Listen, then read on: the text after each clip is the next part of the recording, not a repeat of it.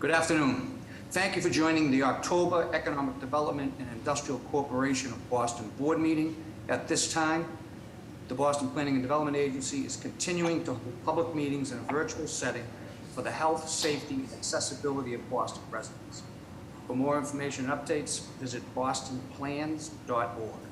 The Open Public Meeting Law requires that I notify the public that this meeting is being recorded. Please be aware that an audio and visual recording of this meeting is being made and broadcast by Boston City TV, which is a part of the City of Boston Office of Cable Communications, at Xfinity Channel 24, RCN Channel 13, and Verizon Fios Channel 962, and also live streamed at www.boston.gov/cable. Time to take a roll call. I, Chair Michael Monahan, present. Dr. Landsmark? Present. Mr. Miller? Present. Thank you. Number one, request authorization for the approval of the minutes of September 15, 2022 meeting. So moved. Second. Motion made and seconded. I am voting in favor. Dr. Landsmark? Aye. Mr. Miller? Aye. Passed. Two, request authorization entering into a license agreement amendment with Coastal Marine Construction LLC for the use of a portion of Dry Dock 4, Pier 5, located within the Raymond L. Flynn Marine Park for construction laydown and berthing. Maureen?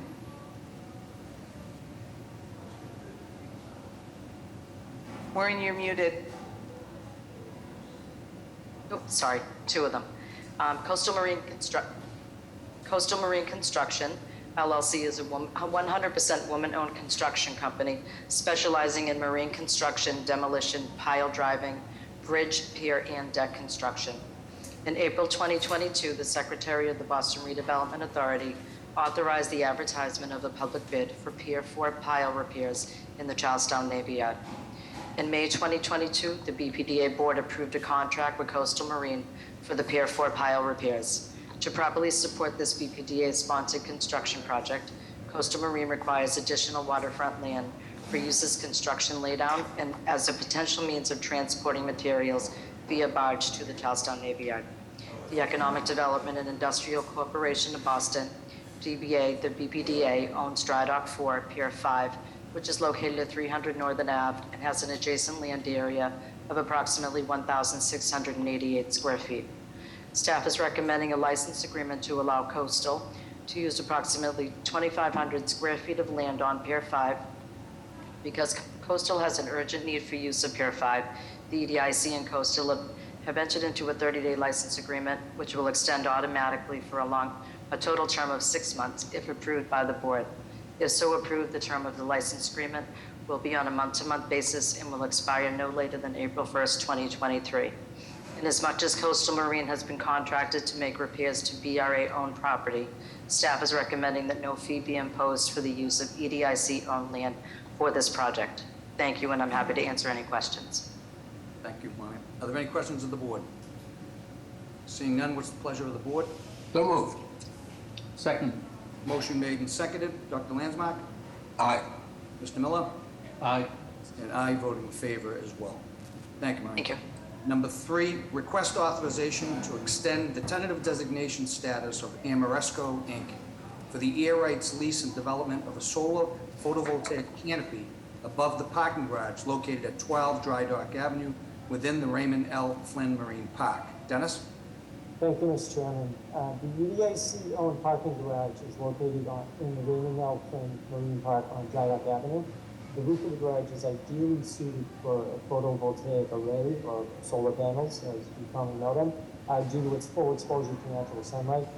BPDA issued an RFP for a solar array on the roof of the garage, and Amoresco Inc. was awarded tentative designation in July of 2021. The designation was extended in April of this year, and it now expires on October 31st. The intent is to place solar arrays along the top floor of the parking space, the top floor of the parking garage to capture the sunlight without losing any of the parking spaces, so that the arrays will be over the parking spaces. BPA staff and Amoresco are finalizing the details of the lease now. and the camp shoot, and we're working collectively with BPDA Urban Design to establish appropriate landscaping and fencing to properly conceal the land-based battery storage. So the solar panels will be on the roof, but all the electricity is stored in giant batteries on the ground. And we're working to make those as appealing as possible. And colleagues in Urban Design are working very hard on that. During the designation extension, BPA staff will finalize the lease term and the urban landscape required for storage. Ameresco is working with Vertex Pharmaceuticals to purchase most of the electricity produced, which will work toward the City of Boston's zero net carbon goals. We will also continue working with Eversource to put the excess capacity back into the grid to allow service to low-income utility users via a new program that Eversource has established, but they haven't quite worked out all the logistics of implementing it.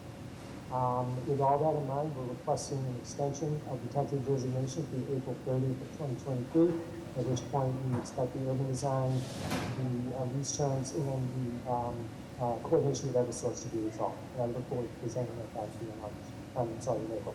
Thank you. Thank you, Dennis. Dennis, quick question. What's the kilowatt output of this? I should know that, and I don't. Sorry, but I can get that for you. Okay, just curious how big it was, that's all. I'm embarrassed not to know that. I should have expected a question. I'll get back to you in a minute. No problem. Are there any questions from the board? Seeing none, what's the pleasure of the board? So moved. Second. Motion made and seconded. Mr. Landmark? Aye. Mr. Miller? Aye. And I voted with the motion as well. Thank you, Dennis. Number 4, request authorization to extend the tentative designation status of the Cronin Group, LLC, to facilitate redevelopment of 24 Dry Dock Avenue within the Raymond L. Flynn Marine Park. Dennis? Thank you, Mr. Chairman. As a result of a previous RFP and BPDA board action, Cronin Development was awarded tentative designation for the development of 24 Dry Dock Avenue in 2019. 24 Dry Dock is currently leased to Northeast Ship Repair, or more commonly known as Boston Ship Repair, and is part of the Dry Dock number 3 premises, which is operated by Boston Ship Repair. In 2020, Cronin Development, after being awarded tentative designation for 24 Dry Dock, purchased Boston Ship Repair and is now the owner of the company and the lease for the land that comes with it. They purchased it from the former owner, New Spring Capital, and they now control the development site as well as ownership of the company, as I said. The proposed development is for a 230,000 square foot building consisting mostly of life science. However, the first floor will be exclusively dedicated to Boston Ship Repair industrial uses, so they won't be losing any of their construction laydown space, industrial laydown space. BPD had previously negotiated with New Spring Capital, the former owner, that BPD would return 50% of the rent it receives back to the ship repair company to be used exclusively for capital repairs in the Boston shipyard. Northeast Ship Repair also has a facility in Philadelphia. Any revenue that's returned to them will be spent exclusively in Boston. Cronin has agreed to that, to commit those funds to that use as well, as New Spring Capital did.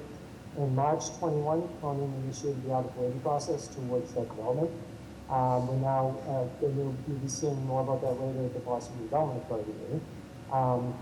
Cronin, to receive final designation, must show evidence of financing, building permits in hand, and the completion of the arbitrating process before staff will request the final designation.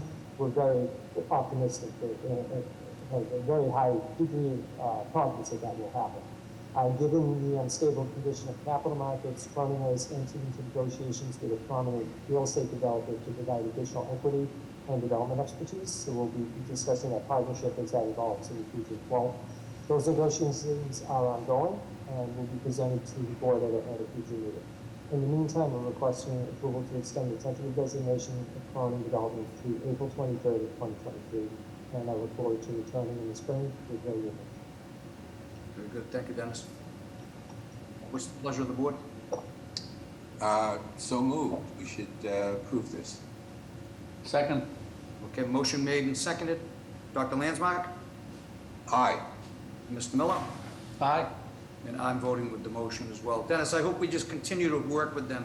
There's a big opportunity there. Not only that, the original infrastructure bill that passed, the bipartisan one that passed, some opportunities to redevelop that into a working operation down there where we could get some real jobs, you know. But I don't know, we'll have another opportunity to talk about. We're all very excited about that, and Colleen is working very closely with us to, there's the balance between the developments and the shipyard operations is foremost in everybody's mind, in front and center of every conversation. Yeah, good. Yeah, I mean, the hedge fund people drove it into the ground, and now you have someone who actually wants to make it work, which is encouraging. Agreed. Yeah, very good. Number 5, request authorization to execute a second design contract amendment with STV Incorporated for additional construction administration, providing additional construction inspector services for the roadway and streetscape improvements to Northern Avenue within the Raymond L. Flynn Marine Park in an amount not to exceed $75,000. Absolutely not entirely against it, we just want to make sure we can get it right back. That's Bill? All right, thank you very much, Mr. Chair, member of the board. Good evening. I am before you as stated to request authorization for the second amendment to an existing design contract with STV. They are the designer and engineer of record for the Northern Avenue mobility project that is currently under construction here in the Marine Park. And the project was last before you in June of this past year, requesting authorization for the first initial amendment to that contract, whereby we increased the contract value by about $55,000, bringing it to a total contract amount of about $284,000. This engineering contract is in the construction administration and field oversight phase. It needs to be amended to increase the contract value by another $75,000 to allow for the continued full-time inspection by STV of the construction work that is currently underway by Newport Construction. The resulting amended total contract amount will be about $360,000. This amount includes the total design, engineering, permitting, stakeholder coordination, construction administration, field oversight, and resident engineering services, and it comes to about 14% of the total construction value, so pretty reasonable and consistent with industry standards. The second amendment is necessary to absorb some extraordinary coordination that we had with our industrial tenants in the Marine Park. That coordination resulted in a peer review process of the engineering, the design, and the work that had been completed. We also had to do some additional engineering for some unknown but found subgrade infrastructure that we had to work around with the new roadway that was being constructed. And we also had to do some additional engineering as a result to the concurrent construction of the 2 Harbor development, which had significant excavations up against the roadway. This additional amount has been appropriately budgeted for in the current FY23 capital budget. And with that, we are requesting the director be authorized to amend this contract a second time with STV as described. And I'm happy to answer any questions you may have. Thank you, William. Are there any questions? Seeing none, what's the pleasure of the board? So moved. Second? Motion made and seconded. Dr. Landsmark? Aye. Mr. Miller? Aye. And I'm voting with the motion. Thank you very much, William. Thank you.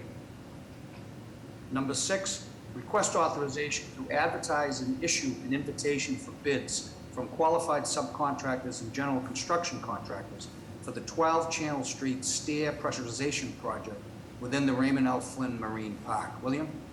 Thanks again. As stated, we're looking for authorization to issue an invitation for bids for the 12 Channel Street stairwell pressurization project. This one was last before you also in June of this past year, where we saw authorization to amend our design contract with Studio NA. They're the architect for the project.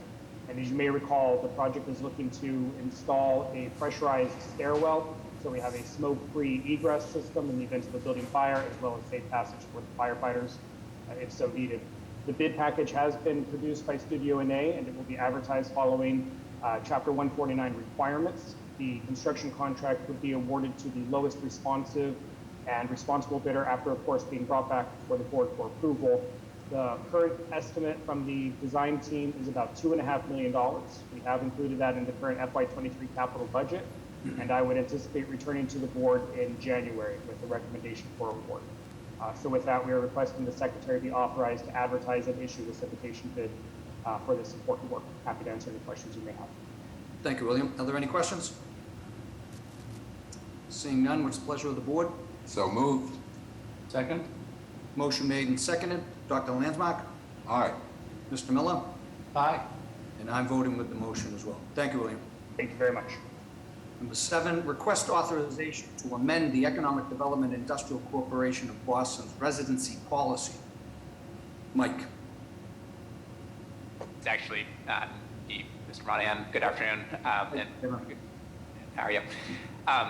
For the record, I'm Devin Quirk, Deputy Chief here at the agency, and I'm here to request your permission to amend the agency's residency policy to allow for a 6-month probationary period of time for new employees to gain Boston residency.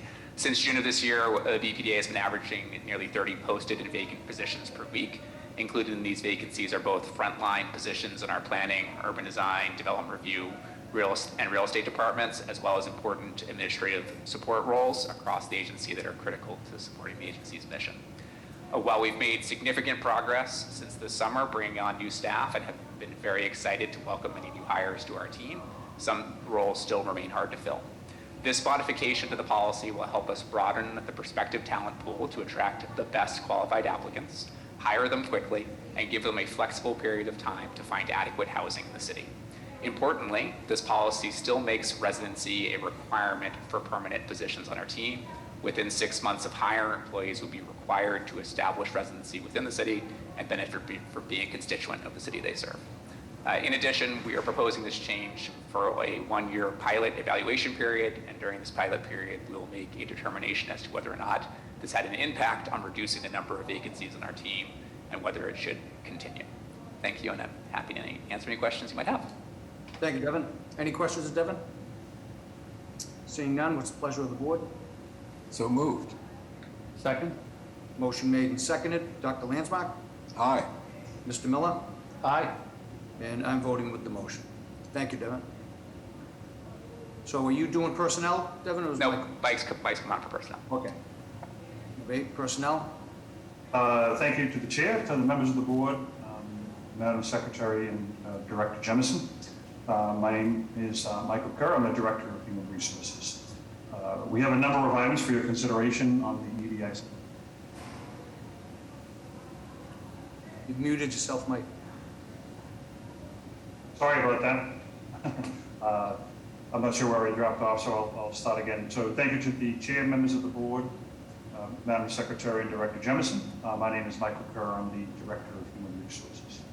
We have a number of items for your consideration on the EDIC agenda with the exact details included in the board memos. We have 7 appointments for your consideration. In the Accounting and Finance Department, we have Shou Rong Zhao, Accountant 2, and Gilbert Teklechev, Financial Analyst. In the Office of Workforce Development, we have Rachel Rodri, Development Fundraising Manager. In the Compliance Department, we have Theodore Campbell and Sarah Fahey, Housing Compliance Assistants, and Marsha Brown, Income Restricted Housing Administrator. In the Planning Department, we have Lydia Housel, Senior Transportation Planner 2. We also have 3 contracts. In the Accounting and Finance Department, we have Judy Staridi. In the Planning Department, John Reed. And in the Office of Workforce Development, Stephanie Sekelarakis. We have 2 status changes also. Patrick Horan, Legislative and Policy Manager, Office of Workforce Development. And Delaney Almond, Planner 2, Resilience and Waterfront Planning Department. And that's all we have for you for your consideration. Thank you. Thank you, Michael. Are there any questions of Michael? Seeing none, what's the pleasure of the board? So moved. Second? Motion made and seconded. Dr. Landsmark? Aye. Mr. Miller? Aye. And I'm voting with the motion as well. It passes. Thank you. Thank you, Michael. At this point, I accept the motion to adjourn. I move that we adjourn the EDIC meeting. Second? Motion made and seconded. Dr. Landsmark? Aye. Mr. Miller? Aye. And I vote also in favor of adjourning. Thank you. The Boston Redevelopment Authority meeting. Thank you for joining the October Boston Redevelopment Authority Board meeting. At this time, the Boston Planning and Development Agency is continuing to host public meetings in a virtual setting for the health, safety, and accessibility of Boston residents. For more information and updates, visit bostonplans.org. The open public meeting law requires that I notify the public that this meeting is being recorded. Please be aware that an audio and visual recording of this meeting is being made and broadcast by Boston City TV, which is a part of the City of Boston Office of Cable Communications, at Xfinity Channel 24, RCN Channel 13, and Verizon Files Channel 962, and also live streamed at www.boston.gov/cable. At this time, we'll take a roll call. Mr. Landsmark, Present. Mr. Miller, Present? and I, Michael Monahan, am present. Number 1, request authorization for the approval minutes of the September 15th, 2022 meeting. So moved. Second? Motion made and seconded. Are there any questions? Dr. Landsmark, Aye. Miller, Aye. and I'm voting with the motion. Thank you. 2, request authorization to schedule a public hearing on November 17th, 2022 at 5:30 p.m. or at a date and time determined by the director to consider the proposed Boston Children's Hospital Institutional Master Plan Amendment. Tyler? There's no presentation with this. Okay. Very good. Are there any questions? Seeing none, what's the pleasure of the board? So moved. Second? Motion made and seconded. Dr. Landsmark? Aye. Mr. Miller? Aye. And I voting with the motion as well.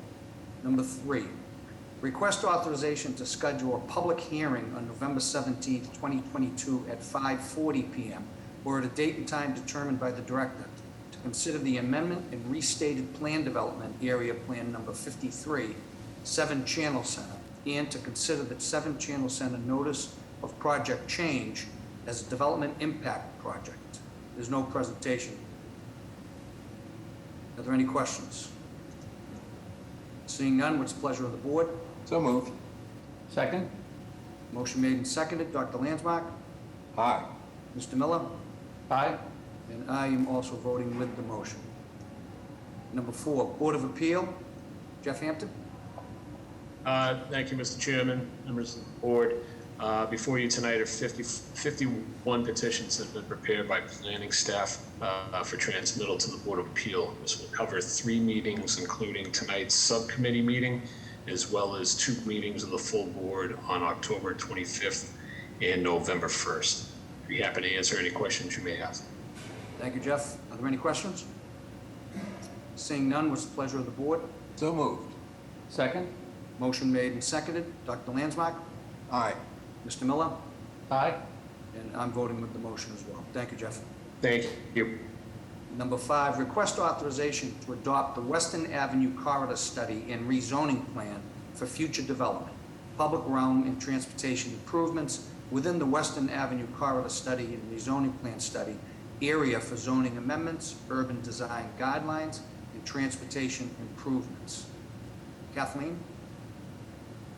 Yes, thank you, Chair Monahan, members of the board, and Secretary Polhemus. I'm going to be giving this presentation on both item 5, which is the Western Avenue Corridor Rezoning Study Plan, as well as item 6, which would be authorization to petition the Zoning Commission for zoning changes to both the text of Article 51 and the zoning map coming out of this plan. So we'll go through those 2 together, but they are 2 different action items for you here tonight. Next slide, please. The Western Avenue Corridor Rezoning Study, or as we fondly call it, WACRZ, is a planning effort in this area outlined in orange in the Alston-Brighton area. And as you see, this is an area that over the last 2 decades has had a significant amount of planning and a significant amount of development. However, the current zoning of the WACRZ area itself and those parcels does not support a community vision that we've heard clearly as part of those other planning efforts, as well as in our community efforts of more housing and jobs, community retail, active sidewalks and open space, and improved transportation. And so that's been one of the most important parts of why we moved to make this plan, was aligning the zoning with community vision. Next slide, please. The second part is the significant development pressure in this corridor and the importance of having a plan that will really guide and lead that development. So as you see here, this is just highlighting projects that have either come before you and have been approved, or are under review and may come before you in the area, that this planning effort really seeks to guide those and establish a framework for growth in this corridor. Next slide, please. This planning process began before the pandemic in December 2019 with a series of in-person meetings, workshops, and walking and bike tours. It includes significant analysis, including collection on parking data, because that quickly emerged as an in-depth analysis topic. Throughout, because this is an area where both the transportation and other development pressures really straddle Cambridge and Watertown, we've worked to make sure we're collaborating effectively with our local businesses, local institutions, but also Watertown and Cambridge staff, as well as state partner agencies like DCR and the BPDA, who have an important effect on this, as well as our broader city partners and their interdisciplinary interagency group. Next slide, please.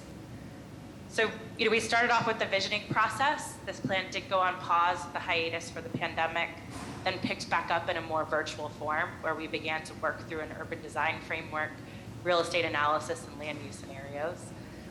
Then took some real deep dives based on topics that had emerged as key priorities in the community process on affordable housing, sustainability, and arts and culture policy based on work done with our colleagues in the Mayor's Office of Arts and Culture.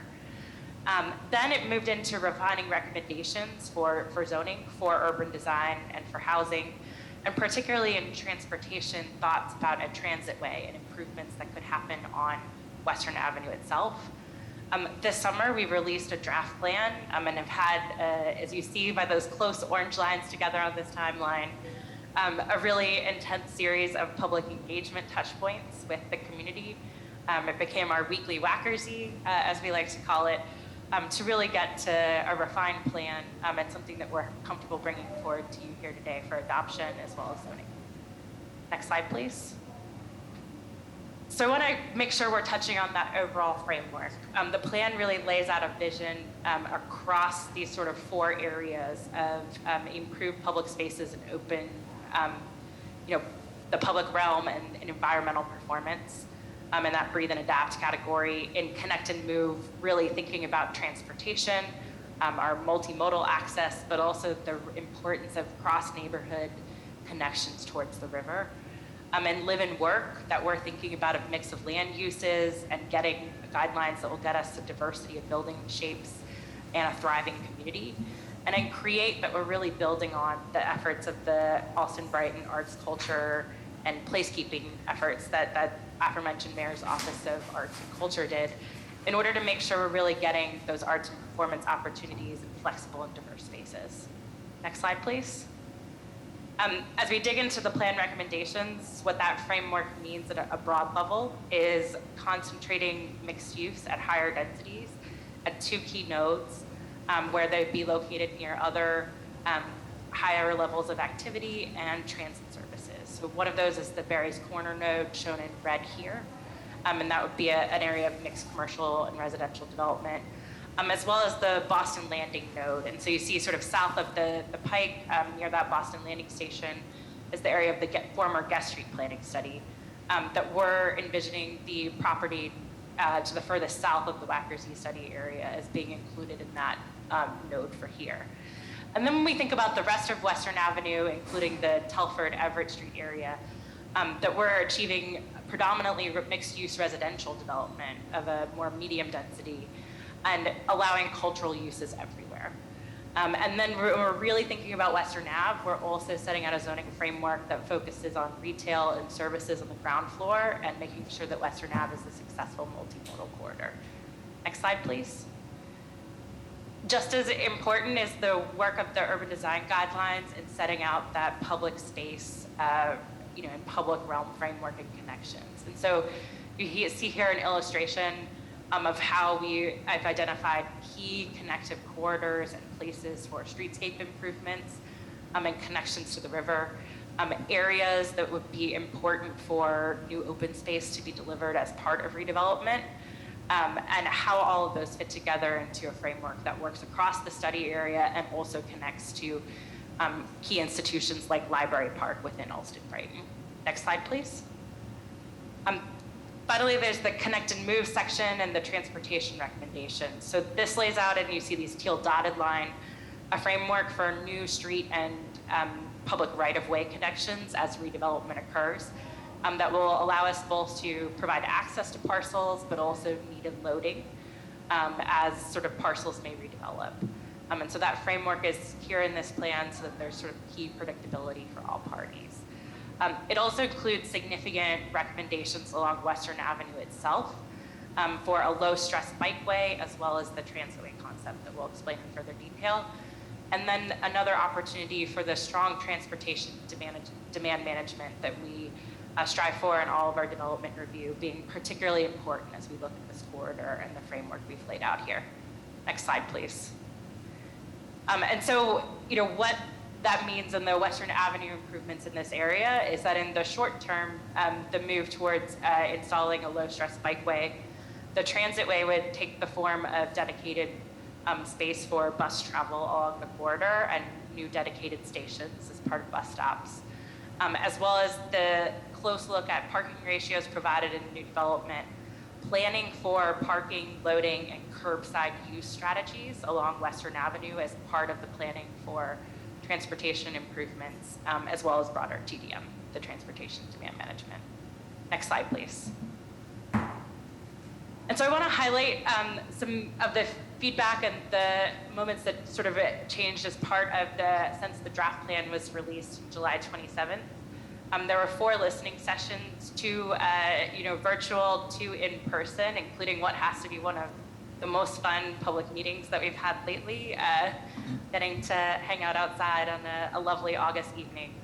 An informational zoning meeting, close collaboration with the numerous groups in Alston, Brighton that have submitted emails and letters that I know were included in your packet, as a public meeting and a zoning hearing, as well as a closeout meeting on September 29th. Next slide, please. A lot of feedback, and I think this is evident in the packets that you've received, touch on items that are very exciting and great topics for broader planning and for implementation in the corridor, including our need for ongoing collaboration with DCR and the MBTA to implement the plan. But we did also receive feedback on topics directly in the Wackersby plan that we made changes to the plan in response to, including around lot coverage and density, building height, an affordability incentive that is in the zoning recommendations, and providing more details in the plan on priorities for affordable and fair housing and community benefits. So as I walk through these more technical components of the plan recommendations, I'm going to highlight those areas where we made changes based on community feedback. Next slide, please. And so these are the sort of 3 key implementation areas that we have: the mobility recommendations, the urban design guidelines, and zoning recommendations. Next slide. So in mobility, on September 6th, the mayor announced that Western Avenue, based on the planning that we've done here, was included in a release of a broader program to build low-stress bikeways in the sort of near term. And so that is exciting because Western Avenue is on that list and will be part of the design and engagement that our colleagues in BTD will be advancing to move that into implementation in the near term. Next slide, please. The next piece for implementation is the transitway. And so that study to really look beyond the concept plan that is included in our planning document here today to really evaluate, right, and design at a transportation engineering level what the transitway could look like. And as part of the Harvard ERC Phase A project mitigation, that included a dedication of $500,000 to fund that study. And so we're currently drafting an RFP based on that funding to go at planning for this transitway and really evaluate what that would be. And I want to just highlight some of those elements that are not just the sort of service on the transitway, but also really connecting to Leo Birmingham Parkway to Soldiers Field Road, to the impacts and how they might interact with any improvements or changes DCR may propose to Soldiers Field Road, to broader neighborhood roadway circulation and vehicle access, and the need for ongoing coordination with those state and other local partners. So I think we're excited that this is a chance to really carry forward our implementation of this plan and make those recommendations more real and more rigorous with all of these other partners. Next slide, please. Next piece of implementation is a strong set of urban design guidelines that are included in the plan and that we would use as part of Article 80 design review on any project coming forward. So those include recommendations for site design, lot coverage, how we treat parking. Next slide, please. As well as building heights and density and rooftop mechanicals for lab buildings. I feel here in our zoning section, we were able to advance a lot of strong thinking and work by our colleagues, particularly Matt Martin in the urban design department, to think about how we approach lab rooftop mechanicals as a unique design feature and something that we're having to regulate in Wackersea and throughout the city. Next slide, please. That urban design section also really focuses on the public realm, including that framework we've laid out about connecting to the river, and thinking about the sizing and the programming and the sustainability and resilience of spaces that would get delivered during development. Next slide, please. The plan also includes zoning and including guidelines that exist within the plan itself, as well as the technical zoning amendments to Article 51. So at a core level, this is that basic land use framework we've laid out on a predominant land use really being multifamily residential, and really focusing commercial development and lab development to limited extents where we know they will be by transit services appropriate. Next slide, please. The plan also includes a series of setbacks and proposed for new and improved connections. So you see in the dashed lines areas where we've thought about that access and connection network, and then a series of colors representing setbacks in different sizes, widths. Those are in place in order to either provide a connection, to provide setback for the transitway along Western Avenue or transitway facilities, or to make sure that we're getting adequate space to really build excellent streetscapes and complete streets that help us achieve the overall multimodal and urban design vision of the area. Next slide, please. Next thing is lot coverage. We really thought about lot coverage as an important component of enforcing that green network, and the importance we heard from the community of assuring we're getting tree canopy and pervious spaces throughout. And so as we see smaller parcels and higher levels of pedestrian activity near the Berries Corner, we have higher levels of lot coverage that allowed in the broader area of the study. One update that we did make based on feedback from the community is that this used to include 80% lot coverage for sort of all areas from Riverdale Street to Berries Corner. And when we really took a look at the form of development and the adjacency of potential development to other lower scale residential properties, we were able to make a change that to 70% lot coverage for areas south of Spur and Bertram Street based on the feedback of the public. Next slide, please.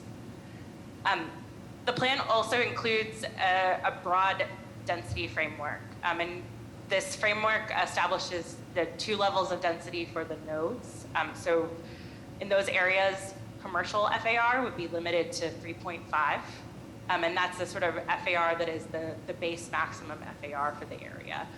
And then for residential properties, as part of a residential affordability incentive, there'd be a bonus based on increasing amounts of IDP achievable up to an FAR of 4.25. Another change we were able to do based on feedback with the community and our own work, thinking more about projects here, as well as projects that we've seen in multifamily residential around the neighborhood, is applying that residential affordability incentive to the Everett-Telford area as well. So that's a residential FAR of 2.5, and then based on increased affordability, achievable up to FAR 3.5. Next slide, please.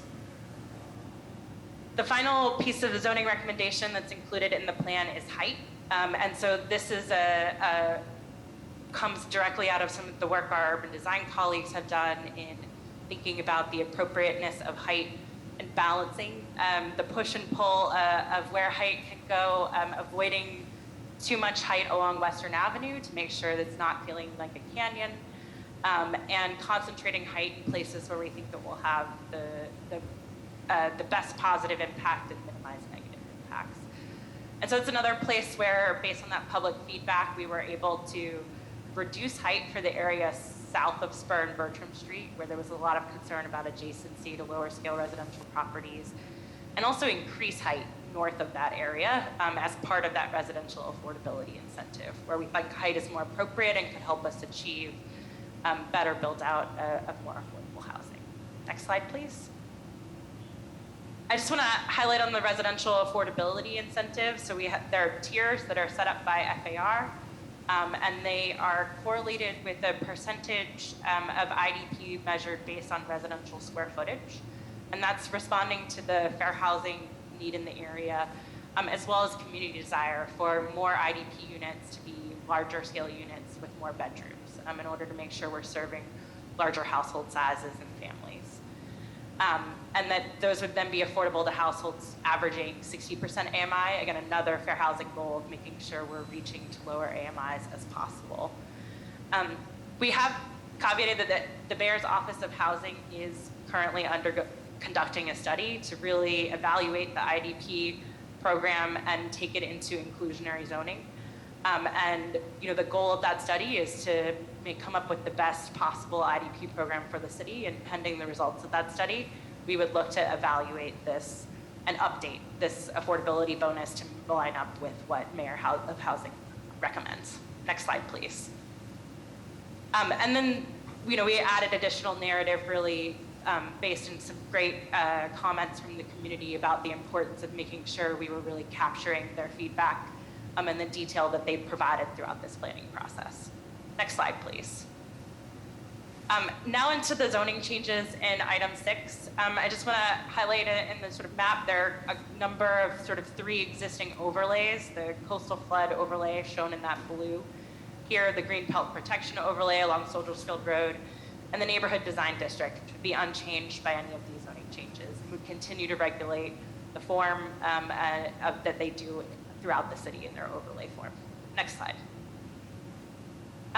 Most of the area is currently PDA eligible as part of the Western Avenue Soldiersfield Road CC1 or CC4 district. There's also institutional property that is part of the Harvard IMP for setting development rules, as well as the local industrial property that you see there near the Boston Landing node. So that's the sort of area we'll be focusing on for the rezoning here. Next slide, please. So when we then went to go look and dig deeper into this map, in the teal here you see the Western Avenue corridor study. We discovered that this sort of set of 9 residential properties on Antwerp Street had been included in the local industrial zoning, even though that doesn't match their existing use and they're not something that we planned for redevelopment. So as a map cleanup, we're bringing before you, taking those properties out of the local industrial here and adding them to the 3F4000 residential zone that is appropriate to the scale of the properties and contiguous to the rest of the neighborhood. So next slide. So those would then go to residential. Next, please. There are also some properties, primarily areas that have been assembled under common property ownership and used as part of commercial property fronting Western Avenue as parking lots or storage that are currently in that 3F4000 zone and that we planned for redevelopment as part of this effort. And so we'd be moving them into that base CC1 district. Next slide. Next slide. Then after we've sort of made those sort of key changes, the local industrial comes to CC1. It would be added to the areas that are PDA eligible across the Western Avenue corridor study. And then we would create 3 new PDA eligible zones that match the density limits that we've laid out in this plan. And that would be then encoded into Article 51. Next slide. So what that means is Article 51 would now have 3 new districts: the Boston Landing CC district, the Everett Telford CC district, and the Barry's Corners CC district. Next slide.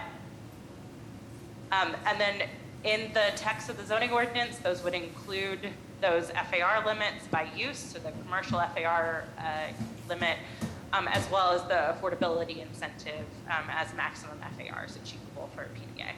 Next slide. And this is just again, that same, this is the affordability incentive, and we would again anticipate updating it based on any findings from the Mayor's Office of Housing. Next slide. So this does create a two-stage process for changing zoning. It really quickly advances the criteria for PDA eligibility, including the density limits that we've established in the plan and that we know are essential and urgent given development pressure in the neighborhood. That when we looked at making changes here in Article 51, we found the potential for neighborhood-wide or city-wide approaches to some of the zoning changes we'd like to make to have greater impacts, such as defining cultural uses, defining lab uses, and limiting rooftop mechanicals. So we're excited to come to you with more zoning amendments in the future to address those. And then the other component of how this is getting encoded is to avoid subparcel or mini spot zoning for height and other features, given the level of detail that our urban design team had done and what potential build out might look like. So that is captured in the plan to provide guidance there as well. Next slide.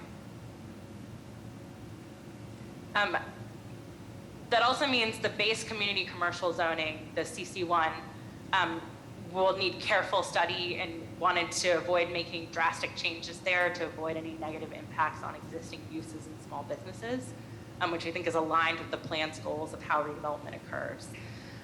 But one change that we are making is in Article 51, Table B, that allowing residential use, which is currently a conditional use as a allowed use for second story and above. Next slide. And highlighting the key components of lot coverage, maximum setbacks, and future right-of-way connections, height, the specific guidance, the parking maximums, all included in the plan and are directly referenced to provide guidance for PDAs in Article 80, including any variances that may come through the Article 80 process. And that is the sort of recap of both the WACRZ plan as well as the changes that we're looking to bring forward to both the zoning text as well as the zoning map. Very good. Thank you, Kathleen. Kathleen, are you going to have a separate presentation for number 6, or is this covering both of them? We covered both of them together. Okay, we'll take 2 votes, but I didn't know if you had something else. Yep. Okay, are there any questions of Kathleen? Seeing none, what's the pleasure of the board? So moved. Second? Motion made and seconded. Mr. Landsbach? Aye. Mr. Miller? Aye. And I'm voting with the motion. Mr. Monahan, Priscilla is back, so she should Okay. take a vote on this. Yes, Okay. aye. Priscilla? Aye, yeah, I approve. Okay, motion passed. So Priscilla, I know you were just running a little late there, but seeing that we're on this one, I do 6 and you'll take over from there? Sounds like a plan. Okay, so the presentation is the same for 5 and 6, but I'll read this into the record. Request authorization to petition the zoning commission to adopt text and map amendments, which would make substantial changes to Article 51, also Brighton Neighborhood District, in map 7A, 7B, 7C, 7D, and map 7B, 7D, in response to the Western Avenue corridor study and rezoning plan. Are there any questions on number 6, Kathleen? I have one. Do you anticipate any challenges in actually implementing this? In implementing the zoning changes? Yeah. I think that we've set out a zoning framework that is clear about the goals of the plan and clear about expectations to really set up planning-led development. So I hope that will be successful. And as we highlight, I think it's a great opportunity for us also to think about the items that we said might be citywide amendments as being a challenge and an opportunity for us to bring those forward. Thank you. Any further questions? Seeing none, what's the pleasure of the board? So moved. Second? Motion made and seconded. Dr. Landsmark? Aye. Priscilla? Aye. Brian Miller? Aye. And I'm voting with the motion. Both 5 and 6 pass. Okay. Thank you, Kathleen. All right, item number 7. Request authorization to enter into a license agreement with the General Hospital Corporation for the use of portions of 2nd Avenue for the facade maintenance and repair to building 149 within the Charlestown Navy Yard. Anthony. Thank you, Madam Chair, Director Jemison, and members of the board. General Hospital Corporation leases from BPDA Building 149, located within the Historic Monument Area District of the Charlestown Navy Yard. MGH is a party to a ground lease agreement that was entered into in May of 1985 and is scheduled to expire on May 22nd, 2065. Building 149 is a critical asset to MGH and its affiliates. It contains over 650,000 square feet of multi-tenanted space dedicated to medical research and development and related uses. MGH recently approached the BPDA requesting use of portions of 2nd Avenue, located just south of Building 149, to perform operations and locate staging relating to planned waterproofing and capital maintenance work to be performed on the exterior of Building 149. MGH's proposed use of 2nd Avenue shall commence in the near term and extend through December 15th, 2022. As a condition of use, the MGH shall indemnify the BPDA and that BPDA as a named insured on their insurance coverage. No fee is proposed as MGH is granted an easement to 2nd Avenue through its ground lease for the proposed operations. Thank you for your consideration, and that concludes my presentation. Okay, do we have any questions or comments from the board? Hearing and seeing none, a motion is in order. So moved. Seconded. Roll call for a vote. Mr. Monahan? Aye. Dr. Landsmark? Aye. Mr. Miller? Aye. And the chair votes aye. Motion passes. Thank you. Thank you. Item number 8, request authorization to amend the license agreement with the McCourt Construction Company Incorporated for the use of parcel P3 in the campus high school urban renewal area for a temporary construction storage site in connection with the City of Boston Public Realm Improvements. Dennis. Thank you. Thank you, Madam Chair. In 2021, BPDA entered into a license agreement with McCourt Construction for the temporary use of approximately 21,000 square feet within the parcel P3 site in Roxbury. As I'm sure you recall, BPDA issued an RFP for development of P3 last year. And though I'm not personally managing that process, I look forward to working on that exciting project, and there will be more information brought to you shortly by some of my colleagues. In the meantime, the court has been utilizing a portion of the premises for construction laydown and staging for the Rubber Street Corridor Improvement Project.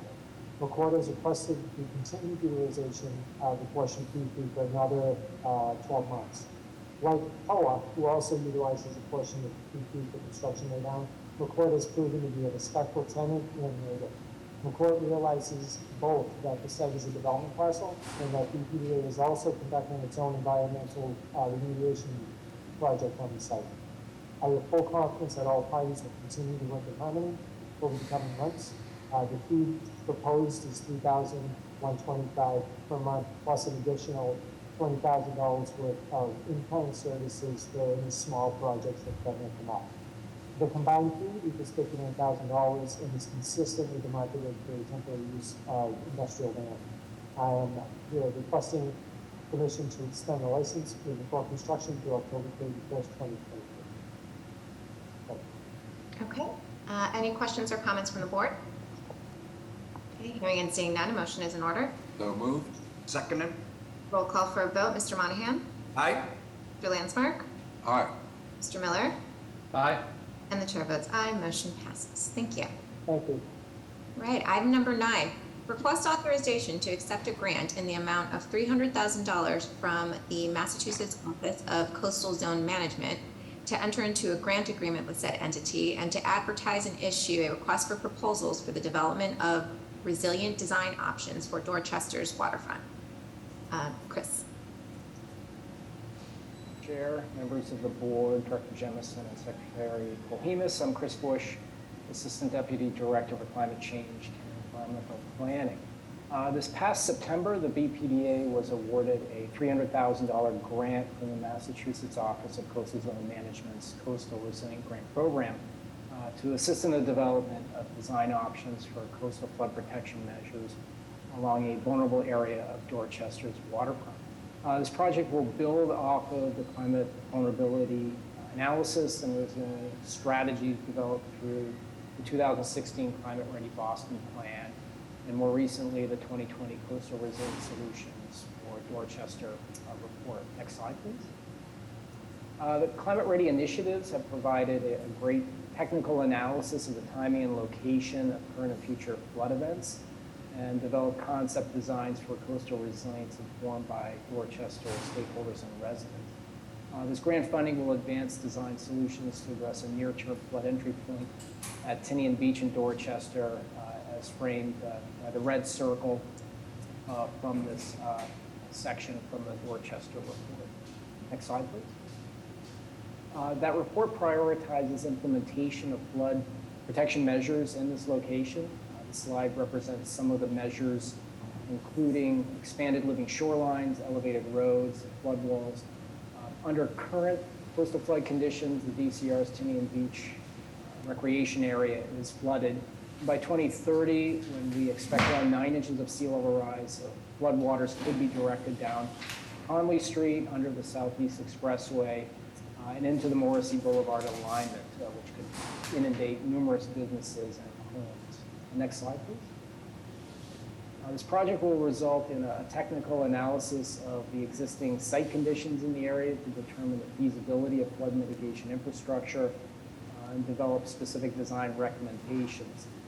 Design options will be developed through a process that engages affected property owners and Dorchester residents. Images you see here are a rendering of the Tinian Beach area, incorporating community objectives of enhanced access to green space along the waterfront. With regard to funding and next steps, the total grant amount is $300,000. City of Boston and BPDA are providing a 35% grant match through city budget funds and BPDA in-kind planning services. Consultant will be selected based upon the request for proposal process, and future BPDA board approval will be requested for authorization to enter into a contract with that selected consultant. Once we have a consultant on board and given notice to proceed, we need to complete this project by June 30th of 2023. Happy to address any questions the board may have. Okay, great. Do we have any questions or comments from the board? All right, hearing and seeing none, a motion is in order. So moved. Seconded? Roll call for a vote. Mr. Monahan? Aye. Bill Lanspark? Aye. Mr. Miller? Aye. And the chair votes aye. Motion passes. Thank you. Thank you. All right, item number 10, request authorization to advertise and issue a request for proposals for consultant services to prepare a design vision study. Mira. Thank you, and good afternoon, Madam Chair, and members of the board, Madam Secretary, and Director Jemison. My name is Mira Deanne. Can you hear me? Mm-hmm. My name is Mira Deanne. I'm the Assistant Deputy Director in the BPDA's Urban Design Department. I'm here today on behalf of the department and Deputy Chief of Urban Design, Diana Fernandez, to request for the Secretary to advertise, to engage a consultant and to assist in preparing a design vision for the BPDA and the City of Boston. Working in alignment with Mayor Wu's goal for resilient, equitable, and connected communities, the BPDA aims to set forward a design vision rooted in the heterogeneity. By that we mean the diversity and character of the people and places of Boston. We believe the urban realm of Boston, both the public space and private properties experienced by the public, should be seen as the canvas as a canvas for identity. To celebrate differences, we have to look at our built environment, the design of our architecture, sidewalks, streets, public spaces, plantings, and vegetation and art, which serve as indicators of belonging and affirmation. What story does the contemporary landscape of Boston tell? Who are we uplifting with our built environment? And does our civic landscape propagate places of belonging? And how can the built environment embrace the multiplicity of Boston's neighborhoods? The design visioning work will be centered around these considerations. To assist us with this visioning, we are seeking qualified consultants. It is expected that consultants will perform tasks related to design visioning and generating design typologies that are human scaled and inclusive of the diversity of the neighborhoods that define Boston. Next slide. Consulting services and expertise will be needed to support us across 5 major tasks, which are 1, benchmarking research, 2, an analysis of Boston's design vernacular, Two is analysis of Boston's design vernacular and kind of community engagement and co-creating this vision with the community. Task 3, developing the design vision and design typologies. And then task 4 and 5 is really figuring out what the implementation roadmap is and what does this mean for affecting how we think about design through the city and our processes. So task 1, as I said, will focus on benchmarking research. We'll focus on a series of interviews with public sector and industry leaders and research into what guides design in other municipalities. Task 2 will focus on analysis and mapping of Boston's, task 1 will also include analysis and mapping of Boston's built environment, from its historical development to its changing population. In addition, as part of this, we will include an assessment of current design processes that shape the built environment, with a particular focus on BPDA and city processes, such as design regulations and zoning and design guidelines. It will also focus on potential factors that contribute to inequitable and homogeneous outcomes in our built environment. Task 2 also has a significant component that will focus on community engagement and co-creation of this vision with the community. We believe that community engagement is critical to developing a design vision that is heterogeneous in nature. The vision itself will only be effective if it's deeply rooted in Boston's communities and affirms kind of the diversity and richness of Boston's communities.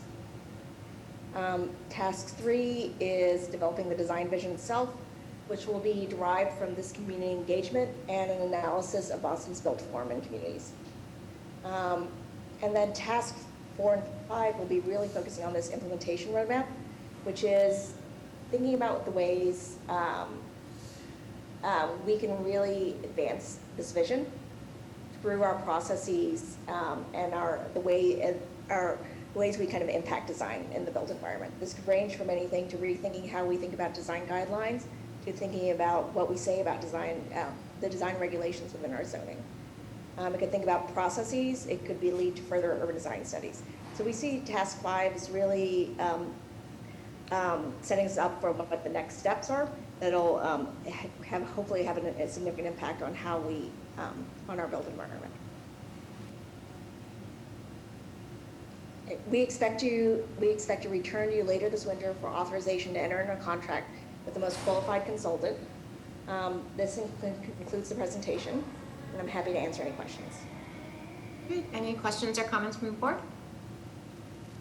I do have one question. So, just excited about this, but there's a lot of components here. Do we think that this is a single one consultant that does all of this, or multiple, multiple agencies? First question, and then the second question is,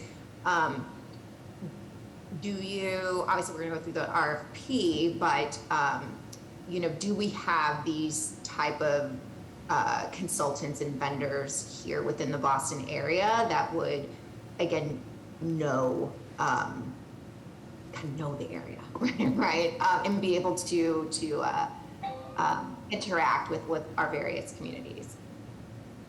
So the first question, to answer your first question, I do think it's probably a team of consultants, given the types of expertise that are required.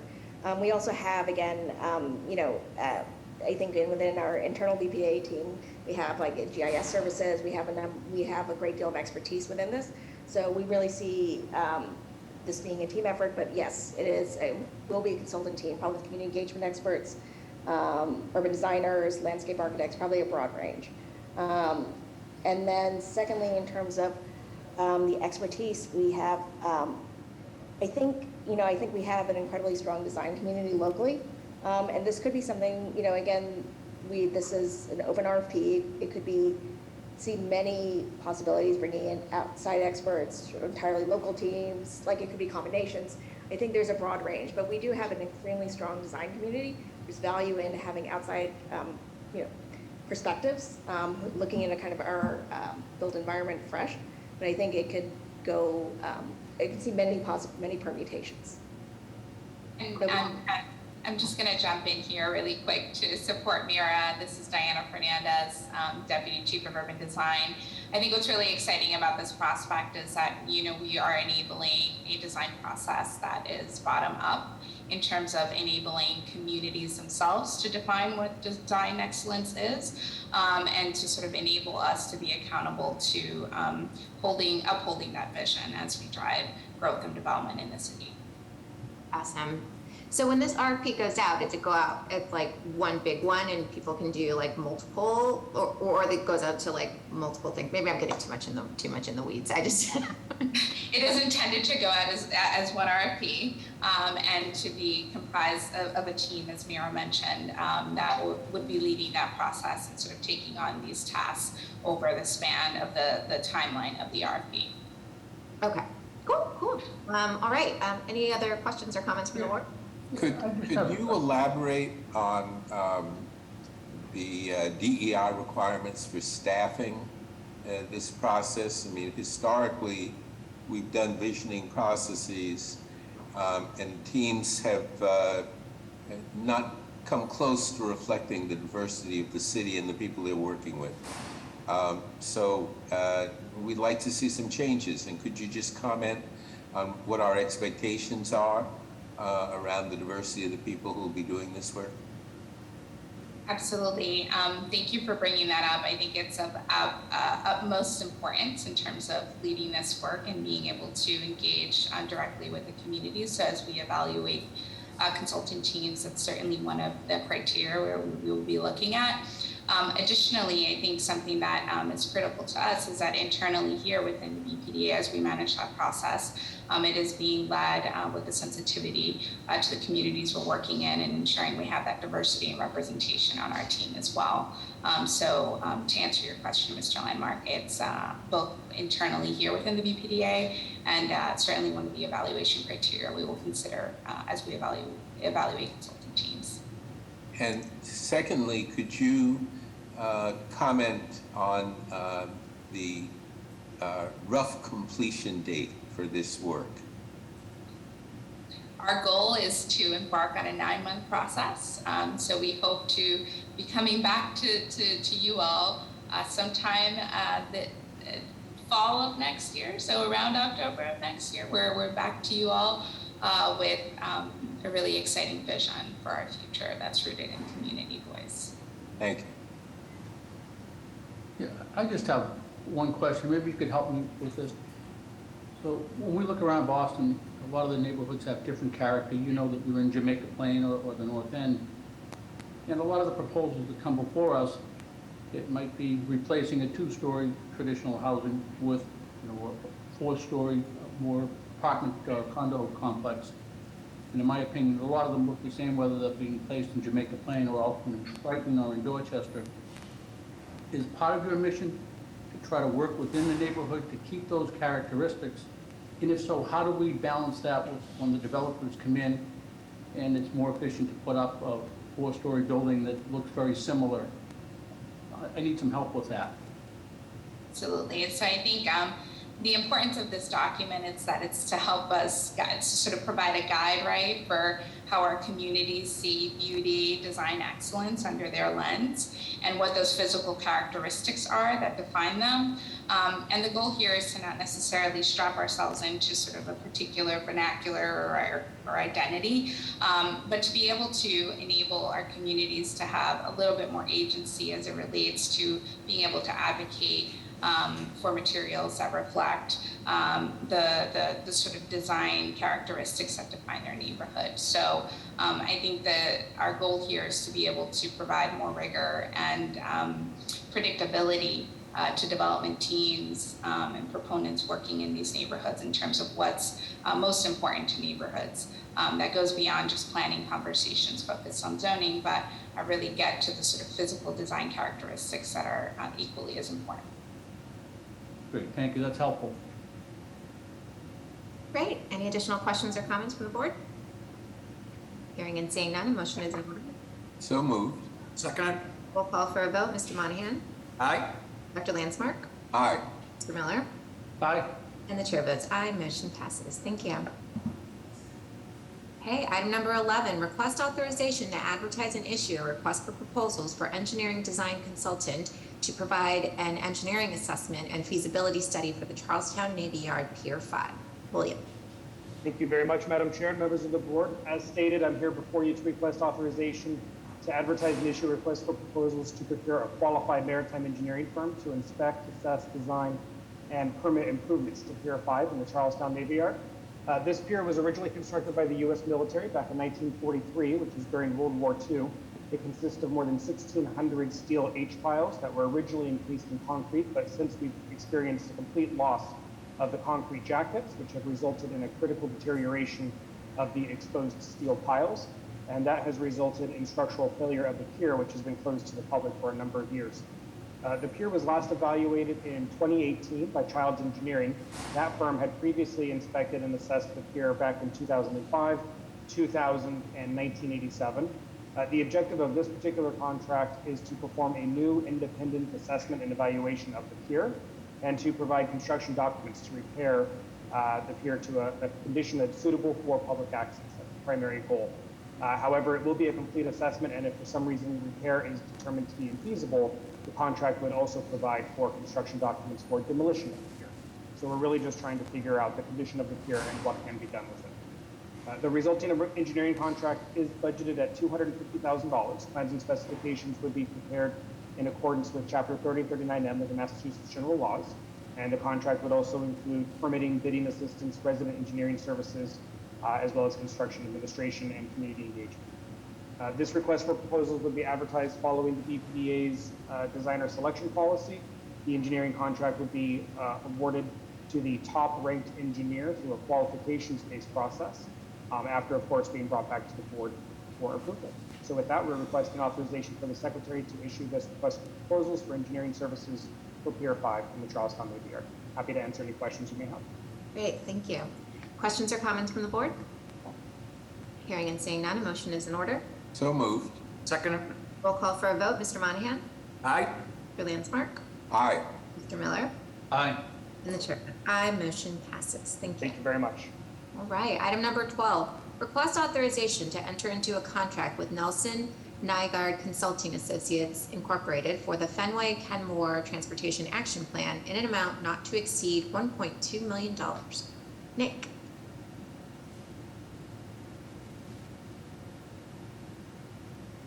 Nick, I think having some headset connectivity problems. Can you hear me now? I can hear you now. Yeah. Okay, because that's perfect, because I was asking, can everyone hear me? Because I thought I pressed my button and I wasn't sure. Okay, thank you. And good afternoon, Madam Chair and members of the board, Madam Secretary and Director Jemison. My name is Nick Schmidt, and I'm a Senior Transportation Planner here at the BPDA, the Transportation and Infrastructure Planning Department. And per your approval at the July 14th board meeting, the BPDA solicited responses to the request for proposals for the Fenway Kenmore Transportation Action Plan. And I'm here today to recommend a consultant team for your approval. Next slide, please. So as noted during the July board meeting, the action plan will guide the transformation of multimodal transportation networks within and connecting to the Fenway neighborhood. This new transportation planning and design initiative in the Fenway neighborhood is needed to respond to the area's changing context, which includes new citywide planning and design guidelines, various city and state plans and projects, and millions of square feet of new development.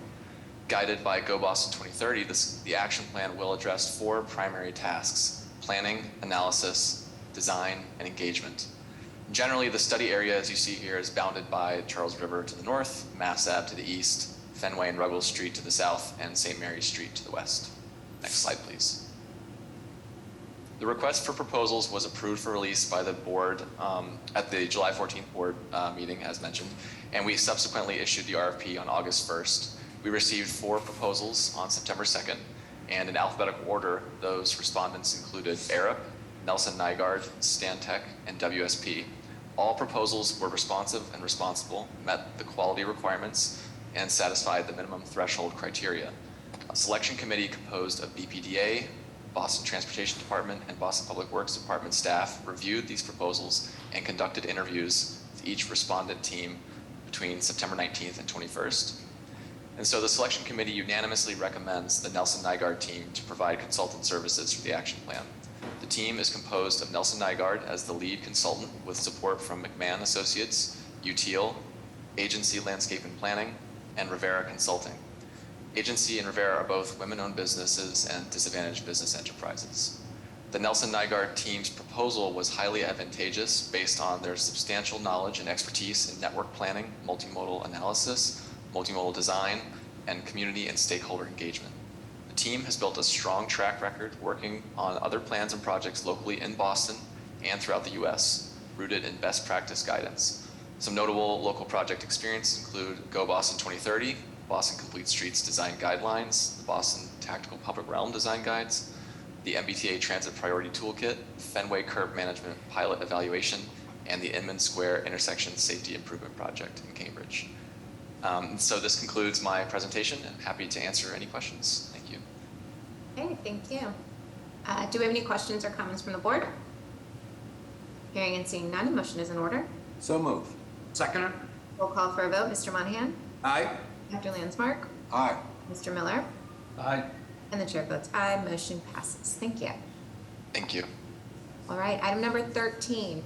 Request authorization to extend the tentative designation of Madison Trinity, a 2085 Development LLC, as a redeveloper of a portion of Parcel 10 of the Southwest Corridor Development Plan known as Parcel B, and to extend the temporary license agreement for the Tropical Food International Incorporated for continued use of Parcel 10B for parking.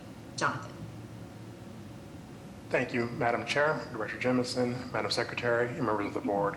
I'm here today to request a 6-month extension to the tentative designation for Madison Trinity 2085 Development LLC for a portion of Parcel 10 in the Southwest Corridor Development Plan owned by the BPDA and MassDOT, known as Parcel B.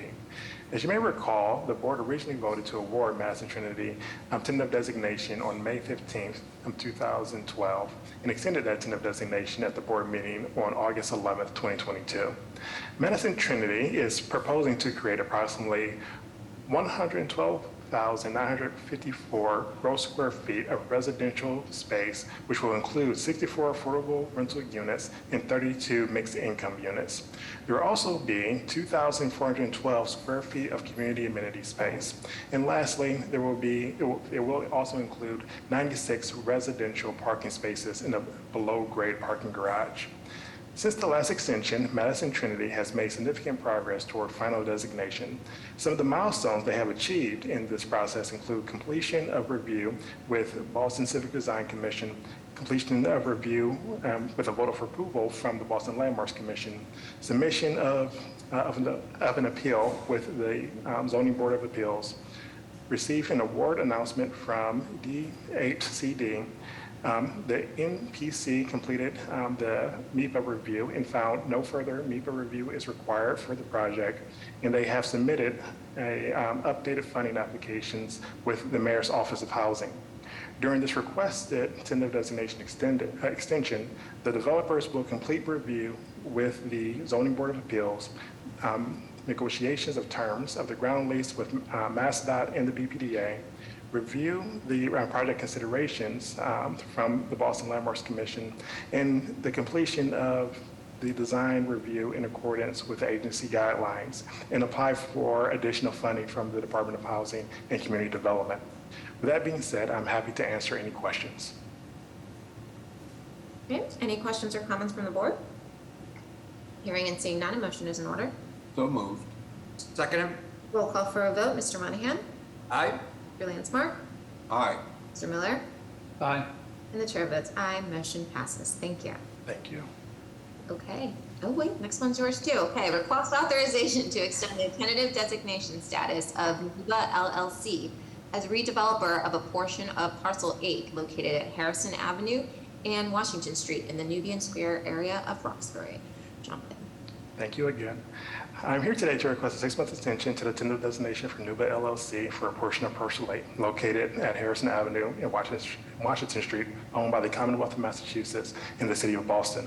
As you may recall, the board originally voted to award NUBA LLC tentative designation on April 15th, 2021, and extended that tentative designation at the board meeting on April 14th, 2022. NUBA LLC is proposing to create approximately 110,000 gross square feet of residential space, which will include 114 affordable units consisting of 47 homeownership units and 67 rental units. Additionally, 7 of those units will be live-work units for Boston artists. Lastly, there will be a ground floor commercial space offered to the National Center for Afro-American Arts Satellite Museum. Since the last extension, NUBA LLC has made significant progress towards final designation. Some of the milestones they have achieved in this process include they have completed the Article 80 development review process, received ZBA approval for NUBA apartments, received MEPA certification, received a vote from the Boston Civic Design Commission to recommend parcel 8 schematic design approval, completed initial advisory meeting with the Boston Landmarks Commission, submitted applications for HUD project-based vouchers for NUBA apartments, submitted funding applications to DHCD, received an award from the Mayor's Office of Housing for $1 million, and from the Neighborhood Housing Trust for $1.5 million for NUBA apartments, and received an award of $4.6 million for NUBA homes. Closed on the pre-development loan with Blue Hub, the Life Initiative, in December of 2021 for NUBA apartments. It received 14 project-based vouchers for BHA.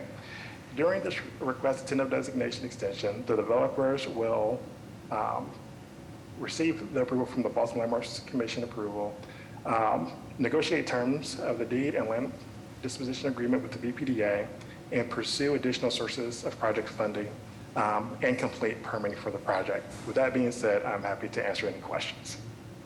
Okay, any questions or comments from the board? All right, hearing and seeing none, a motion is in order. So moved. Seconder?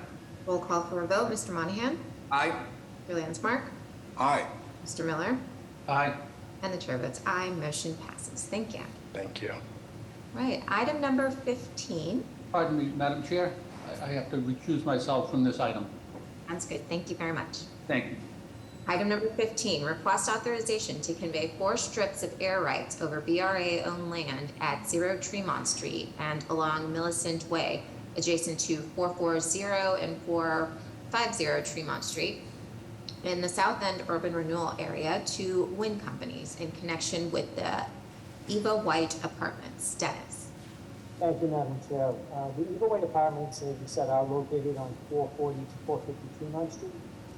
Pleased to say that there are 102 units which are 100% elevated and affordable.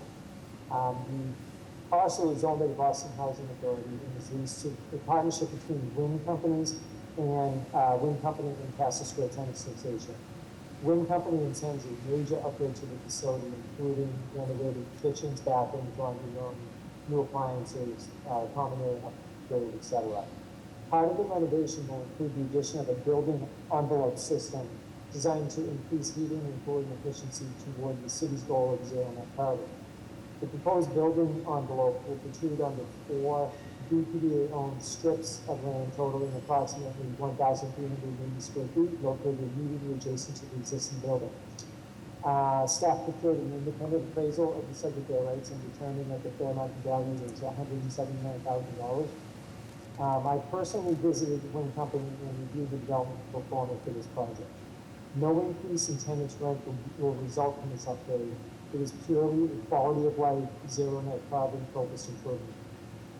It's staff's opinion that the finances are very tight and that charging full value will negatively affect the overall project.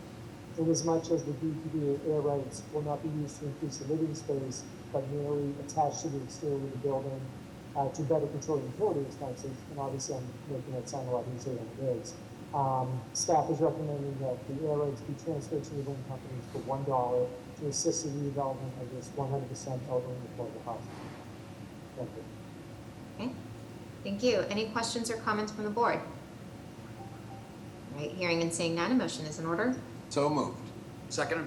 Roll call for a vote. Mr. Monahan? Aye. Dr. Landsmark? Aye. And the chair votes aye, motion passes. Thank you. Thank you. All right, item number 16. Request authorization to issue a certificate of completion for the 2 new multifamily residential buildings located at 1545 through 1555 BFW Parkway in West Wilkes-Barre. Since there will be no presentation as it's a certificate of completion. So a motion is in order. So move. Second it? Roll call for a vote. Mr. Monahan? Aye. Dr. Landsmark? Aye. Mr. Miller? Aye. And the chair votes aye. Motion passes. Item number 17, request authorization to issue a certification of approval in accordance with Article 80E Small Project Review of the Zoning Code for the construction of 38 residential rental units, including 7 IDP units, 1,600 square feet of retail space, and 9 garage parking spaces located at 120 Bowden Street, also known as 126 Bowden Street, and to take all related actions. Quinn and Ella. Thank you, Madam Chair, members of the board, Director Jemison, and Secretary Paulimas. The proposal before you is for an Article 80 small project located at 120 Bowden Street in Dorchester. The proposed project consists of the construction of a 5-story, 40,534 square foot residential building. The proposed project will contain 38 residential rental units, including 7 affordable IDP units, and provide 9 at-grade residential parking spaces. The project will contain a mix of studios and 1, 2, and 3 bedroom units. This project was subject to significant scrutiny from the public, elected officials, and BPDA and city staff due to its prominent location at the intersection of Bowden Street and Geneva Avenue. Thanks to the collaboration of all involved, we've arrived at a final product with elevated design, high-quality materials, a mix of unit sizes and increased affordability to keep neighborhood residents in the neighborhood, and a subsidized ground floor retail space to support community entrepreneurs. The BPDA held 2 public meetings for this project in May and July of 2022. They are both well attended and advertised in the local newspaper and online. I want to thank everyone who gave significant chunks of their time towards improving this project. I'll now turn it over to my colleague Ella Wise to discuss the planning context that was considered in the review of this project before Mike Ross from the development team begins the presentation. Thank you. Thank you, Quinn, and thank you, Madam Chair, members of the board, Director Jemison, and Secretary Paulimas. My name is Ella Wise, and I'm the Planning and Development Review Coordination Manager at the BPDA. I'm here today on behalf of my colleague, Ted Schwartzberg, the neighborhood planner who reviewed this project. The site of the proposal lies within the geographic scope of the Four Corners Geneva Avenue Station Area Plan, part of the Fairmount Indigo Planning Initiative, which was adopted by this agency's board in 2015. The neighborhood plan seeks to balance the need for housing production with contextual development, stating, quote, larger vacant sites within a quarter mile of the station should be encouraged through zoning to redevelop at densities beyond triple deckers, but at a scale appropriate to the neighborhood, unquote. The plan also prioritizes improved access to public open spaces in the area. Next slide, please. Through the review process, neighborhood planning and urban design staff focused on consistency with the Fairmount Indigo Plan, with special attention to massing and height, housing unit mix, and high quality design, specifically design that references the existing neighborhood context, enhances the public realm, and improves public access to the adjacent urban wild. In addition, staff have considered citywide housing goals and planning documents, including Imagine Boston. New market rate housing will provide much needed new housing, including family size units, and new income restricted housing will ensure the new supply benefits those most impacted by the regional housing crisis. Thanks very much. And now I'll turn it over to Mike Ross. Thank you. Good evening, Madam Secretary, Mr. Director, Madam Chair, members of the board. My name is Mike Ross. I'm an attorney at the law firm of Prince Lobel, and I'm here on behalf of my client, Shanty Acquisitions, LLC. The developer is a minority-owned business led by Solomon Chaudhuri, a longtime resident of Dorchester. Mr. Chaudhuri is seeking to develop 38 units of new housing and retail at the corner of Bowden and Geneva in Dorchester. The site is an undeveloped 10,000 square foot parcel of land that backs up to the rapidly rising parcels behind, which are owned by Boston Edison, followed by the Geneva Cliffs Park. Next slide, please. As a part of the project, Cedar Ave, which is a private roadway, will be outfitted with new sidewalks and trees, which, along with new retail at the corner of the building, will provide a gateway to the park for visitors, as well as help to establish a destination for this corner of Dorchester. I'd like to now turn it over to our architect, Beth McDougall, to briefly walk you through the building. Beth, and next slide, please. Hi, my name is Beth McDougall, and I'm from McDougall Architects. We designed this building for various issues.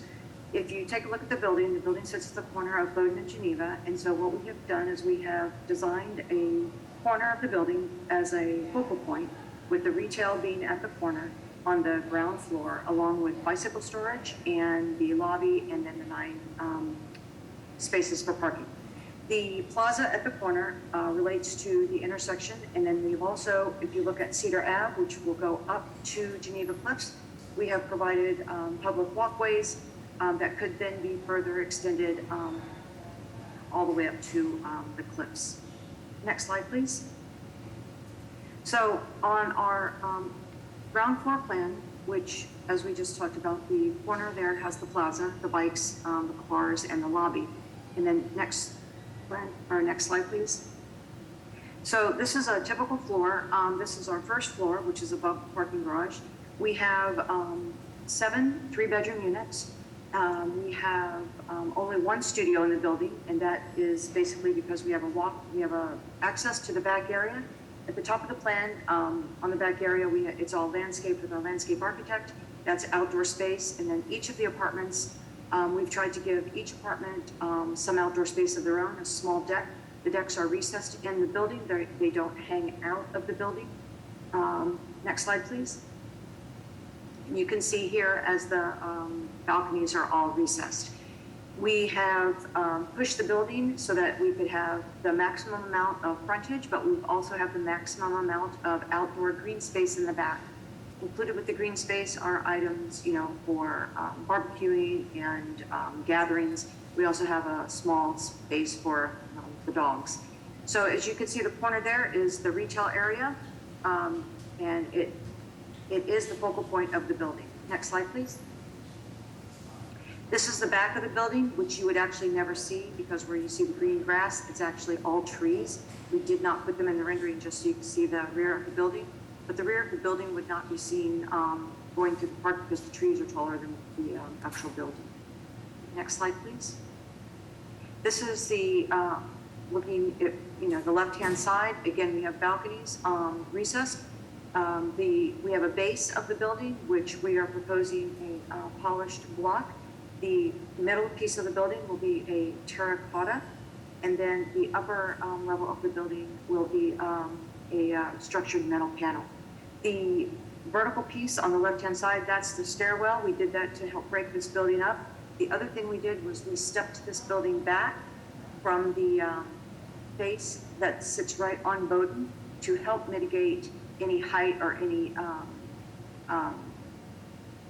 bad connotations to the corner. I think the corner of the building and where it sits on the property and where it sits with regards to the intersection really relates to the area. And we also did a study with the area on patterns, and the building is patterned after the area on dimensions. Next slide, please.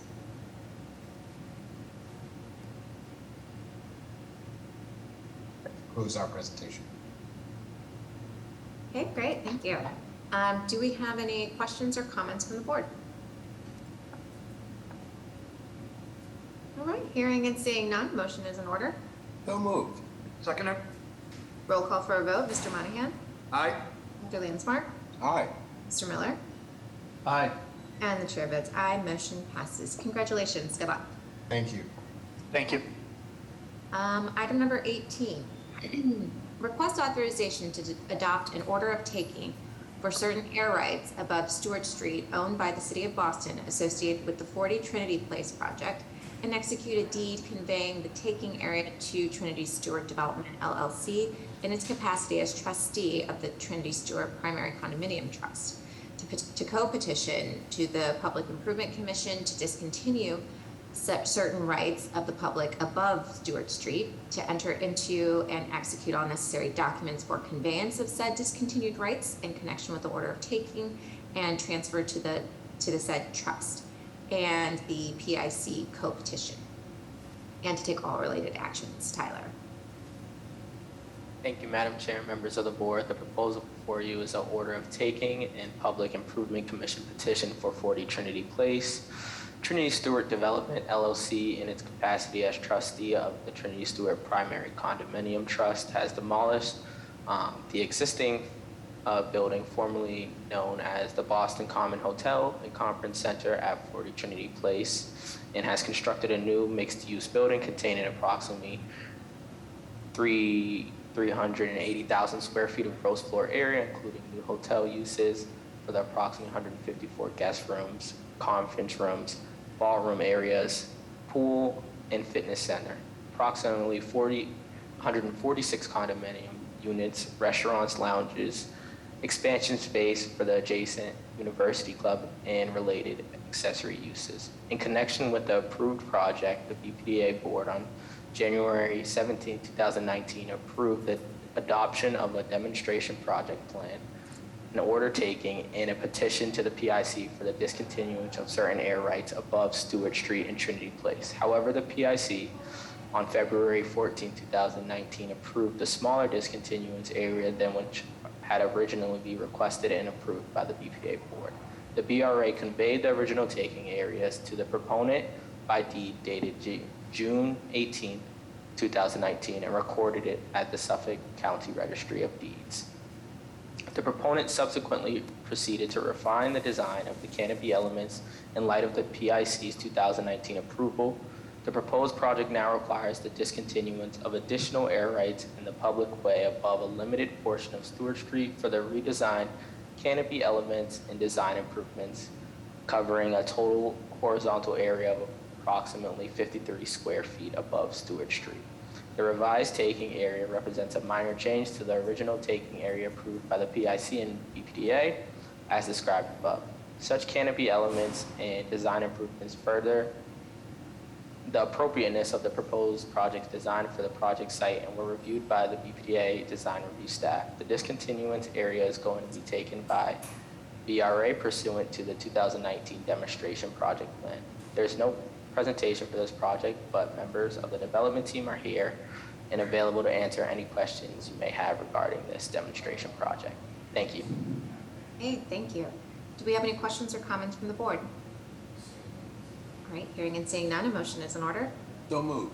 Seconder? Roll call for a vote. Mr. Monahan? Aye. Dr. Landsmark? Aye. Mr. Miller? Aye.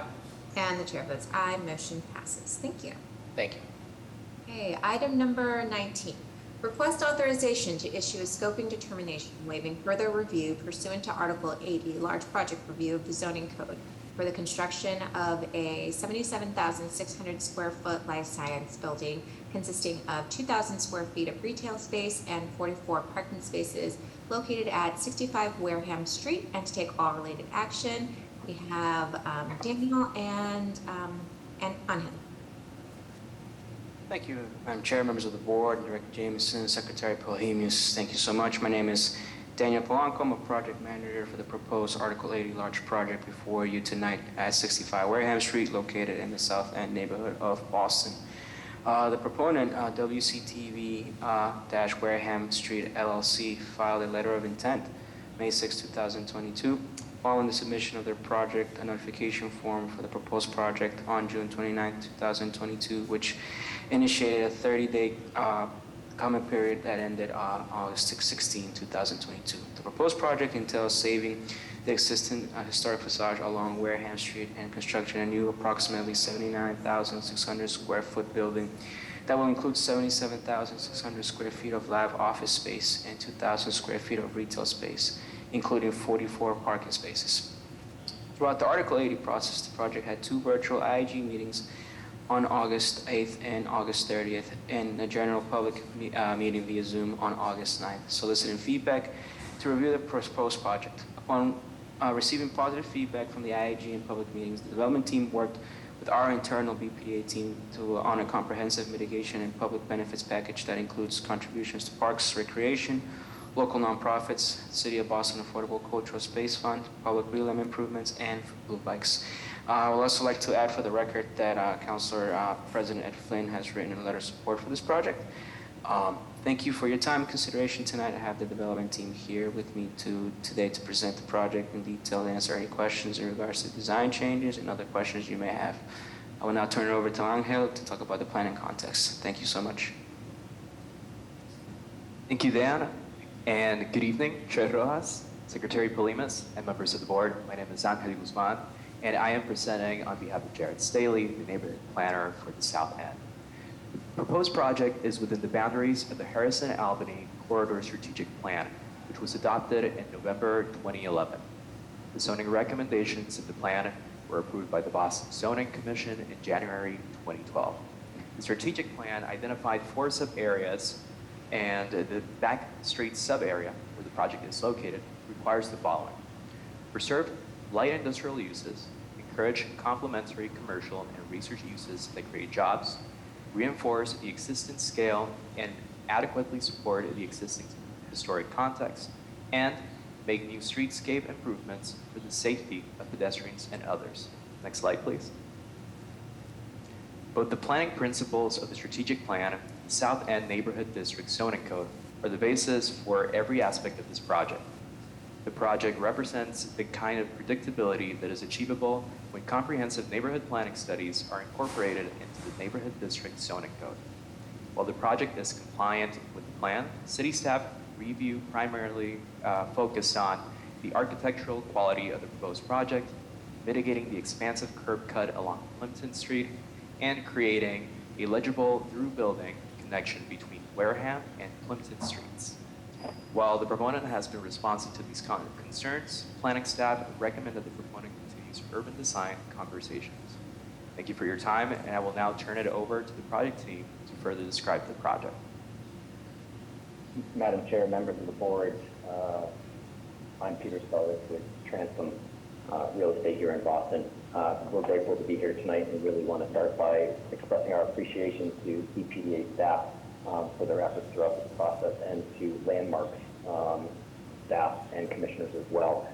As previously stated, 2 major highlights of this project that we're particularly proud of is the fact that this project does fully comply with the Harrison-Albany Corridor Strategic Plan, and in so doing, this project complies with the dimensional and use requirements of underlying zoning that are in place today without the need for exceptions. Secondly, we appreciate the efforts of all involved with assisting us as we work to reimagine and revitalize the historic facade along Wareham Street, which is a vital contributor to the neighborhood and will allow them to thrive for centuries to come, hopefully. With that, I would like to turn it over to TJ Stokes from SGA Architects to walk you through a quick presentation and then welcome any questions you may have. Thanks, Peter, and thank you, Madam Chair, members of the board. I'm TJ Stokes, project architect from SGA, and I'll be walking you through the project today. Next slide, please. As was so eloquently already stated on the planning context in the Harrison-Albany corridor, we are located right around in the middle of it, and we have this slide because it really has been a driving force in the design of this project. Next slide, please. And our site is outlined in blue here. Consists of 5 buildings, 3 on Wareham Street, 2 on Plimpton Street, with a surface parking lot on Plimpton Street as well. Next slide, please. And just to give you an idea of the 2 streets, Wareham Street has this nice continuous street wall and a mix of light industrial uses, creative uses, offices, as well as the condos across the street from us. The middle image you'll see here is our 3 buildings as you'll see them today, with boarded up windows, CMU ground floor openings. And then on the right, you can see the 4 or 5 loading docks that exist on the facade today. On Plimpton Street, in comparison, the street is made up of many either surface parking lots or driveways to loading docks. Across the street from us on the bottom left image, you'll see the GMP facility across the street that is quite a busy, active loading dock. And then in the middle image here, you'll see our site with the two smaller buildings and the entrance to the surface parking on the left. Next slide, please. And just a closer overall view of this building. And these three facades really have become the defining factor of this project. We are planning to keep all of these in place while we demolish the buildings behind them and restore this facade to its original historic look, while adding in a modern building behind that respects its context. Next slide, please. Just some thoughts about how we ended up kind of laying out the ground floor plan and how we organized the building. Obviously, with this existing facade, as I had mentioned, is a defining factor of this building. But Wareham Street, as I had mentioned, is a more active street with office use and the condos across the street. And so that is really where we focused our lobby and our 2,000 square foot retail, as well as our bike storage. And apologies for the jumbled words.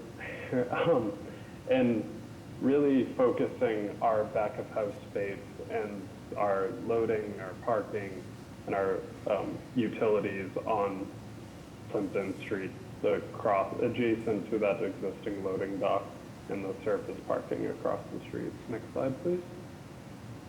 And this is just a closer look. You can see that street through corridor that that helps bring pedestrians through the building, and it's all public access, allows people to get onto Wareham Street and vice versa. And as well as our electric vault, our loading and parking, as I just mentioned, on Plimpton Street, and our more active uses in our lobby off of Wareham Street. Next slide, please. Just going quickly through the program, we have 2 levels of subgrade parking, which our ramp is utilizing. Get down to our active uses on the first floor with our back of house space on Plimpton Street, and then 4 levels of tenant space with mechanical space sharing the top level in order to reduce the mechanicals on the roof and maximize a setback from Wareham Street as much as possible. Next slide, please. And that's really, all of those ideas come together to give what's on the screen in front of you, revitalizing this facade, using windows and new high-performance glazing that can have this divided light aesthetic and respect where it came from, and really creating, removing all of those loading docks that we showed previously at the ground level and creating a welcoming, active ground level that helps along Wareham Street. Next slide, please. And if you could step back from this building and look at it from its front, given the size of Wareham Street, that's not possible. You would see these upper levels and how they're set back from these existing facades to minimize their impact on the existing facade below, and really become the new building really tries to become a background to the street wall that runs along Wareham Street. We're proposing a metal panel that's articulated in a way to give it this more industrial aesthetic, while we break up the roof screen above with that same frame and some horizontal articulation through metal panels. Next slide, please. And vice versa on Plimpton Street, this is an entirely new facade, and so we really wanted to respect our context and make this articulation really fit in with these older buildings, using a more rigid and facade structure with horizontals and verticals that align on every floor, And then where we do need these more modern scale sizing with our overhead doors for our loading dock and our ramp, as well as our electric vault access, we really broke away from that a bit and used some more modern materials using frosted glazing to create a more active street front in front of our loading docks and using a perforated metal panel in front of our electric vault. And that concludes our presentation.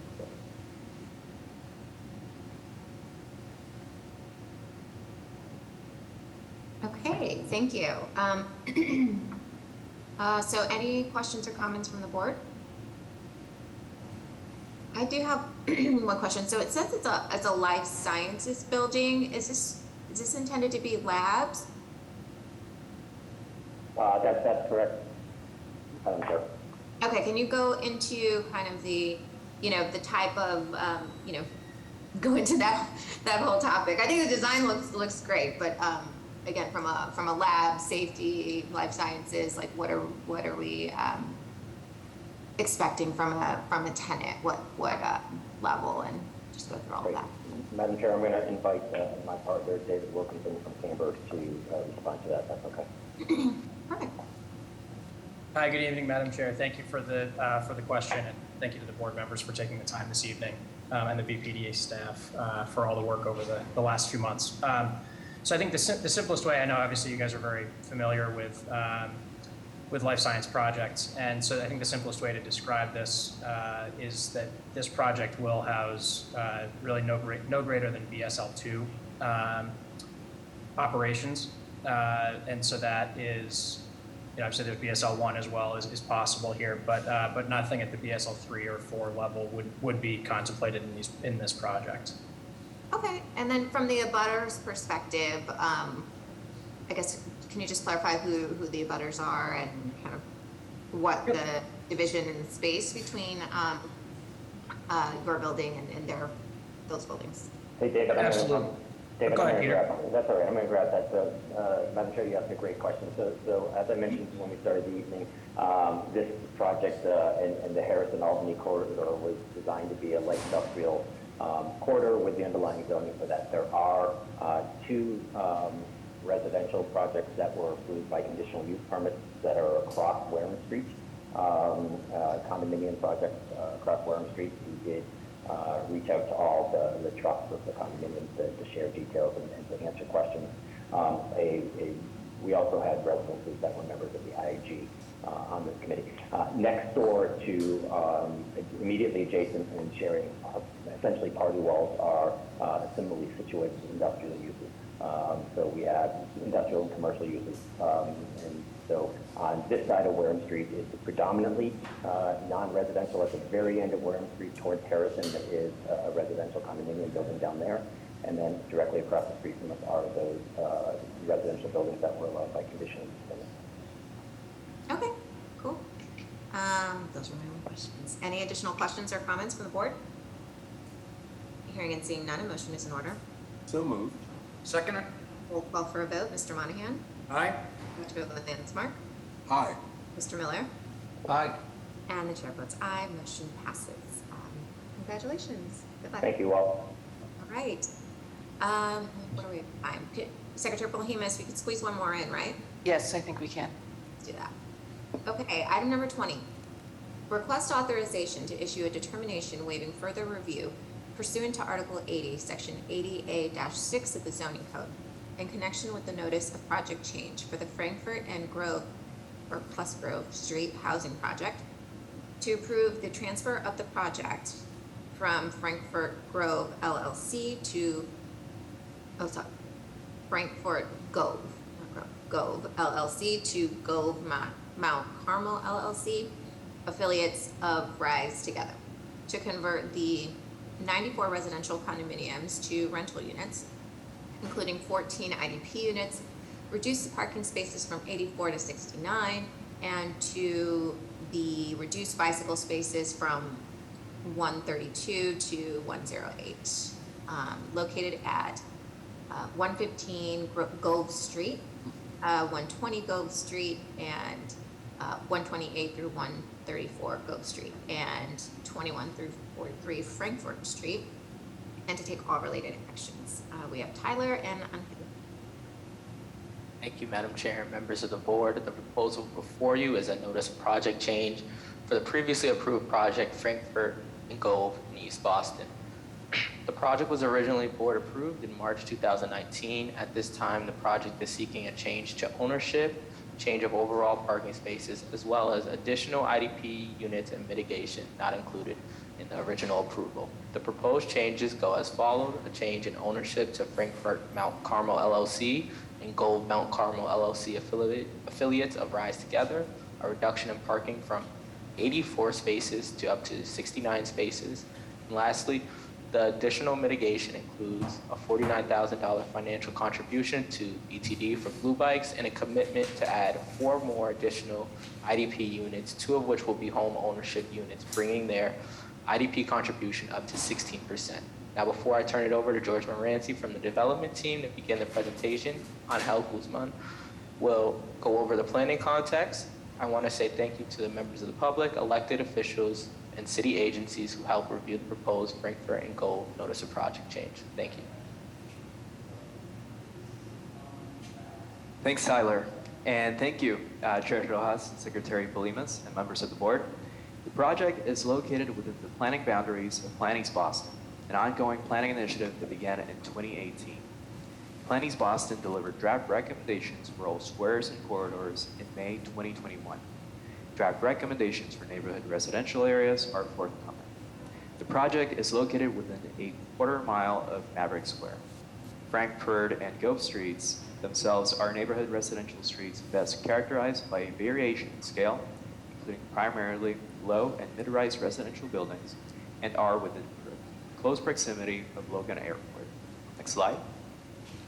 The key considerations of BPDA staff during the review of the NPC were to align the proposed parking ratio, the proposed change from condominiums to rental units in the new building, and to update the proposal to include compliance with draft recommendations presented in Planning's Boston, as well as BTD's 2021 bike parking guidelines and electric vehicle readiness policy, which were implemented after the project's initial approval.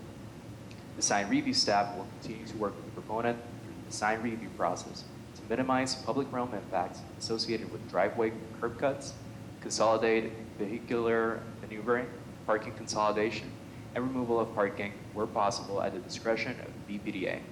Review staff will also work with the proponent to align the newly proposed rental units with appropriate residential affordability contributions as required by IDP.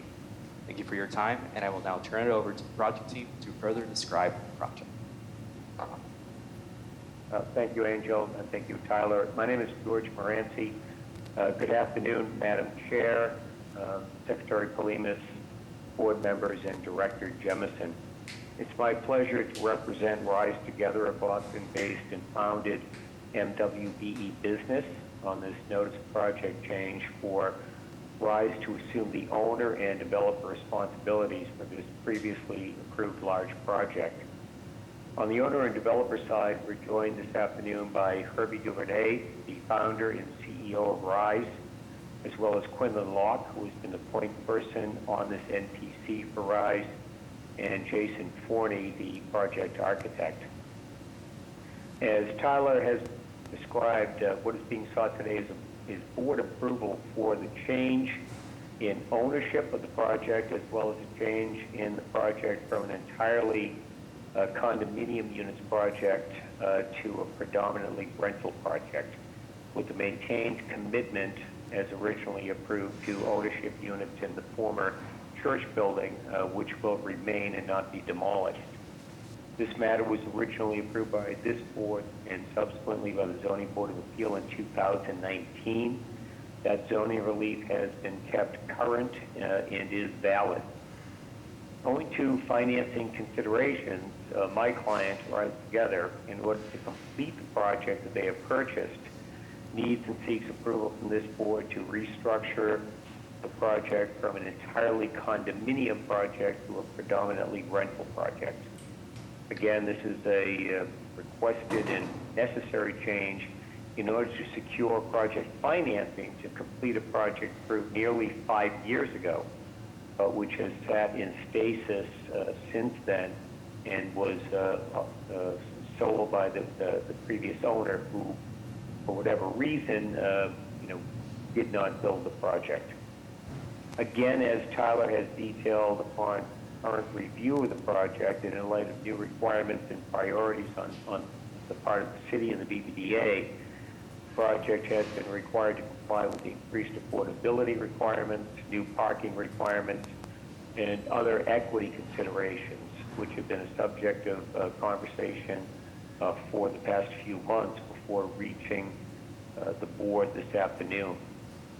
The development team understands the continued community concerns about the project and appreciates the communications which have been transmitted to the board and to elected officials. But the fact remains that this is a previously approved project which is changing only in terms of ownership. Again, I point out an ownership that is committed to and equipped to actually complete the project and provide over 100 new units of housing to the city, and to change from mostly home ownership units to mostly rental units. I will close by positing that our city needs both types of units, and that this change from condo units to rental units is not as consequential, perhaps, as some might suggest. And again, finally, to punctuate what Tyler said, in terms of what has happened with respect to the IDP commitment, there are 4 additional IDP units from what was originally proposed, and we hope that that makes this a better project for the city and for the BPDA and for the board. I'll pause and we'll take any questions that any members may have. Okay, thank you very much. Do we have any questions or comments from the board? Yeah, I have a question, and it's not just for this project, but if somebody from the team could help me, as the financing considerations have changed, we've got a lot of other similar projects that we'll be reviewing over the next couple of months. If you could give us some insight to what's changed in the market that really moved it from condominiums to rental. Thank you, Mr. Miller. That's a great question. Maybe Herbie Duvernay would want to take that, or Jimmy Grossman, maybe here.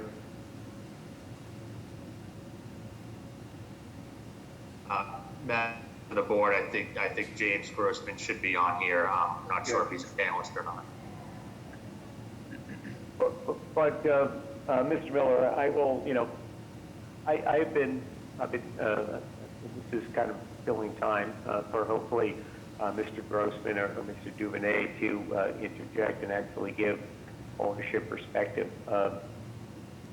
I'm seeing this a lot lately, as I'm sure this board is and probably will continue to, in terms of securing financing for projects.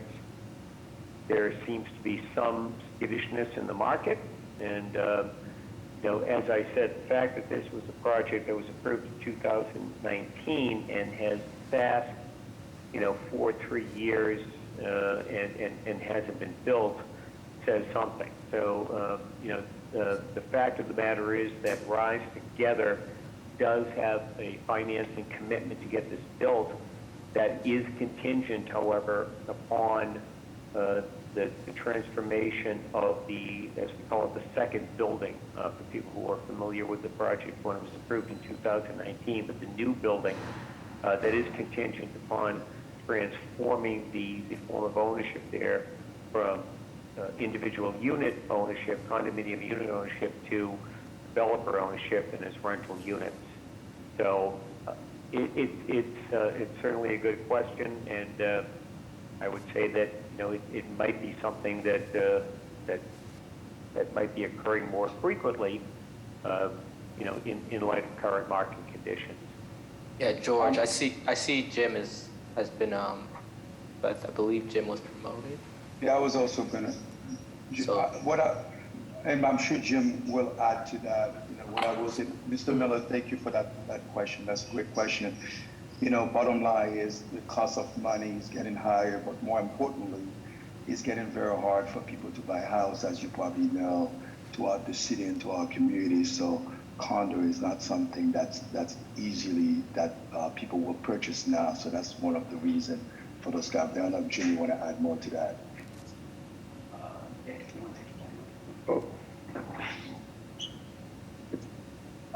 This is Jim Grossman here. I appreciate the time and the question, and I would say it really comes down to twofold.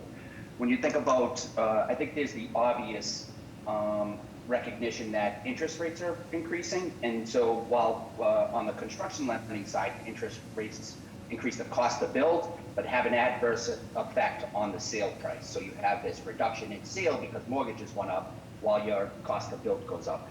But that's not it alone. It also has a component of scale. So a project of this scale and size requires really an institutional investment when you think about that. And in our case, these are pension funds. So whether they be building trade pension funds and or teachers union pension fund and different pension funds that are part of a programmatic JV with us, those different pension funds have requirements that require their investments to be REIT ready or essentially rental product. And so that it's really twofold that is creating this. You have the obvious economic reasons around basically around interest rates right now, but also from a scale perspective, as many of these projects come, I would imagine many of them have this scale challenge where the investors who tend to invest at something of this scale tend to be larger institutional investors that have covenants of what they can and cannot invest in. And that is the case here. Our investors are exactly that. Hopefully that answers.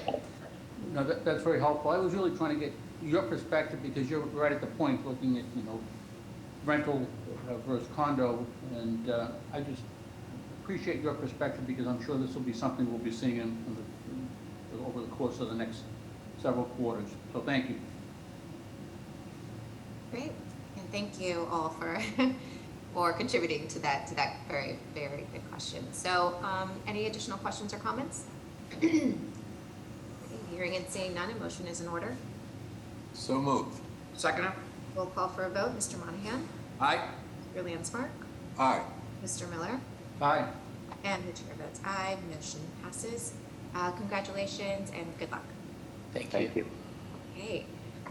So that was item number 20. Oh my gosh, we were like right at item number 21, which is the public hearing. So we're going to take a brief recess as we normally do before our public hearings. So let's go ahead and resume back in. Let's see, where's the? Let's just resume at 5:45. So great. Thank you so much, and we'll see you at 5:45. Thank you.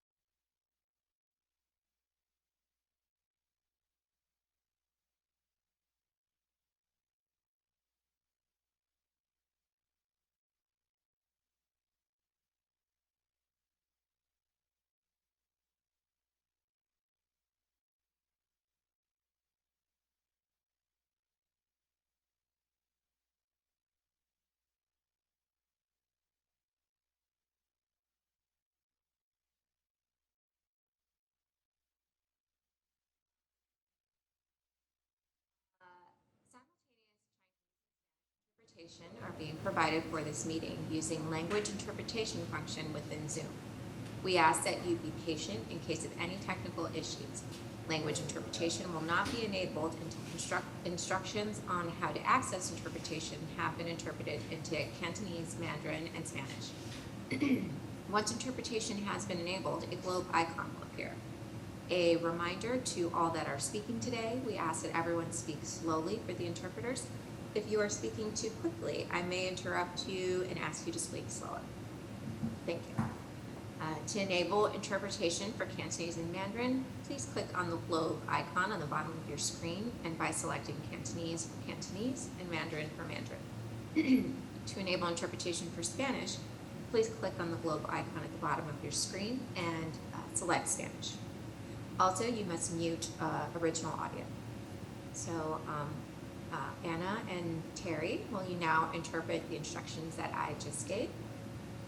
And then Sophia after that, but go ahead. Thank you, Madam Chair. Good evening, everyone. I'm Anna. I am your Cantonese interpreter for tonight's meeting. 大家好，我係 Anna， 我係今天晚上嘅廣東話同聲翻譯員。一陣間見到地球嘅時候，麻煩你撳落去揀 Cantonese， 咁你就係廣東話嘅翻譯頻道。用手機嘅話咧，撳咗3個點，再揀更多，就有到 Cantonese， 亦都有到廣東話嘅翻譯頻道咯。唔該晒，一陣間見。Your turn, Terry. Thank you, Anna. Hi everybody, my name is Terry. I will be your Mandarin interpreter for the meeting tonight. 大家好，我叫 Terry， 我会是你们的国语翻译。待会呢，屏幕下方会看到一个地球仪的图标，你点选地球仪的图标，然后再选择 Mandarin， 就可以听到国语的频道了。如果你是用手机或者是平板电脑上来的话呢，你可以选择屏幕下方的3个点，然后再选择语言的选项，也可以进入到 Mandarin， 也就是国语的频道。好的，谢谢大家 ，Thank you. Okay, and Sophia. Good evening, my name is Sofía and I will be the Spanish interpreter. Buenas noches, mi nombre es Sofía y seré el intérprete de español. Interpretación simultánea se dará en cantonés y mandarín y también en el español el día de hoy, en esta noche.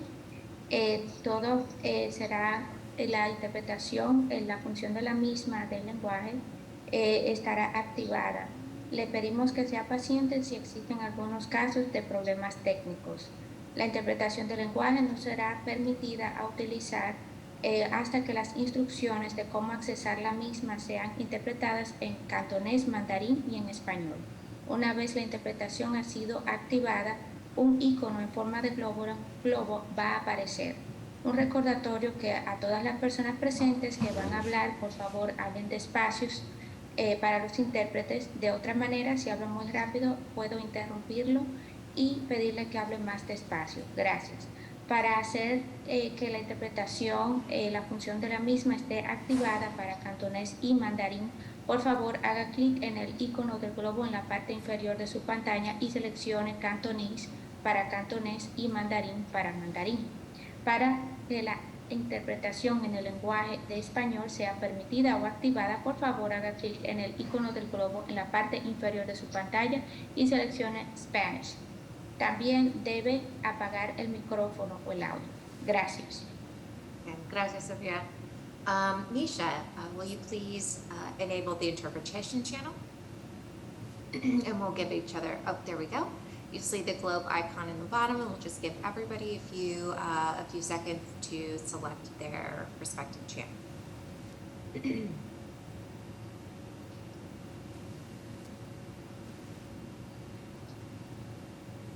Okay. If you are having difficulty activating interpretation, please call the phone number on the screen. Please take note of the phone number on the screen. If you have any difficulties later in the meeting, you may call that number. Okay. The project presentation has been translated into Cantonese, Mandarin, and Spanish and is available on the BPDA website at bostonplans.org/about-us/BPDA-board/meetings. Please take note of the website address on the screen to enable the translated project presentation. This is a public hearing before the Boston Redevelopment Authority doing business as the Boston Planning and Development Agency. being held in conformance with sections 80A-2 and 80D-5 of the Boston Zoning Code to consider the Berklee College of Music 2022 to 2024 Institutional Master Plan. This hearing was duly advertised on September 28th, 2022 in the Boston Herald. This is a BPDA hearing on a proposed petition by the agency. Staff members will first present their case and are subject to questioning by members of the agency. Thereafter, anyone who wishes to testify about the proposed project will be afforded an opportunity. We are taking support and opposition at the same time. If you are planning to testify, please take time now to verify that your computer microphone is active. Click on the hand icon on your Zoom control panel. This will signal to the staff that you would like to speak. When your hand is raised, it will be blue. If you are calling into the meeting and would like to testify, please dial *9 to raise your hand. When I call for all testimony, staff will announce your name and allow you to talk. You must unmute your microphone and your webcam will not be active. In an effort to accommodate all who would like to speak about this proposal, each person will be given up to 2 minutes to comment. BPDA staff will indicate when 30 seconds remain. At that time, please conclude your remarks so that the hearing may continue and others may be heard. At the conclusion of all oral testimony, any email testimony will be read aloud. Finally, the proponents are allowed a period of 5 to 10 minutes for rebuttal if they so desire, and Mr. Nick Carter will now begin the presentation. Thank you, Madam Chair, members of the board, Director Jemison, and Secretary Polimas. We are here before you this evening to present the 2022 to 2024 Berklee College of Music Institutional Master Plan. The IMP, which was submitted to the BPDA on June 27, 2022, largely focuses on the merger of Berklee College of Music and the Boston Conservatory of Music. The merger, which took place on June of 2016, allows Berklee to leverage the individual strengths of both institutions in co-designing new courses and hybrid programs not possible elsewhere by expanding the faculty and campus of the college to accommodate these new offerings. The 2022 to 2024 IMP also includes updates on key projects as well as the contemplation of future projects for the college. Importantly, the IMP includes the renovation of the recently acquired private dorm with 110 beds at 12 Hemingway Street. The renovation will be largely interior with the exception of the removal of an outdoor lift on the exterior of the building. The acquisition and renovation of the building will contribute to Berklee's goal of housing 50% of the student body on campus.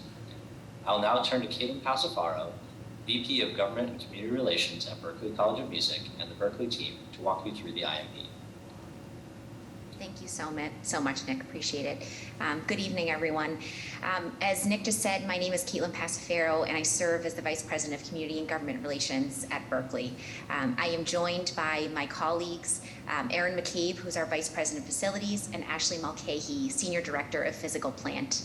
As Nick mentioned, we are before you tonight to discuss a 2-year institutional master plan containing one project at 12 Hemingway Street. Berklee purchased this building in 2021 with hopes of utilizing it as a dorm in order to achieve our goal of increasing on-campus housing. As Nick stated, the building is currently used as private student housing. This is the first IMP submission since Berklee College of Music merged with the Boston Conservatory in 2016. Prior to getting into project specifics, a little bit about Berklee. Located in the Fenway and Back Bay neighborhoods of the city, Berklee is the premier institute of music and the performing arts with campus locations in Valencia, Spain, Abu Dhabi, and New York City, with our home base, of course, being the city of Boston.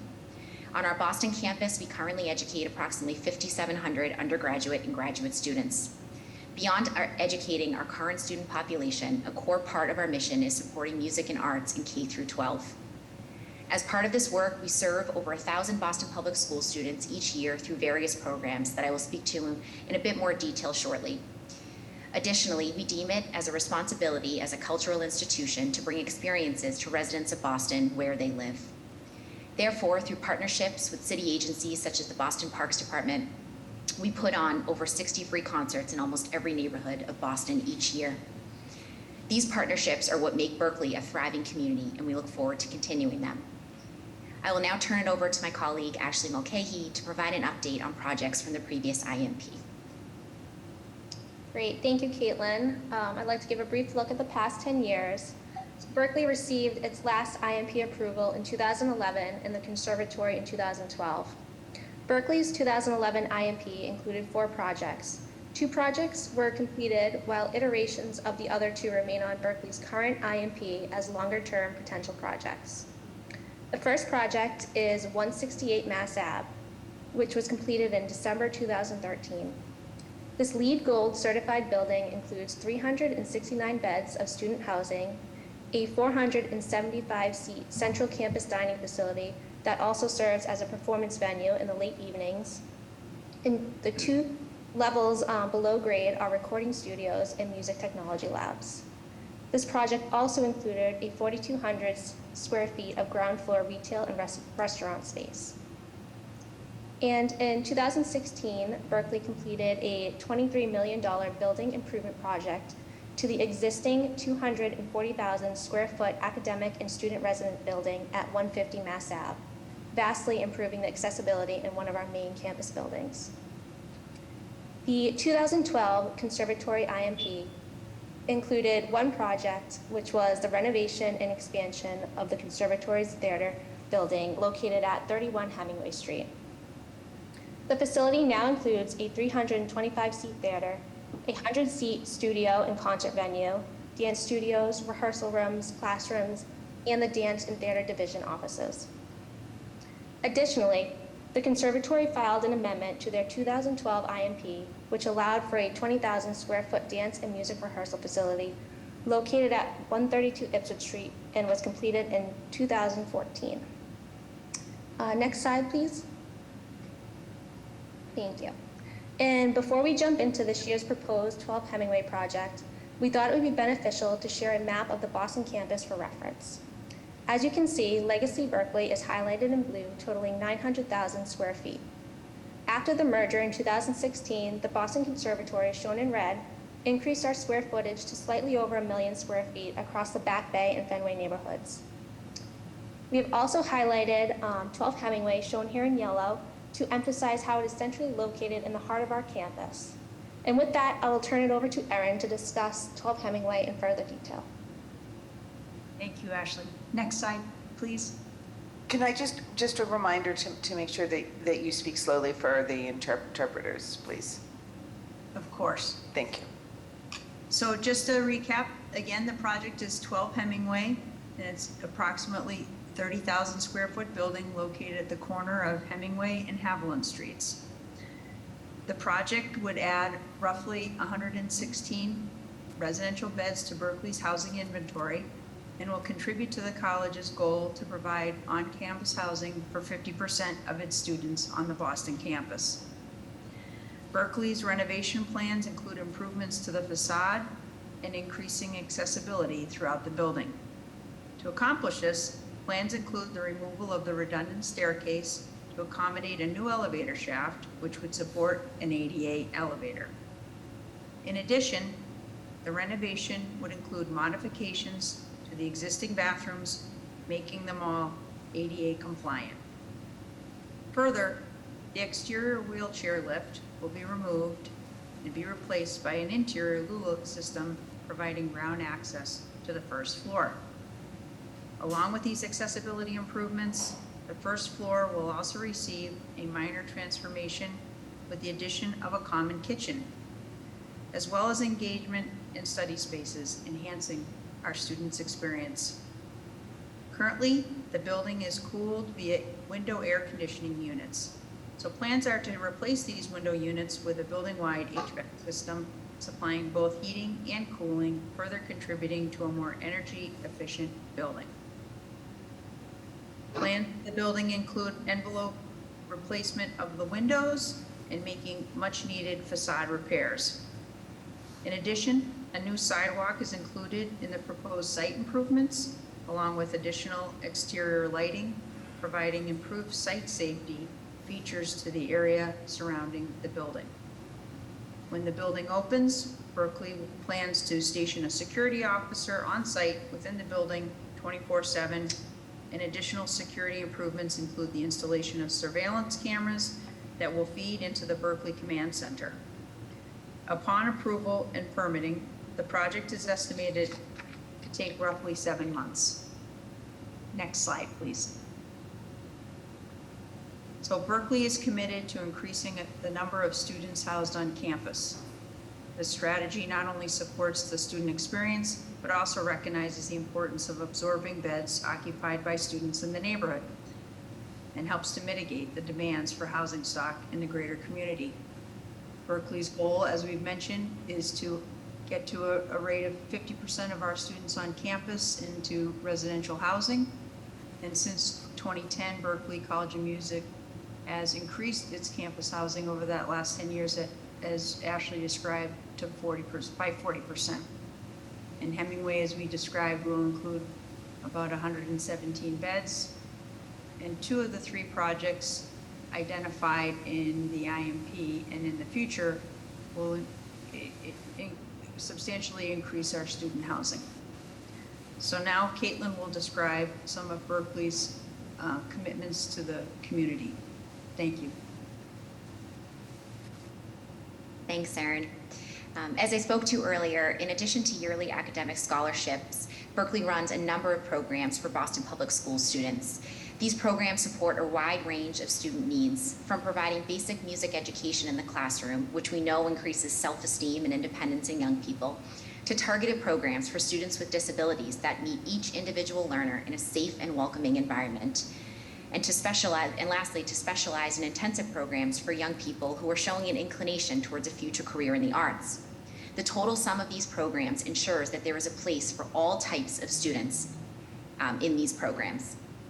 Furthermore, the Center for Music Therapy at Berkeley works with organizations across the greater Boston area to use music as a tool to impact the overall physical, social, and emotional health of children, adolescents, and adults in our community. This is relatively new and groundbreaking work that Berkeley has become a national leader on right here from Boston. Next slide, please. Caitlin, can you slow down just a little bit? Oh, sure. Sorry, Teresa. Thank you. Sorry. Understanding that our institutional footprint also has a localized impact, we are proposing new ways to support our surrounding community through this IMP. This includes more frequent care of the streetscape around our campus, sidewalk and lighting upgrades surrounding the 12 Hemingway Street project, as Erin mentioned. And finally, we'd like to use this 2-year IMP period as a pilot for a community-driven grant program that will support local initiatives.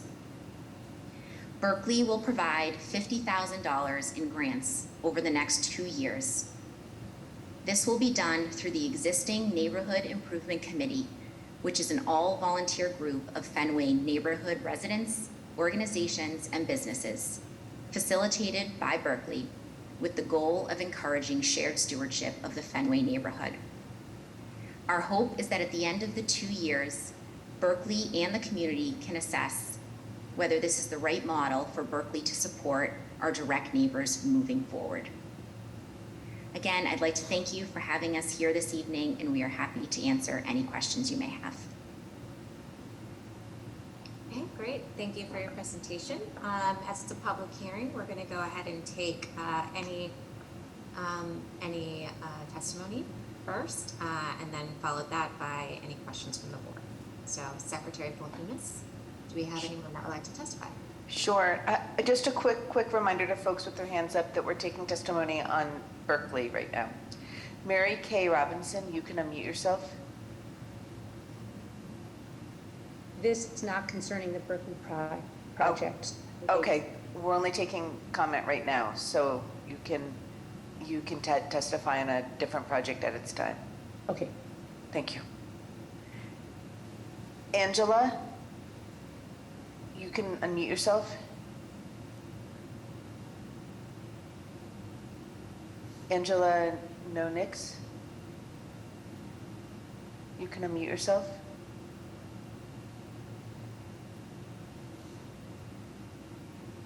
Okay. Angela, if you're having trouble, you can dial 617-918-4254 and they will connect you to us. Michael Burns, you can unmute yourself.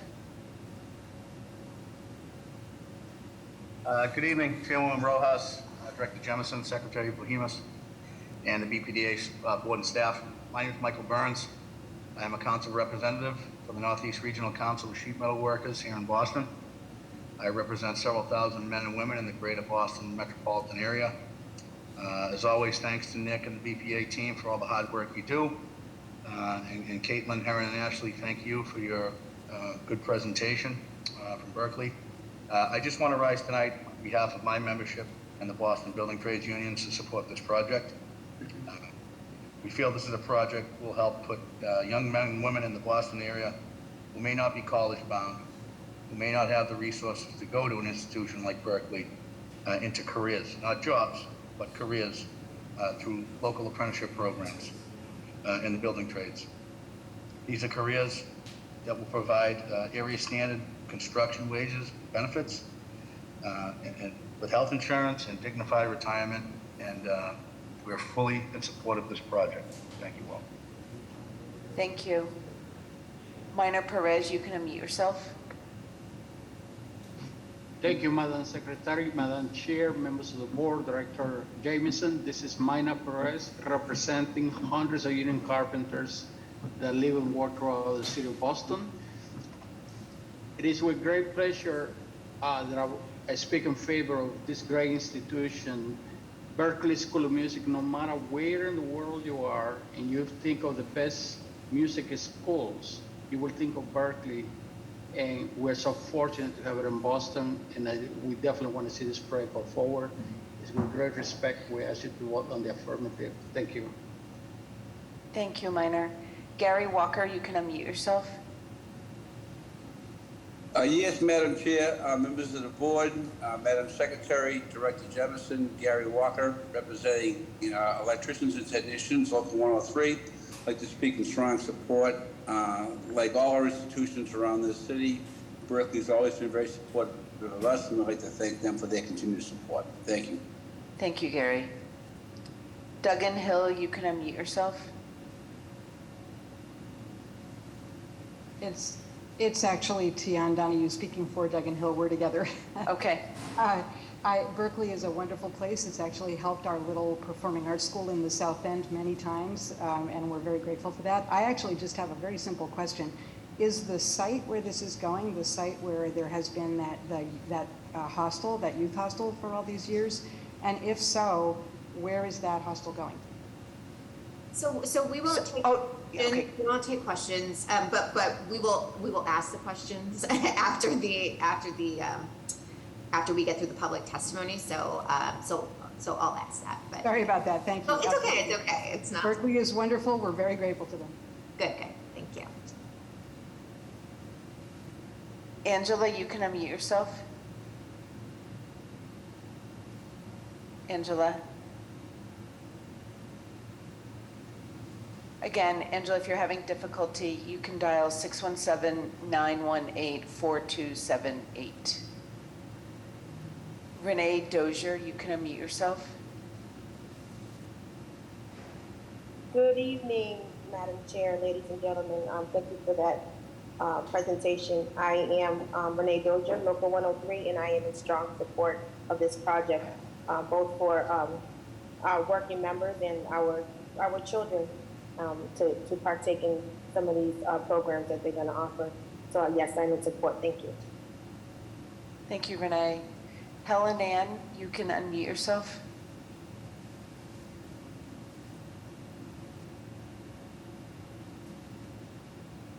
Helen Ann, you can unmute yourself. All right. Ronnie, you can unmute yourself. Thank you, Madam Chair. Ronnie Raj Verma, IBEW Local 103 Boston. And I just wanted to take a moment to voice strong support for this project. I think it'll be tremendous help to the neighborhood, to our children, to build careers and bring strong economic jobs to the area. So I just wanted to bring strong support for this project. Thank you, Ronnie. Does anyone else wish to testify on this project? Please raise your virtual hand. Madam Chair, this concludes the public hearing portion of this item. We do have the one letter from Councilor Bach. Sure, go ahead. We received this letter this afternoon, and it is a letter of support. Councilor Bach asked me to summarize it, given its length. Again, she's in very strong support of the institution and all that it does for the city and the various neighborhoods that it impacts. In particular, she is very supportive of climate resiliency and workforce education and support that the professors and all the staff members receive at Berkeley. And she does expect that in the future iteration of the IMP, the upcoming 10-year IMP, that there will be a continued discussion around the housing issues that are presented, as you've heard in this presentation, and getting Berkeley closer to that 50% mark of housing students on campus. Thank you. Okay, great. So do we have any questions or comments from the board? So I just want to say, again, I appreciate your presentation and your organization's commitment to, not only to your students, but to the entire Boston community and the world. So with that, a motion is in order. Terrific school, so moved. Second. Roll call for a vote. Mr. Monahan? Aye. Mr. Lansmore? Aye. Mr. Miller? Aye. And the chair votes aye. Motion passes. Congratulations. Good luck. Thank you. Thank you. Okay, so let's move on to the next item. It's also a public hearing. So this is a public hearing before the Boston Redevelopment Authority, doing business as the Boston Planning and Development Agency, being held in conformance with Articles 80B and 80C of the Boston Zoning Code, to consider the 244 through 284 A Street project, Sixth Amendment to Plan Development Area number 69, the 100 acres, and Plan Development Area for PDA number 69, the 100 acres in the South Boston waterfront, and to consider the 244 through 284 project as a development impact project. This hearing was duly advertised on September 28, 2022 in the Boston Herald. This is a BPDA hearing on a proposed petition by the agency. Staff members will first present their case and are subject to questioning by members of the agency. Thereafter, anyone who wishes to testify about the proposed project will be afforded an opportunity. We are taking both support and opposition at the same time. If you are planning to testify, please take time now to verify that your computer microphone is active. Click the hand icon on your Zoom control panel. This will signal to the staff that you would like to speak. When your hand is raised, it will be blue. If you are calling into the meeting and would like to testify, please dial *9 to raise your hand. When I call for all testimony, staff will announce your name and allow you to talk. You must unmute your microphone and your webcam will not be active. In an effort to accommodate all who would like to speak about this proposal, each person will be given up to 2 minutes to comment. BPDA staff will indicate when 30 seconds remain. And at that time, please conclude your remarks so that the hearing may continue and others may be heard. At the conclusion of all oral testimony, any email testimony will be read aloud. And finally, the proponents are allowed a period of 5 to 10 minutes for rebuttal if they so desire. Mr. Michael Sinatra will now begin the presentation. Michael. Thank you, Madam Chair, members of the board, Madam Secretary and Director Jemison. Michael Sinatra, Senior Project Manager with the BPDA. The project before you this evening is the 244-284 A Street project in the South Boston waterfront. The existing site is part of Plan Development Area number 69, the 100 acres. We are seeking approval tonight for Article 80B large project, the Sixth Amendment to PDA number 69, and a new development plan, as well as approval for a development impact project. The proposal includes 3 buildings totaling approximately 1,098,292 feet of gross floor area. The first building, Building G4, will be a residential building consisting of 340 units of rental housing. 20% of the units, or 68 units, will be designated for IDP, of which approximately 75% of those will be designated for artist live-work units. The second building, Building G5, will consist of commercial, retail, and areas of public accommodation. And the third building, Building G6, will consist of lab and R&D.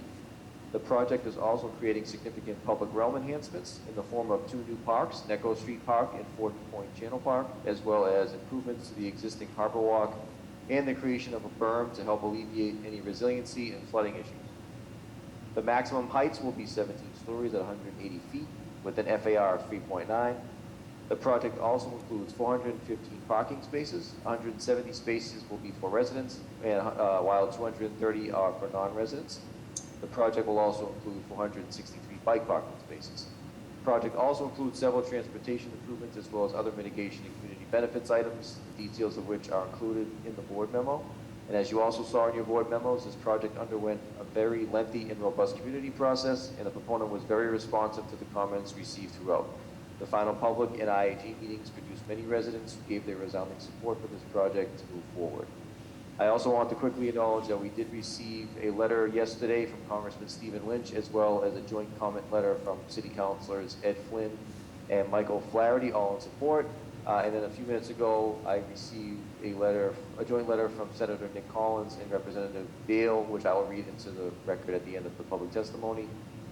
It is estimated that this project will create approximately 2,000 construction jobs and 3,000 permanent jobs, and that the total development cost will be $1.2 billion. I will now turn it over to Rich McGinnis to run through the planning context, and then to the development team from Related Bale to run through their presentation, after which we would be happy to take any questions or comments that you may have. Thank you. Thank you, Michael. Thank you, Madam Chair, members of the board, Director Jemison, and Secretary Palimas. My name is Richard McGinnis. I'm Deputy Director for Climate Change Environmental Planning. This project is within 100 acres master planning area, which was adopted by the board in 2006, and the South Boston Waterfront Municipal Harbor Plan Amendment, which was approved in 2009. That established a framework for redeveloping underutilized land and parking lots surrounding the Fort Point neighborhood in South Boston as a vibrant mixed-use district with development build-out tied to available and projected transit infrastructure capacity. The plan looked to preserve industrial land uses while accommodating an increased mix of commercial and residential uses. The plan is reflected in the zoning embedded in Plan Development Area number 69. The project reflects the city's current goals and objectives regarding climate resilience, green building, and transportation planning that evolved considerably since 2006. The site is also subject to multiple layers of federal, state, and city waterfront regulations, and is in a current FEMA flood hazard zone, is subject to Chapter 91 regulations, and is within the Coastal Flood Resilience Overlay District that the board approved last year. All of these regulations have been integrated into the site design and inform the overall layout of the site. Chapter 91 regulations require facilities of public accommodation, such as restaurant, retail, civic, cultural, and educational spaces. The Chapter 91 regulations also require physical features and programming to activate the Fort Point Channel as guided by the Fort Point Channel Watershed Activation Plan that was adopted by the board back in 2002. The Coastal Flood Resilience Overlay District requires that finished floor areas be elevated above the sea level rise base flood elevation, achieved in this project through construction of resilience improvements integrated into its open space and elevation of the site. Next slide, please. The project is located within an area covered by the draft 4.100 acres open space concept plan that was published in 2020 that established more detailed park designs across the area as part of an open space network. The plan included priorities to strengthen connections to the waterfront, create a more resilient community, and expand recreation events, including an amphitheater and green space access, underscoring the need for more inclusive and equitable public realm in the South Boston Waterfront District. This planning effort directly informs the public realm enhancements included in the project, which advance planning for improvements in climate resilience measures, integrated in the Harbor Walk and the berm component of the city's coastal resilience solutions for South Boston. The project is in alignment and improves the city's FEMA 4-point pre-disaster mitigation project, and our hope is that this project advances ahead or concurrent with our effort. Next slide, please. Other features to point out that there's a significant reduction in vehicular roadways and parking facilities compared to the 2006 plan. The 2006 plan suggested that the open space be transferred to a public entity or nonprofit for care and custody. We're pleased to note that the project's new parks will be transferred to the Boston Parks Department. The project will provide 15,000 square feet of civic cultural space in support of the 4 Point artist community, and also to develop an inclusive waterfront destination for all of our residents. There are distinctions between the project and the planning and zoning that reflect the city's objectives for climate resilience and transportation access. Also, while the project is consistent with the allowed building volume, the limitations of lot coverage, building setbacks, and enhanced open space, combined with the structural limitations of Interstate 90 highway tunnel that runs under the project site, not factored into the 2006 plan, require that 2 of the 3 buildings be taller than planned. These buildings have been analyzed for wind and shadow impacts, and any cumulative impacts are balanced by more green space and other exceptional public benefits that you'll hear in the project description. The project is providing the required 1/3 building volume of residential use and is providing 20% of these units to meet the city's affordable housing policies to address the overall reduction of residential uses in the 100 acres planning area, creating an opportunity for family-sized units and artist-live workspace. During project review, staff focused on the alignment of the revised plans with updated planning for the area and citywide goals, including advancing the highest quality resiliency and open space improvements, guaranteeing public access through the site, advancing district-level frameworks for connectivity. Review also focused on features unique to lab science buildings, including design review of mechanical systems for their effect on the public realm. After board approval, the project will proceed to the Zoning Commission. The project will also be subject to the state's Chapter 91 licensing process.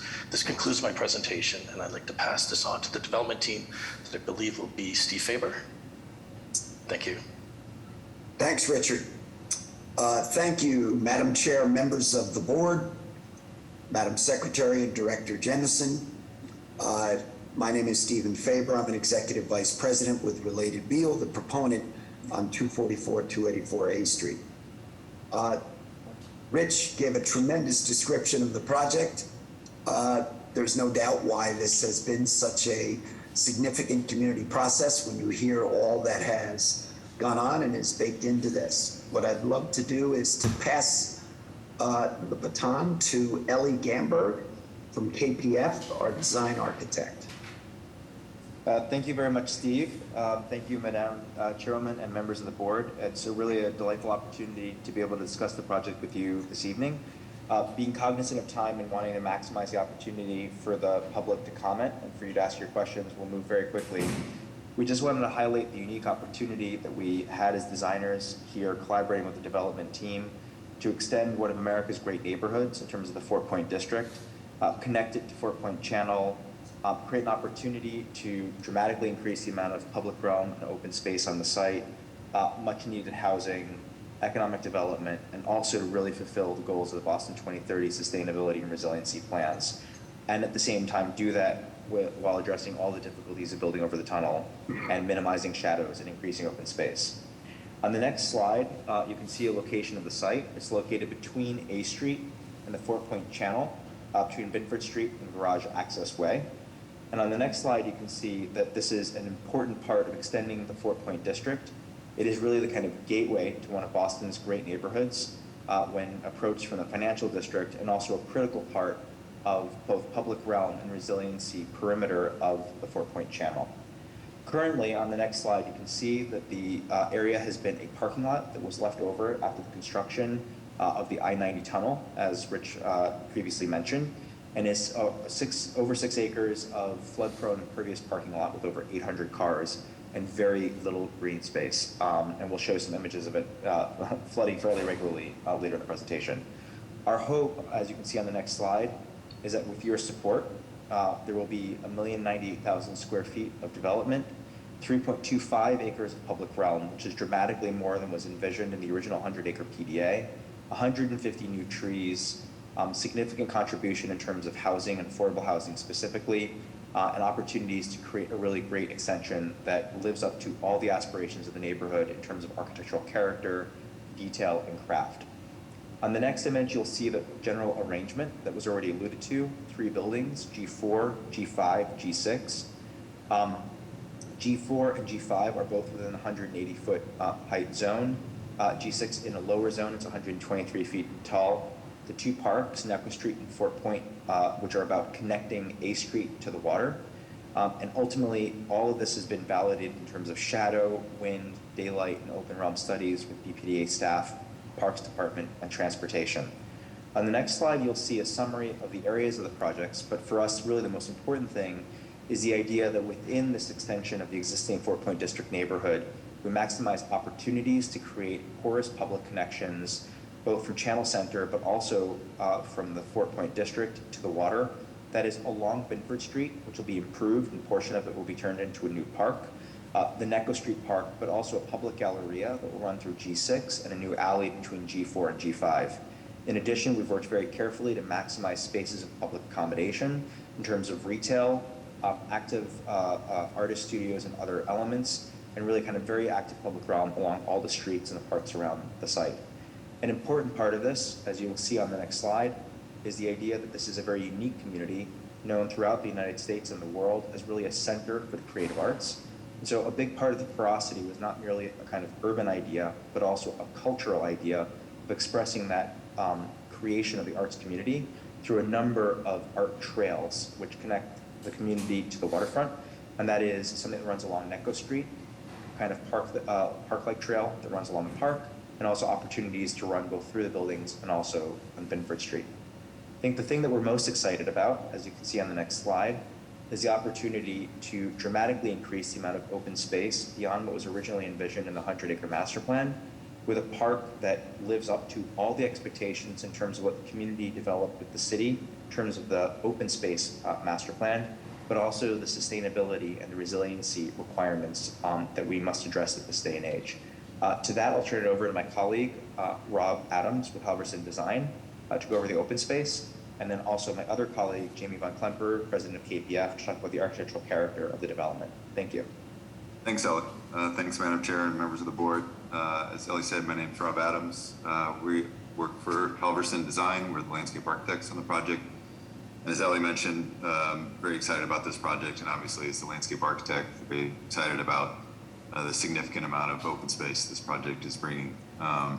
Tonight, I'm going to briefly walk you through some of the exterior spaces, focusing primarily on the two large parks, which, as Rich mentioned, are being transferred to City of Boston Parks. Shown here in this image is the largest of the two parks, and you can see essentially the civic lawn spreading out within this park, and then the Fort Point Channel in the background. In contrast, on the next slide, as you move towards the water into a smaller, more garden room, you can see the attention to texture, detail, a variety of seating elements, etc. And I think before going further, it's important to note, I know Rich brought it up, but I think it's been a crucial part of this project. The program and the character that talking tonight, and you'll see in these slides, is really a result and directly reflects the engagement with the community and following in the footsteps of the work that the city and community did around the 100 acres open space master plan. It was really the roadmap for the work we've done tonight. And so you'll see on the next slide a highlight of that. This is an interactive water feature, essentially right in the middle of the westernmost park. And it is in keeping with, again, the direction and the program developed around that 100-acre master plan. And then next, as you move on the next slide, as you continue to move to the water, this is what we've kind of tongue-in-cheek called the aha moment. The spot right before the Fort Point Channel kind of opens up and unveils to you. And again, I think it's important to note the variety of seating, the diversity of seating elements, and also the mixing of hard and softscape. I think the term urban wild was used within the 100 acres open space as well as community outreach. And so really the attempt of bringing the textures of the softscape and the green material forward was a key objective of this project. Next, I think really the highlight of the space is as you move down towards the Harbor Walk. You can see the continuous Harbor Walk running north-south, connecting to our neighbors to the north.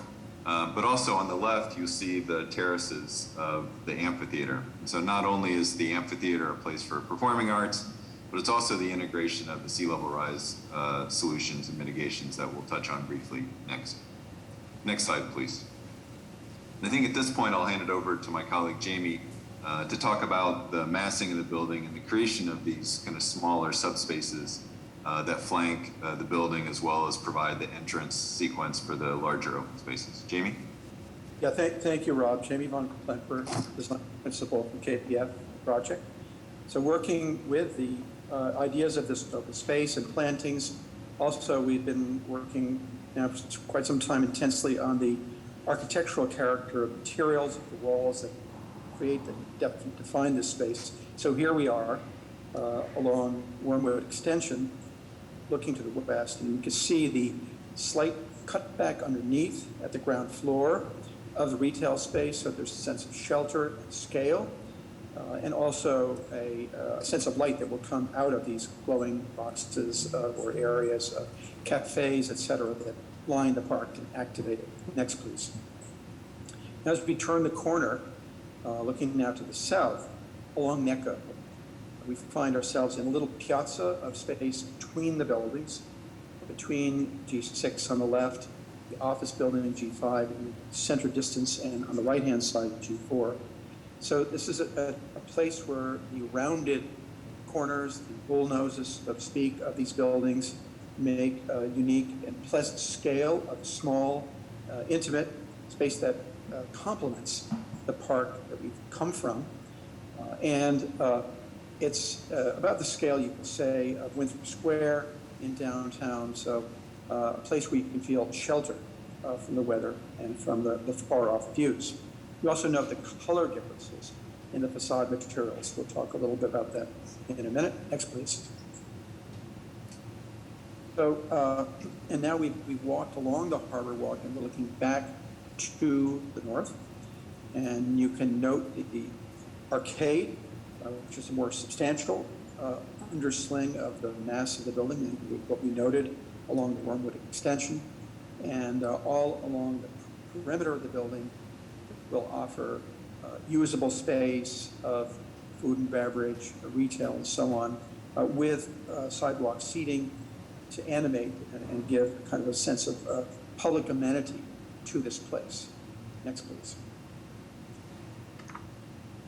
As we back up now in the park that Rob talked about, you could see the facade of G6, and previously there had been more mechanical penthouse equipment jutting up and coming above the parapet of the building.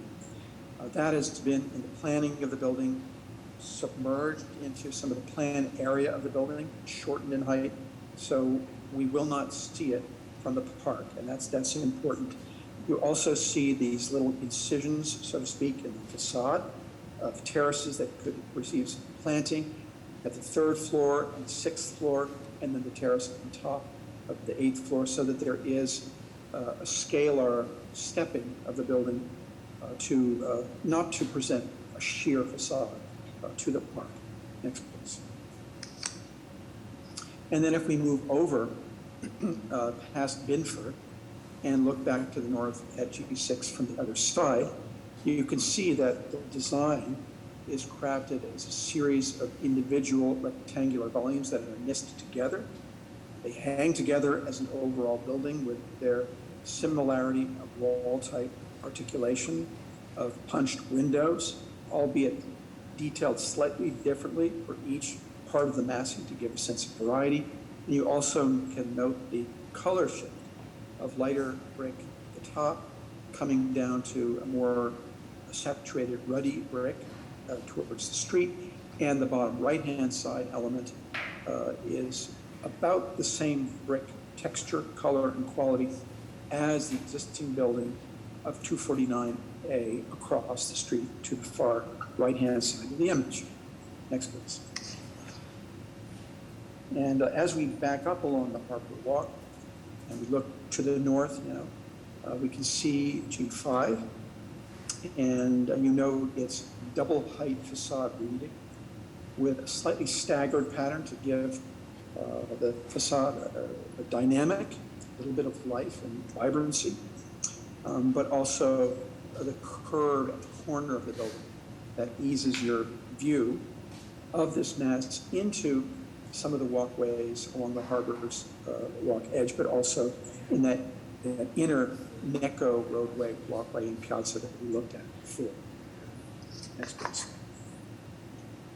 And now I'll hand it back to Rob, just noting first of all that, or as we handed over, that the area shown in yellow, the usable retail active space, and community space, is very much enlivening a great proportion of the periphery of these buildings, and that also in purple, where you see noted G6, there is a galleria leading all the way through to the water to the north. Thanks. Rob?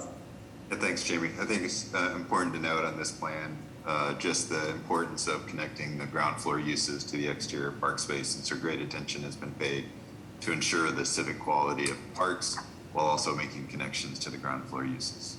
And then in the next series of slides, just quickly, it's important to note, I think Rich mentioned it, and I think this slide is pretty powerful to show the proximity of the site and its vulnerability against the Fort Point and rising sea levels. And on the next slide, we were fortunate to be on the Climate Ready South Boston, and then which identified the risk, and so you can see that clearly on this project.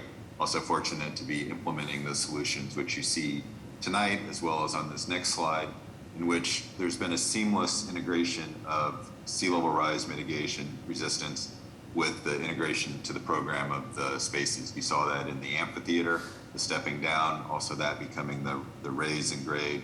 And what's really unique about this project, as you can see in that section on the upper left, rather than just a simple hump or berm, we've been able to raise the entire site's grade about 5 to 6 feet at that very westerly edge, and connect it to our neighbors to the north and south to make provisions for the future work that the city is doing to the south. So it's been a really well thought out integrated process from literally the beginning of Climate Ready South Boston to today.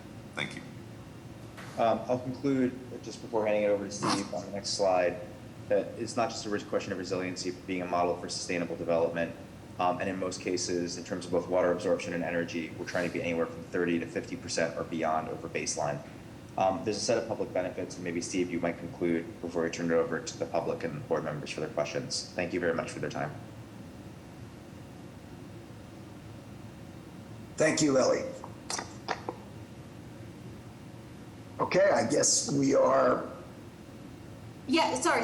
Were you gonna say something? I thought we had a couple of extra slides, but that's okay. I think we've talked about everything, and we're happy to take questions at this time. Okay. Yeah, so let's go ahead.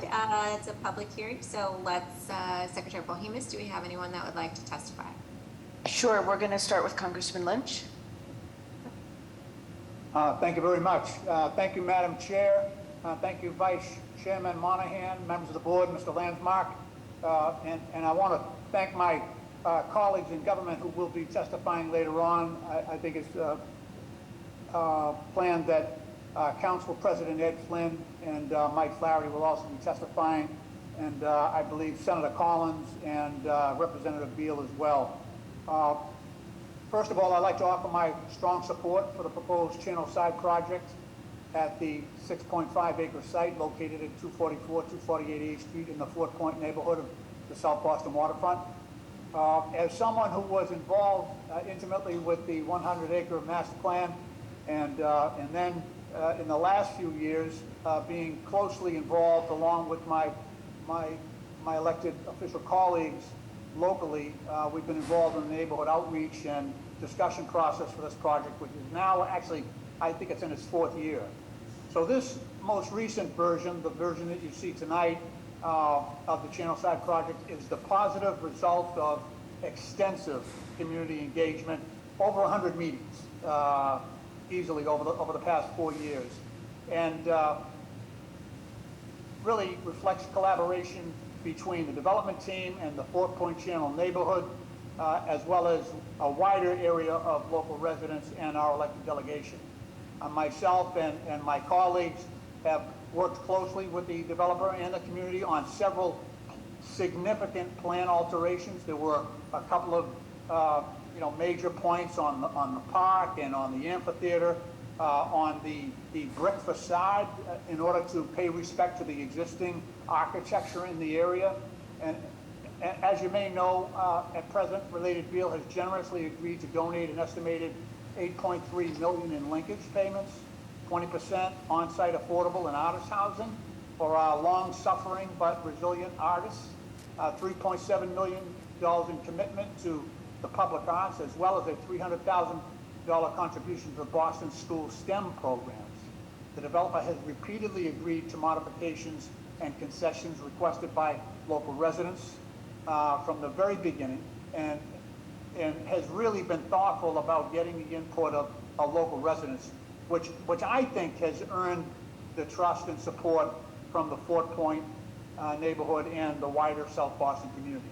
The project's mix of commercial, residential, and artist live-work housing with a major 1-acre park and a 900-seat performing arts amphitheater will be transformational in this area. In total, it will provide an improved balance of live-work, recreation, entertainment, and as well as civic and cultural opportunities in an already dense residential neighborhood. So these new uses will also create opportunities for local jobs, and I do look forward to continuing to work on that aspect of this with the developers of the Fort Point Channel and the Fort Point Channel neighborhood as well, and as well your agency as this project moves forward. Simply put, and frankly, this project, and again, as someone who was involved in the 100-acre planning process, this project as currently configured exceeds my hopes and expectations. I believe that in this project, Related Beal has set really a new standard for commitment to the impacted residents in this area and residents across the city, and that we should require all projects of this size and impact to meet a similar standard. And with that, I'm hopeful you'll vote to approve this proposal. I want to thank you again for your courtesy in allowing me to be heard here and to have an opportunity to provide input during this review period. Thank you, and I yield back. Thank you, Congressman. Councillor Flynn? Thank you, Madam Chair, Madam Secretary, members of the board, Director Jameson. I'll try to summarize my support here as well. I enthusiastically support this proposal. I'll try to highlight some of the points I want to make on this for the reasons why. But after an extensive community process, the development team worked closely with the residents. The development team worked closely with the South Boston elected officials. They were accommodating. They listened. They met with us. They met with the community, and they not just listened, they implemented a lot of what the community asked for. As the Congressman mentioned, this was really an example of how to have a development team work with residents and work with the BPDA. I want to say thank you to Rich McGinnis as well in the development team.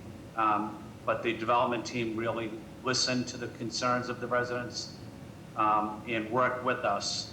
And want to say thank you to Steve, but also to the government affairs team as well. It's also important to get our economy working again, and construction will certainly play a key role in that. So I believe this project will be a valuable addition to our district, to our city. It's going to put people back to work, and we desperately need that at this time in our city. Thank you, Madam Chair, and the board for giving me this opportunity to speak on behalf of my constituents. Thank you. Thank you, Council President. Haley Dillon is on from the Senator's office.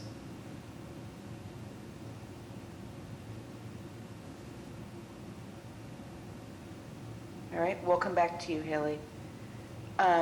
Chris Mancini, you can unmute yourself. Hi, thank you so much, Teresa. Thanks, everyone. My name is Chris Mancini. I'm the Executive Director of Save the Harbor, Save the Bay. Our mission is to protect and restore Boston Harbor and share it with everyone, a special focus on breaking down barriers when it comes to public access for people of color, people with disabilities, and people who do not speak English as a first language. And I just am here to speak in support of this project. Throughout the past several years, I've been in nearly every public meeting and have seen the project proponent be incredibly receptive and responsive to wide-ranging public feedback. And they've led a very truly inclusive process that has included not just people who live and work in the neighborhood, but have reached beyond to all of Boston's neighborhoods to bring in feedback. And they've addressed issues such as connecting this into the South Bay Harbor Trail, creating meaningful public access, and setting a strong foundation from which even greater public benefits can be added on by future development. So I'll leave it there for now. We're looking forward to seeing this project continue to strengthen through the Chapter 91 process. Thank you very much. Thank you. Steve Hollinger, you can unmute yourself. Hi, everyone. We moved this park through 25 years ago. We conceived of it. You'll see it in the Seaport Public Realm Plan. We moved it through the Municipal Harbor Plan. We moved it through 60 public meetings, getting it zoned with the buildings and the 100 acres planning process. I am speaking in support of the project, but I have a few concerns. Among unresolved issues, we had an opportunity to nail down specifics on multiple civic and cultural spaces that will arrive with this project on Chapter 91 tidelands. Instead, unlike prior BPDA, PDA permitting processes at Fan Pier, Pier 4, Atlantic Wharf, we have no floor plans and a subpar commitment to build-out costs. Contrary to what the community was told, there is no meaningful public process under Chapter 91 at Matt's DEP for resolving these issues to maximize potential of the district for year-round civic and cultural engagement. I'm also concerned about the lack of district-level land use planning by BPDA at grade for stormwater unable to drain with sea level rise. It's impossible for developers and stakeholders to adequately benchmark resiliency on a project-by-project basis with no larger scale understanding of how knowable volumes of inland floodwater will be managed. This remains an issue for all Boston neighborhoods, not just coastal neighborhoods. It is not an issue that can be addressed by Boston Water and Sewer without partners at BPDA considering land use and developing funding sources district-wide at grade. All said, we made significant progress on building and park design with the proponent of this project, and I'm delighted about the planned transfer of a large portion of the park for control by the Parks Department. It's also heartening to see the South Bay Harbor Trail move forward, an initiative that was conceived in Fort Point 2 decades ago. I'm testifying today in support of the project and want to extend a special word of appreciation to Chief Dillon of Housing and to Chief White Hammond, Carrie Marsh Dixon, and colleagues at the Department of Parks and Recreation. Thank you. Thank you, Steve. Mary Kay Robinson, you can unmute yourself. Good evening. My name is Mary Kay Robinson, and to the development team and the City of Boston, as a professional flautist and resident of Fort Point, and on behalf of the artist community here, I would like to express our collective gratitude and personally thank you for your investment and commitment to arts and culture. This is so exciting. After the last few years, we all have a profound new respect for the power of a positive shared experience. This project, from the beginning of time, from the beginning of civilization, human beings have felt the need to express themselves through the arts, often telling the story of their times. Our interest in this project is not merely self-serving as a vehicle for artists in the neighborhood, but it's an investment into the best of Boston's expansive cultural scene on display in the Seaport for the world and future generations to experience. This is opening our hearts and minds and humanity to nature, excellence, and creativity, giving vision to a more cultivated society. Embracing our differences and celebrating diversity through collaboration is at the core of community building, science, and making music. Recognizing each voice as unique and how they enrich the fabric of the whole, which is a perfect model for the greater purpose of making a positive change in the world. Fostering a culture that celebrates and engages differences broadens our understanding and acceptance of one another. Thank you again for your vision. Together, I am excited about the great things we will make happen. Thank you very much. Thank you. Haley, are you able to unmute yourself now? Thank you very much. Can you hear me? Sure, yep. Hi, board members. Haley Dillon speaking on behalf of Senator Collins. In support, we believe that this project will be a valuable addition to our districts and will create an inclusive community by increasing the number of affordable units, supporting our artists, investing in our youth and small businesses, and public access. Thank you, guys. Thank you. Dwayne Lucha, you can unmute yourself. Thank you. My name is Dwayne Lucia. I'm the president of the 4 Point Arts Community, FPAC. The 4 Point Arts Community builds cultural vibrancy in Boston by cultivating an empowered community of artists, organizations, and supporters. FPAC promotes the work of our artists to a broad and diverse audience, advocates for art opportunities, develops permanent, affordable live-work studio space, and ensures that art is an essential part of the life of a creative city. 4 Point Arts supports this project. FPAC would like to thank Mayor Wu and all the state and city officials who work diligently to make all these art amenities a part of the development plan. Does that conclude your remarks? Especially the 51 units of affordable live-work space, as well as the other amenities. We look forward to continuing to work with Related Beal as the project moves forward. And a special thanks to Steve Faber and Carolyn Spicer, who have made the extra effort to meet after hours with the FPAC representatives. Thank you very much. Thank you. Nick Ortolino, you can unmute yourself. Thank you, Madam Chair, members of the board, Madam Secretary, Director Jameson, and fellow citizens. I'm really in favor of this project. It's been a long road. I think that, you know, in thinking about my place here in the 4 Point community, I arrived here in 2005, and several years later, I became a founding member of the Midway Artists Collective, the entity that bought Midway Artists Studios, New England's largest rental work-live community. And I've seen that change and evolve over the years. Of course, the community goes way beyond my place here, and I think what I'm seeing now is a really, it's an invitation. I think that's what I really get, you know, stuck in my mind is that, you know, if you went through this neighborhood, you know, just going between Broadway, P Station, you know, down to Congress Street, you really wouldn't know what's going on inside the building. Some magical stuff that has always been going on behind the buildings, whether it's in the 19th century or currently. And now we have an opportunity. Now we're actually getting a space with, you know, the artist housing, arts funding, civic and community space. But more importantly, I think it's the ability to actually invite other members of the citizens of Boston across this community, across this region, to be able to come here and perform at the amphitheater, to be able to engage. And it's actually, you know, this project has been through a long community process, and there's been a lot of people supporting many members that are active in the community along the way. Sometimes they agree, sometimes they disagree. But I think this is a new benchmark in terms of what, you know, community can look like in terms of recognizing and acknowledging the varied histories, synthesizing that into a bunch of reasonable design outcomes, and having something like a turnkey amphitheater where groups do not have to spend money to perform and express their art by spending it all on infrastructure they have to carry along with them, as opposed to just arriving and being able to perform as part of a civic function.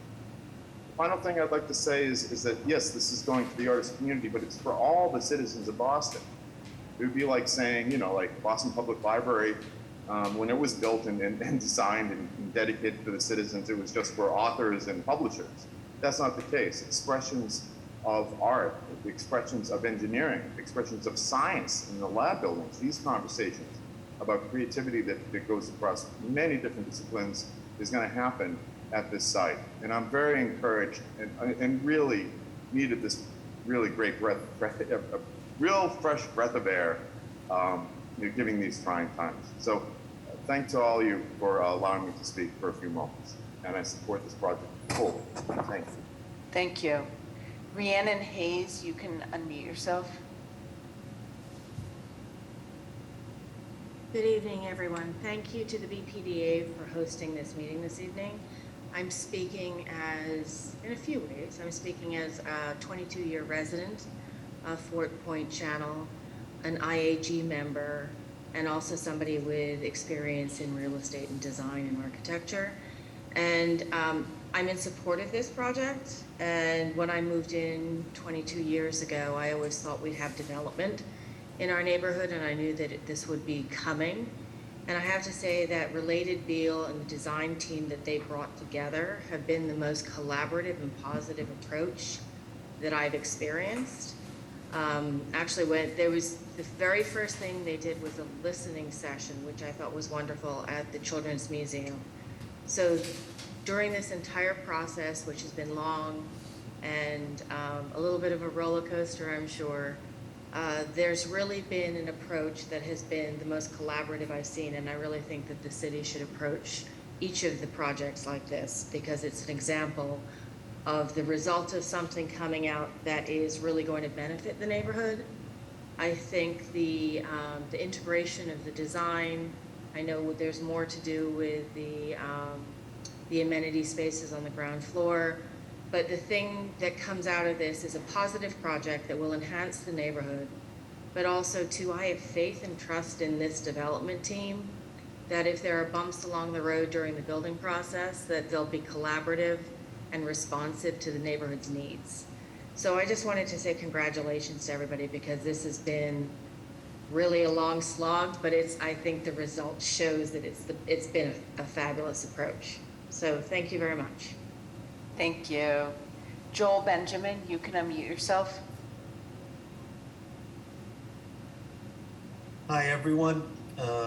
As a longtime resident of Fort Point, I've been here since 1994. Yes, I was not living in a necessarily legal living space, but at the time in this neighborhood, it was an artistic, a hotbed of artistic creativity. And I'm in supporting this project because of the work that the developers have done with the artistic representatives to include important features that will enhance the artistic mood of the neighborhood. And thank you. That's it. Thank you. Jeffrey Wang, you can unmute yourself. Hi, thank you, everyone. My name is Jeffrey Wang, and I'm here tonight representing the Boston Dragon Boat Festival. I've been working with Related Beal team for over 2 years to discuss the possibility of hosting dragon boat paddling programs on the Fort Point Channel and partnering locally to develop a Fort Point Asian Chinese cultural boat festival at Channelside. On the waters of Boston, you usually see the usual water recreations like sailing, rowers, and kayaks. This project will be a game changer for those of us who already enjoy this unique and amazing sport, and it will provide the ability to show even more people this diverse sport at Channelside. Is very exciting. So we support this project and can't wait to start working with Related Beal to make this happen. Thank you. Thank you. Don Isles, you can unmute yourself. Thank you. Thank you for this opportunity to speak. My name is Don Isles. I'm one of the artists in Fort Point and probably best known for my own efforts at Fort Point Channel Watershed Activation. I support the project. I've participated in our very interesting and constructive meetings with the developer, and I've participated in the efforts of the residents and artists in Fort Point to express ourselves clearly, shall we say. The developer is committed to a number of benefits that are consistent, that recognize and even enhance the arts identity of the neighborhood, and which are also, I think, good for the city and for the region. And not only that, these commitments have been enshrined in documents that are legally binding. So on that basis, I happily support the project. Thank you. Thank you. Zai Bear, you can unmute yourself. Hello, I'm Z. I'm another artist in Fort Point who has also done floating art on the channel. And I am in support of this project, and I want to thank Related Deal and the BPDA for being so thorough in the community process, as others have already said. I think it produced something that is wonderful and is going to be a fabulous addition to Fort Point and really strengthen the community, both in terms of the arts, but just the community as a whole, and hopefully bring more people from other neighborhoods to come visit, to want to come live here, to be able to afford to live here. I just really want to highlight the affordable housing in particular. The fact that it's 20% affordable instead of the legally required 13%. The fact that the AMI brackets are at 50% and 70%. I mean, that's true affordability rather than, I believe it goes all the way up to 150% or something like that. So I'm very thankful that you have chosen this commitment to affordability, and that affordability is being applied to artist workload spaces as well as non-artist designated spaces. There's such a need for that in this neighborhood, in the whole city of Boston. I'm also super excited for the floating art lunch point, having done floating art, and not having had that infrastructure in place, presents challenges, and this will add, it will just really strengthen that program, and allow artists to create amazing works on the water that, everyone can enjoy when they walk by. The amphitheaters, so many amazing things, but I'll leave it there. I think other people have sort of covered it, and I support the project. Thank you for letting me speak. Thank you. Helen Ann Sivian, you can unmute yourself.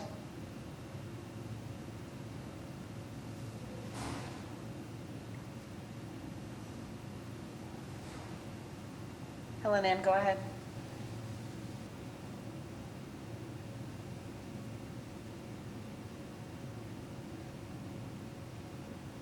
Helen Ann?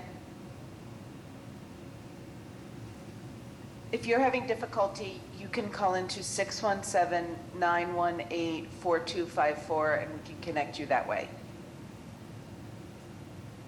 Cam Sawzen, you can unmute yourself. Greetings. Wow. Many of the items I was going to bring up have been already said, but Related Beal, in my opinion, has been the most responsive and creative developer that the community has ever worked with. I've been a resident here for 18 years, and from their first encounter with the neighborhood, they were collaborative and flexible. Sorry, I've got a bit of a cold. While there are differing opinions on various aspects of the project, they've made many changes in response to community concerns. The amphitheater has gone from a basic informal outdoor space to a state-of-the-art venue Fort Point needs and deserves. The investment in the arts community via artist housing, arts activation funding, and public art is, as far as I know, unique. The parks are well-designed and welcoming, and we're very pleased to see that this amphitheater and many of the other parts of this project have been codified. By the way, the Boston Virtuosi Trio played a concert in Martins Park, which was also supposed to have an outdoor performance space, which was later removed from the plan. I'm so pleased to see this venue codified, and as a professional cellist, I look forward to participating in the planning. By the way, most of our performance was rained out. Cellos, guitars, and electronic equipment don't do well in the rain. I hope the future development on Medallion Avenue, which is the same PDA but different developers, will be as well designed and creative. Thank you. Thank you. Rayber, you can unmute yourself. Thank you, everyone. I think that this is the start of something that perhaps we can't even yet imagine how special and unique it's going to be. We know already it's going to be a very important new chapter for Fort Point. And what's unique about this development is that over the last year, the community working so closely with a responsive developer has produced something that's really going to carry forward this really phenomenal synergy between arts and culture that has existed here for decades, but carry it long into the future. And I think what's particularly unique are the specific details. The waterfront amphitheater is going to be absolutely transformational to the Fort Point Channel. The public realm, which is going to be filled with art in a way that's going to enrich people's lives. The affordable artist housing. The affordable artist housing is going to allow those artists to create works of art in Boston that otherwise might not have been created. And that is a unique contribution that Boston is going to make. All of this, of course, being codified in the development plan and the board memo has provided the assurance to the cultural organizations that they need to be able to make plans to engage with these opportunities in the coming years. They can depend on those commitments because of the great work by the developer and this new BPDA that is putting these things down in writing. I think as the process moves into design review in Chapter 91, we're really looking forward to working as hard as we possibly can to continue to bring our creative energy to the project and to make sure that as we implement it, it lives up to its full potential. It's really poised to be a really unique contribution to the city of Boston. We strongly support this project. Thank you. Thank you. Michael Burns, you can unmute yourself. Good evening again, Chairwoman Rojas, Director Jemison, Madam Secretary Polimas, and BPDA Board. Once again, my name is Michael Burns. I am a council representative for the Northeast Regional Council of Sheet Metal Workers. I represent several thousand men and women who work in the greater Boston metropolitan area. As always, I just want to mention a thanks to Michael Sinatra and the BPDA staff for all the hard work that you do. And also Mr. Faber and your development team at Related Beal for your continued partnership with the building trades and the community. We truly do appreciate your partnership. I rise tonight on behalf of my membership and the Boston Building Trades Union to support this project. This is a fantastic project, not only for the careers it's going to provide for our members, but also the community benefits, as we've heard from so many here tonight, particularly the artistic community, which is such a big fabric in that community. So keep it short. We give our wholehearted support to this project. Thank you for the time. Thank you. Erica Hagler, you can unmute yourself. Hello, my name is Erica Hagler. I also go by Blind Fox. I'm a local muralist and artist, and I just wanted to say I am absolutely thrilled to see how far this project has come, that it's being built from the ground up with all the arts in mind. This makes a huge difference as someone that does art design for a living. It makes a huge difference when you're designing for the arts versus when you are just putting art in a space that was already built. It looks different and it feels different. And this is going to make a huge difference and set us apart from Seaport in a completely different way, because Seaport was obviously built for businesses in mind. And I just think that building it for arts is just going to bring tons of foot traffic to the area, which we are really lacking. And it's really going to help the businesses blossom in a completely different way, which is so very much needed because the businesses have really been slowly dying over the years. So I'm really thrilled to see the arts come through. My only hope is that when the artists are brought in for the project, that they really look to the local artists to bring them in. I know that Seaport brought in outside artists, some of them who I really admire, but we have such wonderful local talent, and I know it takes a little bit of work to find them, but I would be happy to volunteer to help find those artists if anyone needs to reach out. I work with them all the time, and there's just so much talent within Boston. I hope that we can showcase it in Fort Point, being one of the oldest artist communities that is out there. So again, thank you. You guys have really come a long way, and I very, very much appreciate it. Thank you, Erica. Bradley Renata, you can unmute yourself. Hello, good evening. Thank you for the opportunity to speak. My name is Bradley Renata. I'm the General Director and CEO of Boston Lyric Opera. Our headquarters and studio is located in Fort Point at Midway Artist Studios.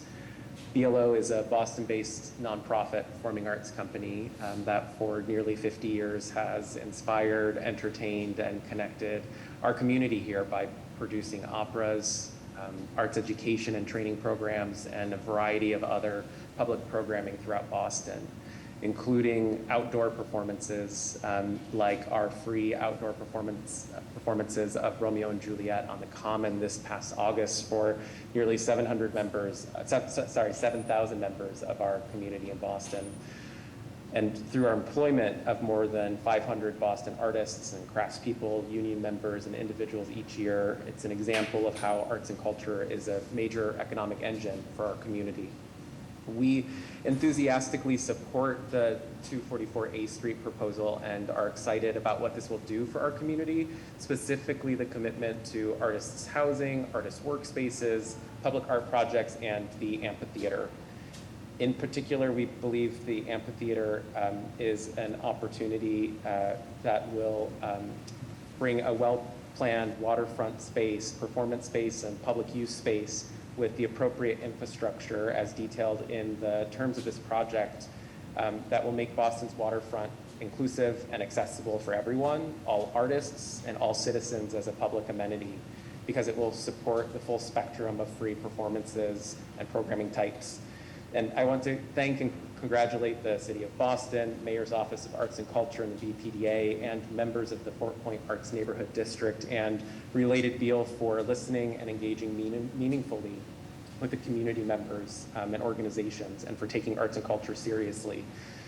Having participated in other development projects, I feel the outcomes of this process will set a new benchmark, and if the project is realized, it gives me hope that the city will continue to achieve other elements of the 100 acres open spaces plan. So thank you for the opportunity to share our thoughts. Boston Lyric Opera strongly supports the proposal and are ready to bring our resources to this significant cultural asset. Thank you. Thank you. Blade Cotelli, you can unmute yourself. Thanks, everyone. My name is Blade Cotelli, and I've been a resident of the Fort Point neighborhood for the past 19 years, and currently live in the Channel Center, where I'm the president of the 25 Channel Center Condominium Trust. And unlike some of my other very talented neighbors, I am not an artist. I'm a professor over at MIT in the School of Engineering, where I teach innovation, design thinking, and leadership. And I am thrilled by this initiative to enable the Fort Point neighborhood to fully mature to an area that benefits all Bostonians in addition to our own hamlet. The power of having a project like this that includes a venue like the amphitheater and the civic cultural space, the investment in both the visual and performing arts, located in this Fort Point neighborhood in a way that leverages the historical character of the neighborhood while modernizing it beautifully, will transform the area into a unique center that's not only going to connect Broadway Street neighborhoods and the seaport, but provide a cultural and arts center better than anything I've seen in my travels in the US or around the world. Also bringing a diverse group of people together to create positive, high-impact value, and I am fully supporting this initiative. Thank you. Thank you, Blade. Kenneth Calhoun, you can unmute yourself.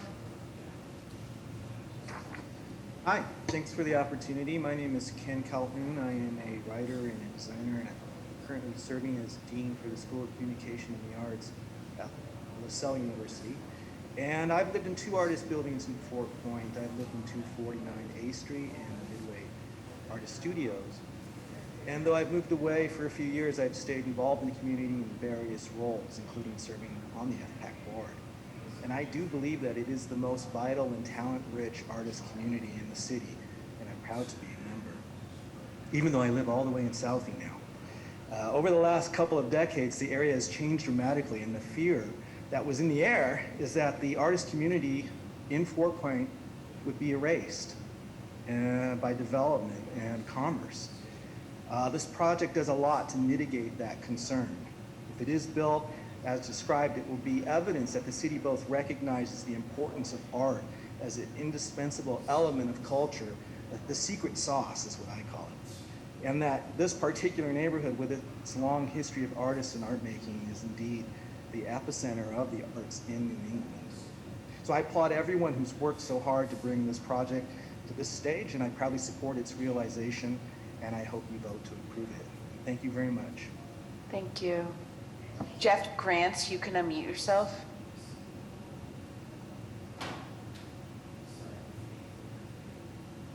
Jeff Grants. Sorry, just figuring out this unmute thing. No worries, thank you. All right. Thank you. Yes, I'd like to enthusiastically support this project and also to applaud Related Beal for their openness and for the feedback from both the residential and the creative communities of Boston, which is evident by the extent to which they have directed KPF and Halverson Design to thoughtfully integrate those considerations into the planning and the design of this outdoor performing arts and event space along the Harbor Walk. The affordable housing that they've included is also really incredible. The infrastructure that they've provided for these events, the support of STEM programs, the subsidized cultural arts space that will also be made available separately. But equally, I'd like to thank the BPDA for actually incorporating language into the zoning that not only acknowledges but concretizes this designation of this space as a future cultural arts and performing arts venue for the city of Boston. As the executive director for the Illuminous Festival in Boston, I'm excited to put this location on our map and the prospect it for future festivals. So thank you so much for all the consideration that's gone into it, and we're looking forward to lighting it up. Thanks. Thanks, Jeff. Minor Perez, you can unmute yourself. Thank you, Madam Secretary, Madam Chair, members of the board, Director Jamison. Minor Perez, representing the Carpenters Union. On behalf of hundreds of union carpenters that live and work around the city of Boston, we want us to go enthusiastically in strong support of this project. I definitely want to thank the office of Mayor Wolf for allowing the community to be part of the process, and definitely want to congratulate the proponent for doing an outstanding job on the outreach to the community, and definitely taking this to a whole new, different level. Thank you, ma'am. Normal, Will's got an opportunity. Thank you, Minor. Gary Walker, you can unmute yourself. Yes, Madam Chair, members of the board, Madam Secretary, Director Jemison, Gary Walker, once again, Local 103 IBEW, representing electricians and technicians. I'd just like to begin by thanking Related Beal. I can't imagine a developer over the last handful of years since I've been around that has used our services more than Related Beal. We'd like to thank them for their support, or their continued support. And I'd also like to thank my fellow tradesmen, Congressman Lynch, as well as Councilor Flynn, Senator Collins. And I'd also like to say that I'm very excited to hear the support from the community. It's not often that we hear labor and the community speaking in unison. Thank you very much. Thank you, Gary. Kristen Malia, you can unmute yourself. Thank you. Can you hear me? Yes, I can. Excellent. Hi, I'm Kristen Malia. I'm a Midway resident. I'm a multimedia artist, and I have a graphic design practice. I'm also an assistant professor of graphic design at Suffolk University. Moving into Midway Studios in 2021 completely transformed my practice. It has allowed me to work in new ways, to think and make bigger, to test, to install, to document. All of these things are vital to a working artist. Things that seem little, like being able to photograph and document your work, are actually huge for your professional development. They impact your ability to apply for shows, submit proposals, promote your work, apply for grants. A space designed for artists understands this. Through Midway's exhibitions committee, I've been able to connect with other artists and work with colleagues to increase the visibility of our gallery and the work of artists who are showing in our space.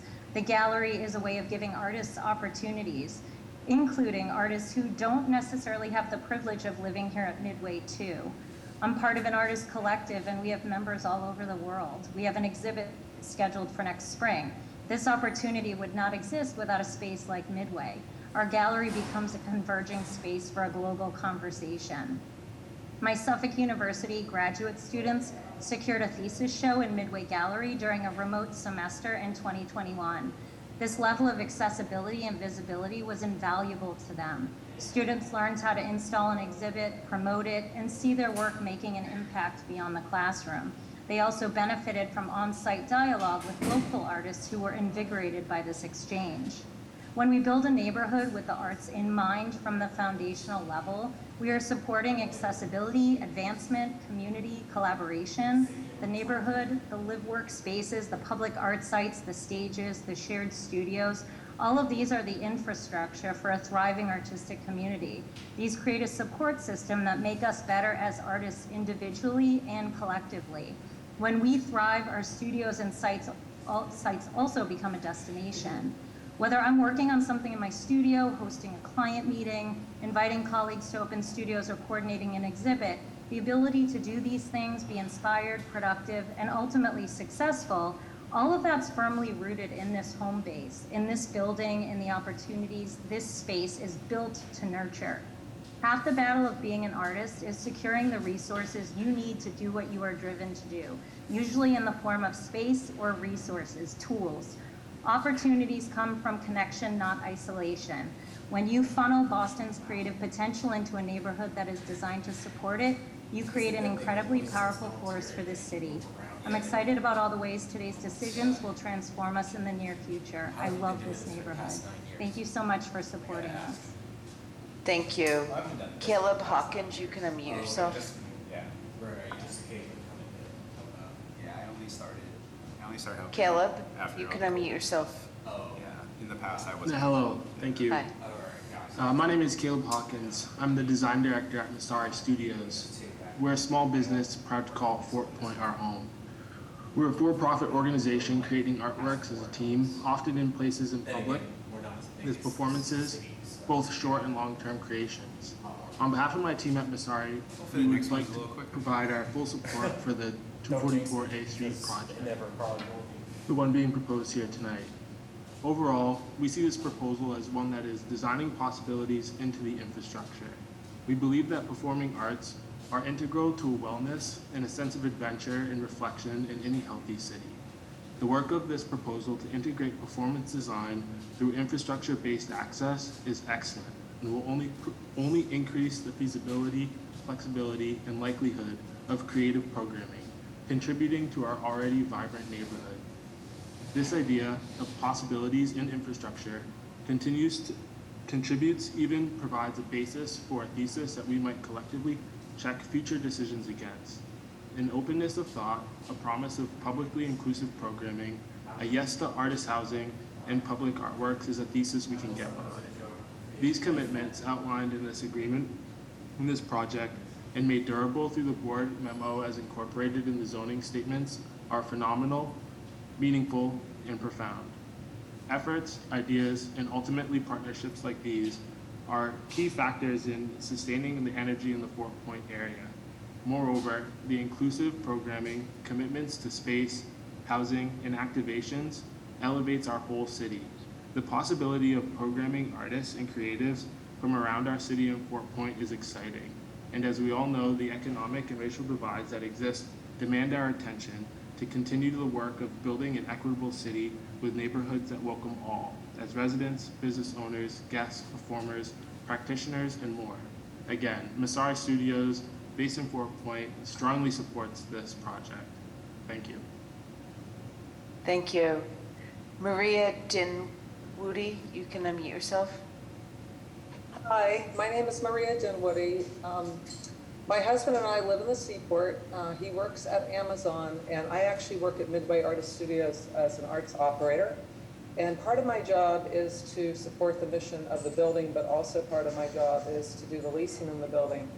And I take in quite a few inquiries on either renting space, workspace, shared workspace, or the work-live space, and find myself, people on wait lists a lot. So the opening up of these affordable artist work-live studios, the opening up of shared artist workspace, just so promising, I think, for the Fort Point neighborhood. And, it's just really great to see that there's going to be an option for people that are, looking into this kind of thing every day. Also, from a standpoint of living here and nearby, we are absolutely in love with Fort Point. We're in love with the water sheet, with what's going on there. We've attended a lot of shows and outside performances. We just attended the opera, which was really awesome. This grandiose feeling of an amphitheater might feel grandiose in a way, but it really, I feel like, will put Boston sort of on the map for arts and culture, and give people, an opportunity to come out and bring their families and get their kids away from their phones and actually experience something that's really great. So I, again, would like to thank Related Beal for all the changes they've made as well, and I am in full support of this project. Thank you. Hannah Pegrimkova, you can unmute yourself. Yes, thank you. Can you hear me? Yes, I can. Yeah, thank you. Hi everyone, my name is Hanna Pegrinkova. I'm a longtime resident and business owner in Fort Point Channel, but today I speak on behalf of Fort Point Theater Channel, an arts collective centered on performance. In the good old times when our theater group started, there was no shortage of performance spaces here in Fort Point and Seaport. Because there was plenty of unused space, all available for performances. But with all the subsequent development, groups like ours became desperate for venues, especially the smaller groups. We moved from one space to another until we had to venture out of Fort Point and produce our programming elsewhere. We love the idea of shared artist workspace and outdoor performance spaces, especially the amphitheater, of course, and all the affordable, truly affordable housing. We agree with the statement Steve Hollinger made earlier.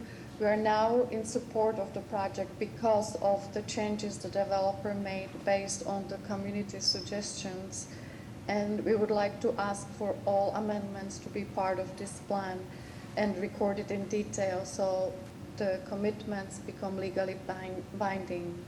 We would like to thank all who contributed to the changes and improvement of this project.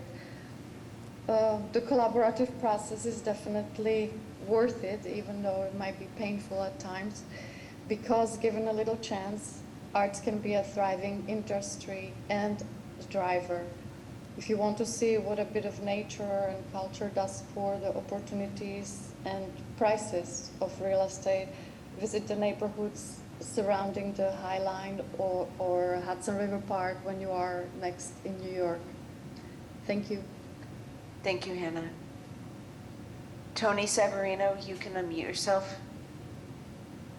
Hello, yes, thank you for allowing me to speak.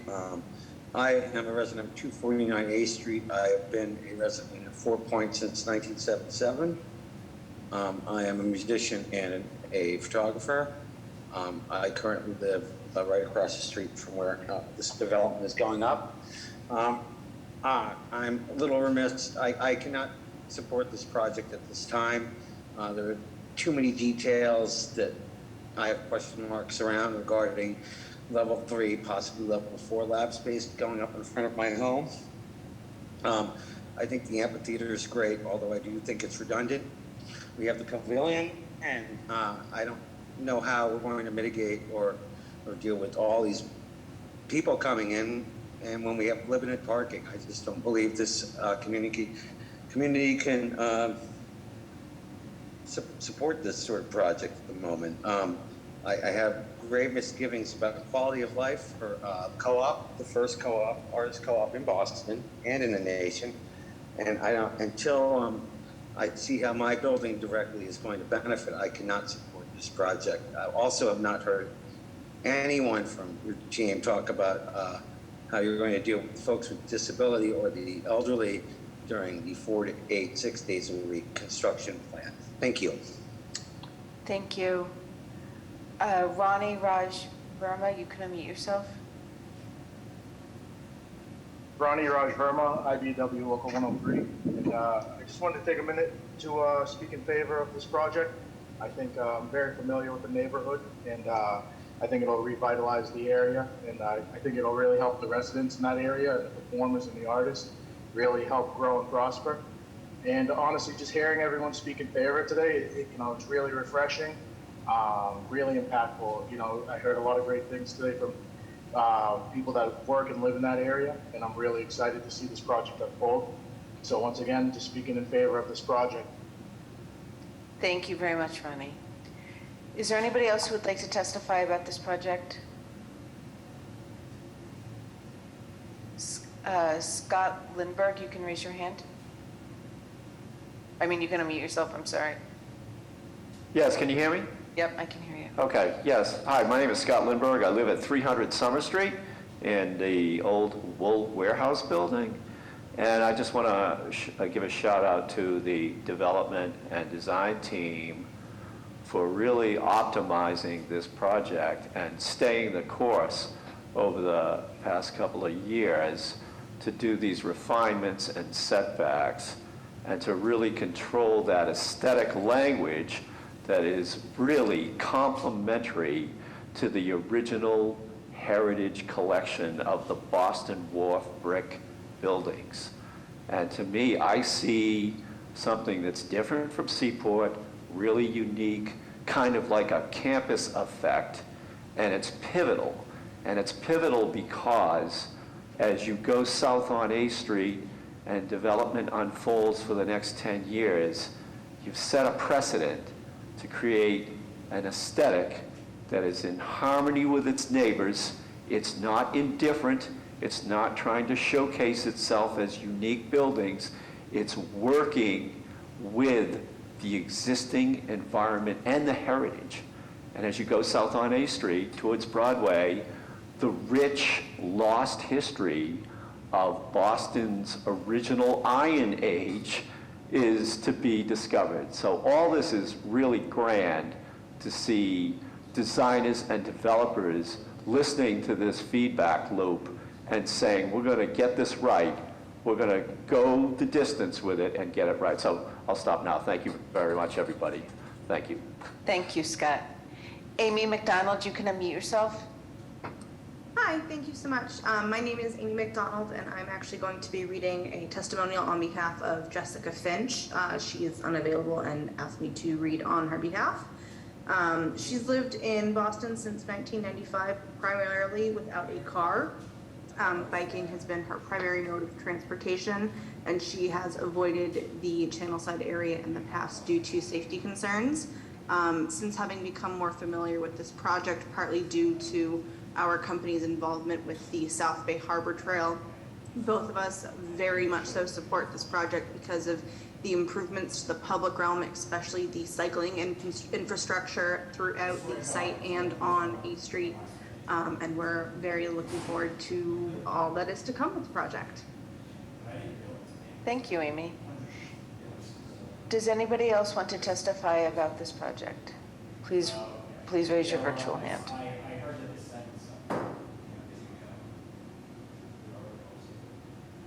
Madam Chair, I believe this concludes, oh, one more, hold on. Andrew Newman, you can unmute yourself. You hear me? Yep, I can hear you. My name's Andrew Newman. I've been a practicing artist in Fort Point since 1985. And basically all we had down here was electricity and running water. So pretty much it's seen a huge, crazy growth over the last many, many years. And I've sat in peripherally on many a meeting over the last handful of years, and while the project isn't perfect, what big project ever is? So I completely approve of the project. And I look forward to my next career as a crane operator. Thank you. Thank you, Andrew. Would anyone else like to testify about this project? Madam Secretary, I do have 5 letters to read in once I'll hand to them. Yep. Okay. Anybody else want to raise their hand? Okay, this concludes the public hearing portion of this meeting. Go ahead, Michael. Okay, thank you, Madam Chair. The first letter is from Rocco Giuliano to the BPDA Board. I am a resident of the 249 A Street Visual Artists Cooperative, which is directly across the street from the proposed Channelside development. My neighbors here at 249A and myself are concerned about quality of life issues associated with this project, most certainly during the multi-year construction period and very likely continuing after all 3 buildings are completed. I personally believe that related bills should be compelled to negotiate substantial mitigation or compensation, call it what you will, from massively disrupting our ability to live and work in relative peace. I would also like to see enforceable rules concerning issues such as noise levels, hours of work, truck traffic, and the like. Thank you for considering my comments. Most sincerely, Rocco Giuliano. Next is Sylvia Stagg Giuliano. To the BPDA Board, I have lived and maintained the photographic studio at 249 A Street Artist Co-op since 2005. In fact, my portrait studio faces A Street. In the past year, we have experienced disruption caused by construction on Necco Street, just to the right of 244, 84 A Street and by utility work to lay steam pipes the length of A Street. This disruption has taken the form of constant noise, trucks rumbling by starting at 6 in the morning, and the loss of an entire block of resident parking. The construction of the 1.1 million square foot channel side project will be far more destructive and will last for years. There is no benefit to this project that will be worth the cost of my business and normal life. I will also mention that over the past few months, the building has been shaking as it would with a mild earthquake whenever a truck goes by. This entire area is built on a landfill with the building on pilings. All this proposed construction is a matter of serious concern. Before approving this project, I would hope that you would require guarantees that the proponent will take whatever measures are necessary to mitigate the negative impact on our building, livelihoods, and quality of life. Sylvia Stagg Giuliano. Next letter is from Sarah Turner. Dear BPDA members, I write concerning the 244-284 A Street project listed at number 22 on the BPDA agenda for October 13, 2022. I am a resident of 249 A Street, and as such, I am a direct abutter to the proposed project. As I write to you from my home, my view directly at the building site, directly across the street from me, my family and I will lose all natural light to our living space. We will lose our view to the water and the sunset. We will have a 24/7 facility operating across from us, pouring artificial light in at all hours, even when we are trying to sleep or rest. I cannot stop this property from being built, and through attending public hearings and staying in touch with my neighbors about the project, I understand that the developers have made accommodations to the requests of the residents. That is a good thing, and I appreciate that we've been heard. However, my deep concern is with the process itself, and I ask the city to insist that formal, legally enforceable abutters agreements be made with the residents of 249A before any work begins so that our quality of daily life and our health be protected. We need quiet at night. We need dust mitigation. We need access to our building freely and easily. We need protection for the structural integrity of our building, our home. We live here. Our families live here. We work here. Our families grow here. We cannot be subjected to work around the clock with the deep vibrations that trucks, pile drivers, jackhammers, and other construction equipment causes. To create a situation where residents must live with that disturbance is inhumane. This is not a business district. It is not empty. It is not commercial.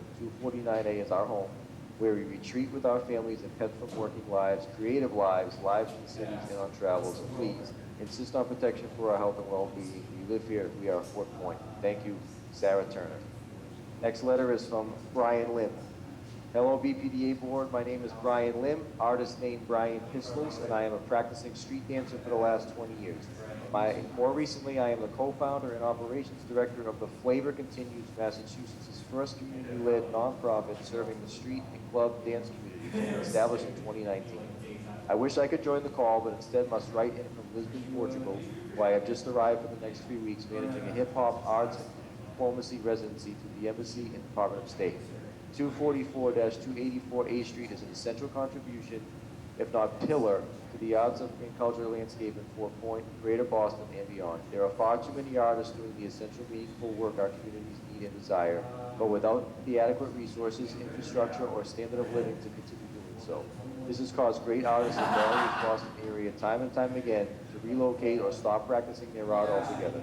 There is no doubt that Boston can and does produce phenomenal artists generation after generation, but the ecosystem here is not set up for these artists to thrive, thus the city is not able to retain the unquantifiable yet almost quality of creative and social capital they hold. Instead, we raise these artists so that they may empower other ecosystems outside of here. This must change. I am one of those artists. On a basic level, I will live and eat comfortably and securely over these next 3 weeks on this arts residency that I am able to at home. Yet it is my art and work at home that have qualified me for this position, which for me to continue leaves me in an uncomfortable and unsecure day-to-day within the arts ecosystem at home. This is too large of a discrepancy for a value that has already been agreed upon and proven to hold high worth at home and abroad. 244-284 A Street directly addresses these issues for artists, their standard of living and artistic practice, so they may continue to enrich and nourish the various communities they serve, empower, and liberate. For that, I strongly advocate on their behalf. Thank you, BPT, for your time, for reading my comment, and thank you, Rayburn and Nick, for leading this charge. Sincerely, Brian Pistols Lim. And the last letter is from Gary Dunning. Sorry, I got 2 more, sorry. Gary Dunning. Good evening. Thank you for the opportunity to speak. My name is Gary Dunning, and I am the president and executive director of Celebrity Series of Boston. We are a nonprofit, multidisciplinary presenter We offer 65 to 75 performances of national and international touring artists on our subscription season, and we present over 150 performances, workshops, and residencies with over 50 Boston-based performing artists and ensembles. We use 15 to 20 different performance spaces ranging from 150 to 3,500 seats each year. I am here to give my wholehearted support to the 244 8th Street proposal. My obvious focus is on the amphitheater's potential for Boston's live performance calendar, but I also want to commend the inclusion of artists' housing, workspaces, and public art projects. Celebrity Series stands to bring its resources of artists and its experience of 84 years of presenting live performances to this project. We think the amphitheater will provide tremendous opportunity to showcase the deep, diverse pool of local artists for the benefit of all Bostonians. I particularly want to congratulate the City of Boston, BPDA, and related BAIL for embracing what I think should be a new standard for including cultural facilities within commercial developments. The kind of binding commitments to specific parameters, conditions, and expectations are essential to effective planning. I would cite the inclusion of specific capacity figures for the amphitheater as an example of this. I speak from direct experience in this arena. Intentionally vague and invasive aspirations do not provide an adequate foundation for cultural projects. There is ample evidence that cultural projects will not become reality unless the city, BPDA, and developers commit to this level of detail in the development plans and BPDA board memorandums. I urge you to approve this plan. Thank you for your time, Gary Dunning. And the last one, good afternoon. I am writing to express support from the development proposed at 244 8th Street in Boston's 4 Point neighborhood. As a resident of Boston for the last 14 years and the director of a nonprofit community music organization called The Record Company for the last 10, I am deeply committed to putting creativity at the center of our neighborhoods and making creative and cultural experiences and opportunity accessible to all. Art making fulfills a deep human need in all of us, builds community, and inspires shared understanding across difference. It is essential. Having reviewed the concept and plans for development at 244 8th Street, I'm very excited about the possibility that it represents renewed and forward-looking public engagement with the arts, and I'm pleased to support it. Thank you for your consideration and for prioritizing arts and creativity in our city's public realm. Matt MacArthur. That's it. Thank you. Okay, thank you, Michael. Amazing. So I'll now open it up to the board for any questions or comments. Well, I have one comment. I'm Ted Landsmark, and I'm not an artist. But as some folks know, 40 years ago, I lived illegally in an artist loft space on Summer Street, about 200 yards from this location, at a point in time when there were 900 artists living illegally in the area. And I have to say, as Congressman Lynch did, that in a number of respects, what this development shows at this point is something that actually far exceeds what many of us would have hoped would have happened in this neighborhood to protect the arts and artists, both in terms of live workspace and in terms of exhibition and presentation space. And I want to commend the development team for doing this. I particularly want to commend our staff within the BPDA for believing in this and for sticking with it and for facilitating many of the conversations between artists and the wider community and the developers. And I want to thank the elected officials, Congressman Lynch and Councilor Flynn and Senator Collins for standing up for artists and for culture. And the last point I'd make is I want to commend the designers for taking a look at this site and realizing that a wall is not the only way to protect the community from rising water. That a berm can be developed in a way that is aesthetically pleasing and utilitarian, and not just an arbitrary separation from water. So I, for one, find it very easy to support this development, and I'm grateful for the work that so many people have put into this and the collaboration that's taken place to bring the development to this point. Thank you, Dr. Landsmark. Additional questions or comments? I'd just like to add something, and thank you, Dr. Landsmark. I appreciate your comments.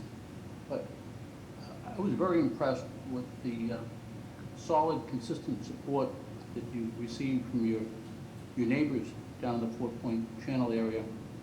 And that was clearly a result of your willingness to listen and adjust. So I'm really impressed. I won't be repetitive because there were so many good things that were brought out over the last hour or so, but fantastic job. Thank you. Awesome, thank you. Additional questions or comments?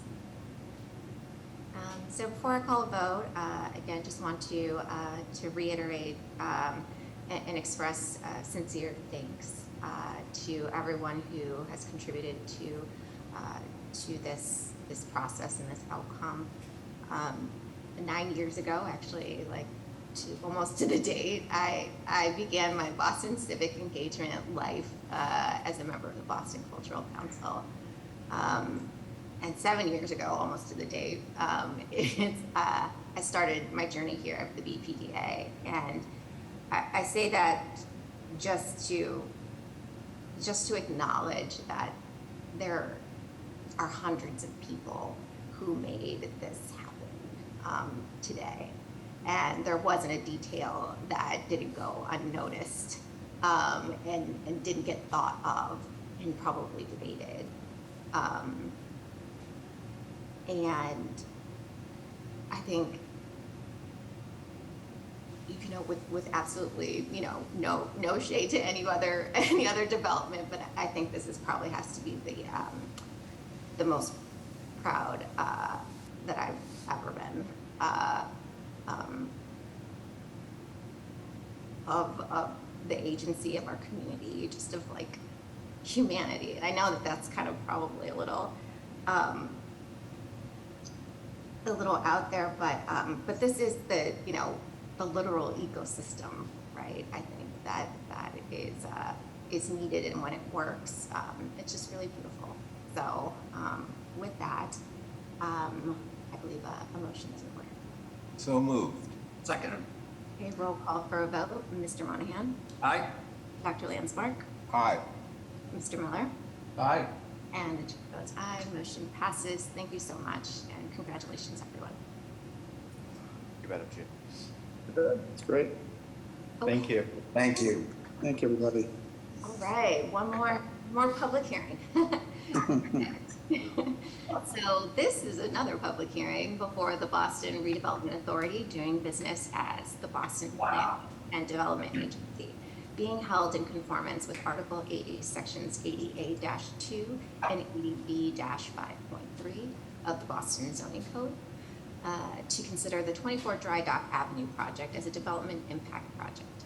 This hearing was duly advertised on September 29th, 2022 in the Boston Herald. This is a BPDA hearing on a proposed petition by the agency. Staff members will first present their case and are subject to questioning by members of the agency. Thereafter, anyone who wishes to testify about the proposed project will be afforded an opportunity. We are taking support and opposition at the same time. If you're planning to testify, please take time now to verify that your computer microphone is active.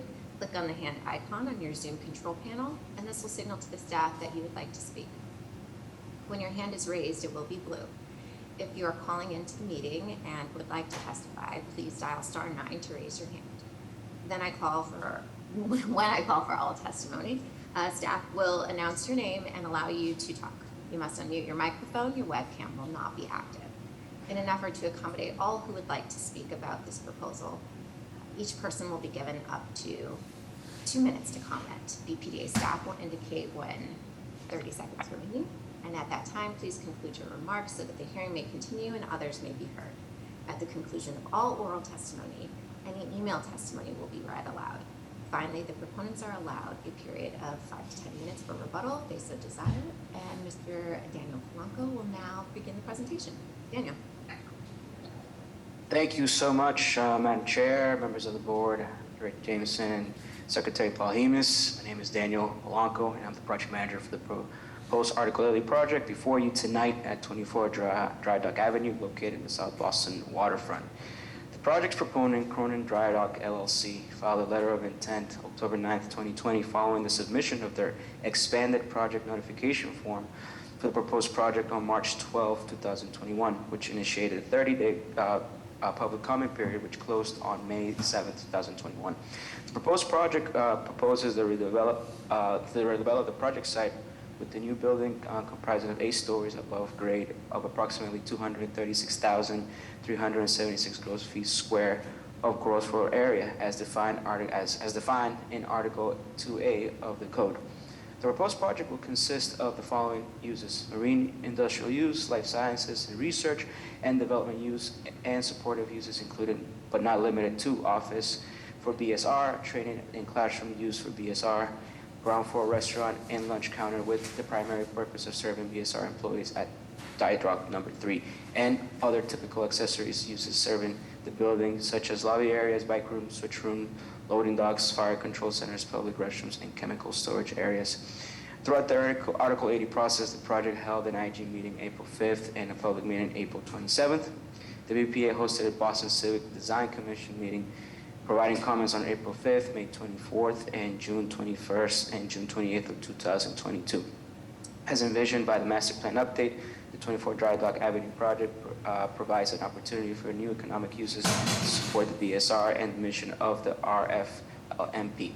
In addition to the life science and cutting-edge research and development uses in the building, the proposed project ensures the crucial functions of the BSR thrive in the RLFMP, preserving the ship repair industry in Boston for future generations. Thank you so much for your time and consideration tonight. I have the development team here with me tonight to present the project in detail, to answer any questions in regards to the design changes, any other questions you may have as well. I will now turn it over to Chris to talk about the planning context. Thank you very much. Thank you, Daniel and Chris. Before we begin the part of your presentation, I want to offer up the floor to Congressman Lynch if he would like to speak on a matter before we start the presentation. Thank you, Chairwoman Rojas. Thank you very much for your courtesy, and I do appreciate the opportunity to be heard on this project, as well as I want to thank your board, Vice Chairman Monahan, Mr. Landsmark, Mr. Miller. I don't think I have testified on 2 projects in the last 10 years, and here I am testifying on 2 in one night. So I appreciate the courtesy. By way of background, I've been a long-time advocate for the Maritime Port of Boston. Both of my grandfathers worked in the Port of Boston. One was a teamster who drove truck for United Fruit, and the other was the president of the Riggers Union at the Charlestown Navy Yard. And in my own role as an iron worker, former president of the Iron Workers Union here in Boston, I also worked at Conley Terminal refitting the older cargo cranes that are still in operation today. And in full disclosure, I have to add that I offered direct testimony before the United States Naval Commission as a sitting congressman to enable the recertification of Dry Dock number 3, operated by Boston Ship, to allow them to receive and to service United States Navy vessels, which is it's the gold standard really for any ship repair facility. And it has brought in thousands and thousands of jobs over the course of that certification process. This current project is located adjacent to Parcel L in the Raymond L. Flynn Marine Park. And like all neighborhoods in Boston, this park area has experienced a rebirth with new uses that generate broad economic opportunity. And while the city's commitment to maritime routes of the industrial park is paramount, complementary uses are emerging, and I think that is reflected in the project that you're reviewing tonight. Partnering with several nonprofit organizations, this project will provide training and workforce development space in the building to implement that mission. The nonprofits include English for New Bostonians, Save the Harbor, Save the Bay, and Ron Burton Training Village, and I expect the list will grow over time. Generally, the opportunities that were provided here are essential for all of the city's residents to reap the benefits of a sustained and sustainable development of the Port of Boston. And importantly, the project will provide the entire Boston community with approximately 450 construction jobs and 833 permanent jobs that are anticipated through completion of this project. I'm going to curtail my remarks because we've been here a long time, but let me just say that the proponents' commitment to this new transit service, which will provide access to every neighborhood in the city, is really visionary, and it's something we've been struggling with for a long, long time. You know, as long as my involvement on in the port over the past 30 years. And the shuttle that they're putting in place is really a first step towards creating a socially and economically sustainable future for all the residents of Boston. In addition to the social and economic opportunity presented by this service, the proposal has the added benefit of reducing single vehicle trips to the park and thereby improving air quality in the critical area of the city. This project is designed to really directly support one of the most significant water-dependent industrial uses in the South Boston designated port area and in Boston Harbor. That is dry dock number 3, of which I spoke. It's one of the few remaining 100% truly maritime industrial uses remaining in the marine park. We compete with a number of significant ports along the eastern seaboard. We compete with Norfolk, we compete with Baltimore, and of course for transocean shipping, we compete with the ports of New York, New Jersey, as well as Nova Scotia. So if you think about this, transocean shipping is probably one of the most environmentally friendly means of commerce that we have available to us. Think about this. If we don't sustain the Port of Boston as a commercial maritime hub, that will necessitate thousands, probably millions of truck trips from New York and New Jersey up into the Boston area to deliver the goods that we rely upon each and every day. Or alternatively, trucks coming down from the port of Halifax in Nova Scotia. So this is really a positive environmental project in the whole scheme of things. The project will allow us to preserve, as I said, the oldest remaining industrial use. And it is notable that Mr. Cronin is the first owner to make such a significant investment in the dry dock in the past 50 years. And I've been involved for the past 30.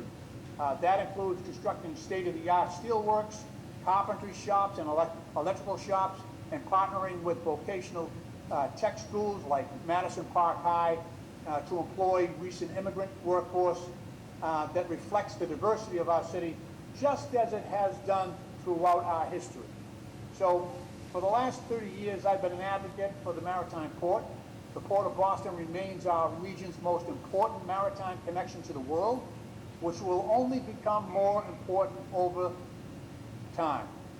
And my greatest fear during this surge of development along the waterfront has been that by converting maritime businesses into hotels and restaurants and high-end retail shops, we will effectively pave our harbor and make it unusable for active maritime use. Look, looking out of a hotel window at the water is not a maritime use. It's a passive waste of a dynamic natural resource. Maritime shipping is, as I said, one of the most environmentally friendly ways to conduct international trade, and it eliminates the massive amount of trucking that would otherwise become necessary. So if Boston is to remain a competitive maritime port, project like this must be approved and sustained. So I ask you to please approve this project and support the future of the Port of Boston. Again, Madam Chair, I want to thank you for your courtesy in allowing me to be heard in this matter. Thank you, and I yield back. Thank you. I appreciate you. All right, so developer, you may now begin your presentation. Thanks. Madam Chair, I think it's Chris with Planning Context, Chris Bush. Or Chris, of course, No problem. with our planning context. Thank you, Madam Chair, members of the board, Secretary Polhemus and Director Jameson, again, Chris Bush, Assistant Deputy Director for Climate Change and Environmental Planning, just providing some brief planning background on the project, which is located, as noted, within the Raymond L. Flynn Marine Park. Development within the Marine Park is guided by our recent Marine Park Master Plan update, which is the growth and land use plan for the area. This update supports the park's mission of serving Boston-based job growth center, as well as a reserve for general industrial and marine industrial uses. The update also provides important guidance on how to balance economic growth and the expanding R&D and life science industries in the park, support of the water-dependent uses through new capital investments in marine infrastructure, as well as transportation planning improvements and climate resilience. Next slide, please. The 24 dry dock project is appropriate and consistent with a master plan. As Dan and Congressman Lynch noted, supporting Boston ship repair with operational and office space and support. As noted, BSR is a primary marine industrial use within the harbor and the region, and one of the last ship-to-shore operations within the park. The proposed uses are also consistent with regulatory and land use guidance, as the Marine Park is part of the South Boston designated port area and subject to state regulations that function to preserve and promote marine industrial uses. The new mixed-use project also supports the Marine Park's mission to bring new jobs into the area and follows the flex industrial building typology that's referenced within the master plan update, where projects are integrating marine industrial uses with compatible general industrial R&D and life science use. Due to this project's proximity to the harbor, it has also been designed, importantly, to respond to sea level rise and future coastal storm events by elevating the first floor, also protecting critical mechanical systems. With that, I will hand it off to the project team to provide more details. Thank you. Great. Thank you, Chris.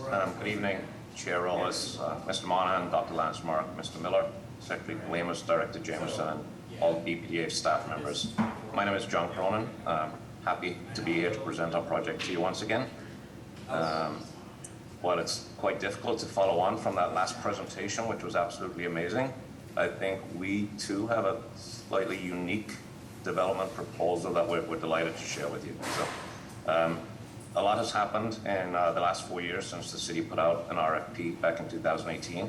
And if I may, I'd just like to take a couple of minutes to share what got us here today. Back in 2018, it was, we thought, a brilliant strategy by the city when they partnered the winning RFP respondent for 24 Dry Dock, which we won that RFP bid. And they partnered us with Boston Ship Repair to save the shipyard. And that shipyard has been there in this dry dock for over a century. And as we got to know it, we had nothing but respect, admiration for the business, the infrastructure, the place, the people, the history. It was amazing as we got to understand what was there. Shortly after our initial meeting with BSR, we spoke with the CEO, Ed Snyder, who had been there for 25 years, and Bruce Zano, who will be speaking in a little while, the CFO. And they approached us about potentially buying the business because the current owner, which was a private equity group, were considering closing the doors. We did almost a year of due diligence, and we decided to buy the business because we really believed in the people. We believed in the management, we believed in the union workers, and we made a commitment to keep this dry dock as a really important piece of our maritime heritage and to keep that alive. Anybody that's familiar with the business will acknowledge that if the ship repair industry leaves Boston, it's never coming back. And we'll not let that happen. And more importantly, Congressman Lynch won't let that happen. And as you'll see here tonight, the city of Boston won't let that happen. One of the most critical components of our proposal was including a number of very important partnerships. We've included 3 nonprofits who will share space within our building. They are collectively the Rumburton Training Village, Save the Harbor, Save the Bay, and English for New Bostonians, as the Congressman referred to. And between them, they work with thousands and thousands of young people every year from within Boston's very vulnerable communities. And we're honored to have them as partners with us in this.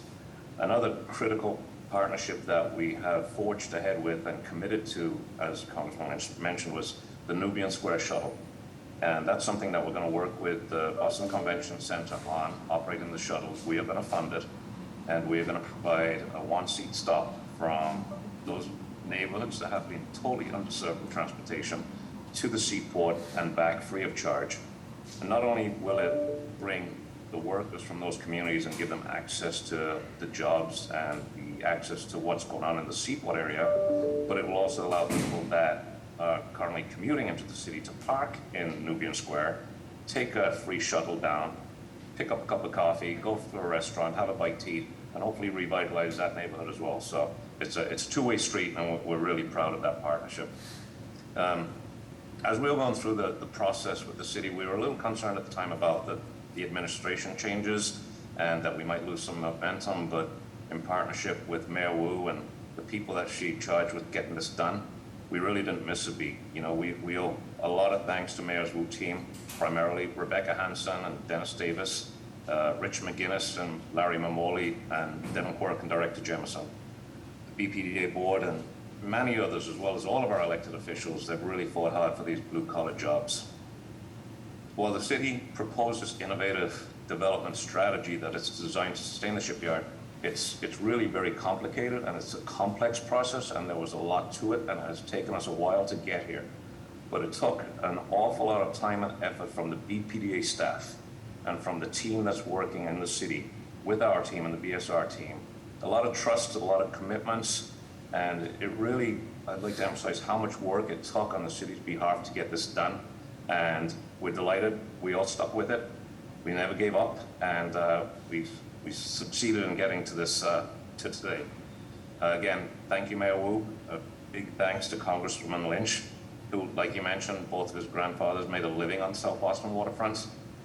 As a union iron worker, like my father and myself back in Ireland, Congressman Lynch, he worked on those giant cranes across the dock there at Conley Terminal, and he continues to fight for the working men and women of the shipyard throughout his district. He knows firsthand the importance of these jobs and the importance of this industry to our economy, to our national security. Also, I'd like to thank our state partners, Senator Collins, Representative Beal, along with Governor Baker, Lieutenant Governor Polito, and all the regulators up at DEP, CZM, and MIPA. Thanks to Councillor Murphy and Worrell for your help, and special thanks go to the local councillors, City Councillor Michael Flaherty and City Council President Ed Flynn. His continued and historic support has been amazing. And, you know, to his dad, you know, the former mayor, who has graciously lent his name to the Marine Park. But as you'd expect, an asset like this, infrastructure like this, is crucial and endangered as the dry dock is. And while we get to celebrate a little bit today, we're not done. We believe the solution that the city provided to us with a definitive set aside for marine industrial use, this is what's going to save the shipyard. We have two other opportunities on our site and the shipyard to replicate the same programming. And I think we're really looking forward to working with everybody to, you know, expedite this process, especially right now as these are somewhat uncertain economic times. We have a plan, and we're aiming to stick with it. As you know, the dry dock was built back in 1919, over 100 years ago.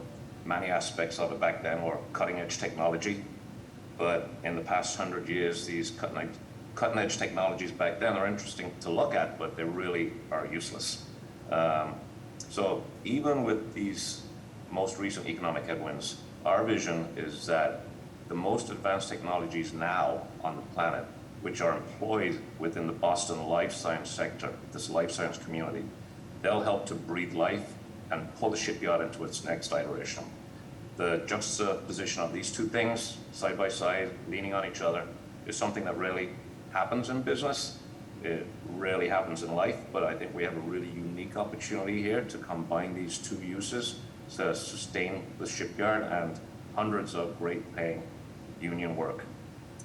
We couldn't be more proud or thankful to all of you, as I said, especially that BPDA staff that really put their shoulders to the wheel, and we're really making this a reality. With that, I'd like to turn it over to Bruce Samuel, who's the CFO of Boston Ship Repair, just to give a little additional insight into what actually happens down at the shipyard and the future, what the future holds for all of us. Thank you. Thanks, John.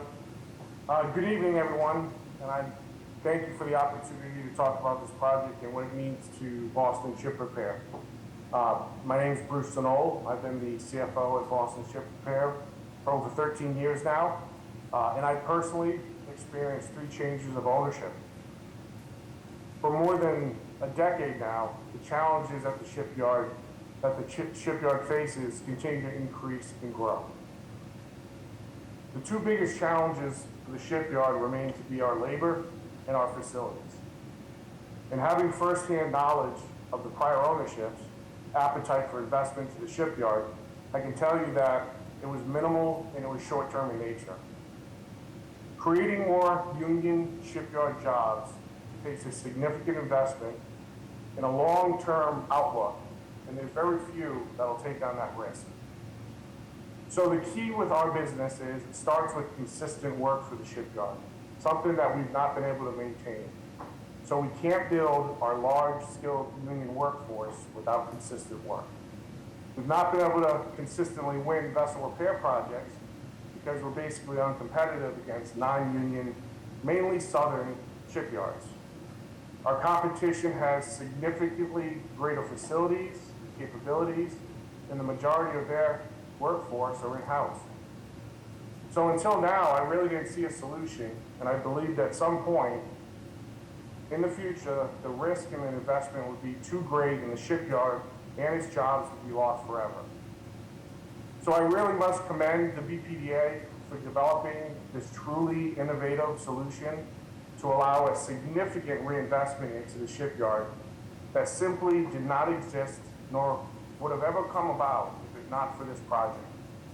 We've been working side by side with the EDIC on 24 Dry Dock for years now.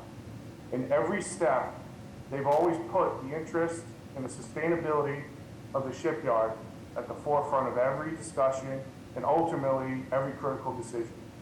They've been tremendous and a sincere partner of Boston Shipyard for now over 25 years, and we thank you for that. The other critical change was when John Cronin, we met John Cronin, and he took an immediate interest in saving the shipyard and ensuring that we'd be able to operate in the future. From the moment John purchased Boston Shipyard, his focus has been on understanding the challenges of the business and more importantly, figuring out how to find a solution to mitigate them. Specifically, how we maintain our current union jobs, and just as important, how we create and expand these blue-collar jobs at the shipyard in the future. Unlike our previous owners, John understood the magnitude of this investment and the time it would truly take to execute a plan like this. This job creation plan that we're talking about is not a pipe dream. This is not a what-if scenario. These jobs are here. They're available at the shipyard. For example, we currently subcontract out over 200 blue-collar jobs to out-of-town contractors. These are welders, machinists, painters. These are great paying 6-figure blue-collar jobs that are going outside of Boston. And we subcontract them out because we don't have the skilled workforce in-house to do the work. On top of that, the shipyard is typically only full about half the year, so we could easily double those numbers if we could get consistent work. So I'm just going back to my original point. We can't build our workforce without consistent work. We can't get consistent work without a significant investment in labor and facilities. And that's why this project is so critical to the shipyard and its workforce. It modernizes the facilities, and it'll allow us to competitively bid projects going forward, which will result in consistent and additional work. I will give you a perfect example that we kind of already mentioned. We've started a partnership with Madison Park School. They will actually be on site Monday for another site visit. We're developing a program that we believe will continually produce union skilled jobs from the students in other programs run by Madison Park. This is a perfect match for the shipyard because we desperately need to create a pipeline, a new generation of skilled workers, and Madison Park has the bright young students that would benefit tremendously from this opportunity. It's critical that we make sure the shipyard has consistent work to make sure this opportunity and partnership flourishes for generations. The 24 Dry Dock project is the only project that can accomplish accomplish this, specifically for the shipyard, which is why we're very thankful to the city for supporting our efforts and vision. This is such a unique opportunity, which will have a tremendous impact on our union workforce for years to come. Thank you for the opportunity to discuss our shipyard, and I would like to turn it over right now to Alberto Cardenas to present the project to the board. Thank you. Thank you. Next slide, please. Our site is located at a unique nodal point within the Marine Industrial Park, junction of three important streets: Tide Street, New Northern Avenue, and Dry Dock Avenue. Next slide, please. The greater context is one of a great dynamic in development. There have been a number of buildings already put up and more to come in the Marine Industrial Park. A couple of examples are seen on the right in this image. On the bottom, in the middle, you can see the current state of the 24 dry dock building that will be replaced by the new one. In front of it is a public space that is underdeveloped, underused, that will be transformed by this project. To the right, you see part of that public space where there's the blue bike station. And to the left at the bottom, you see the Tide Street Park. That will also be impacted. Next, please. The site plan shows the location of those main activities that have already been mentioned at the ground floor level and the relationship of the project to that plaza and the public park. Next. The plaza itself will be transformed. The public space will be transformed from an earning space to a welcoming, dynamic public facility. With a series of amenities for public use. Next. You can see the idea here behind this transformation of the public space into a plaza that invites public use, invites public participation, and that is fitted out with seating, with planting, with facilities that really help to have people engage productively and joyously in the space. Next image, please.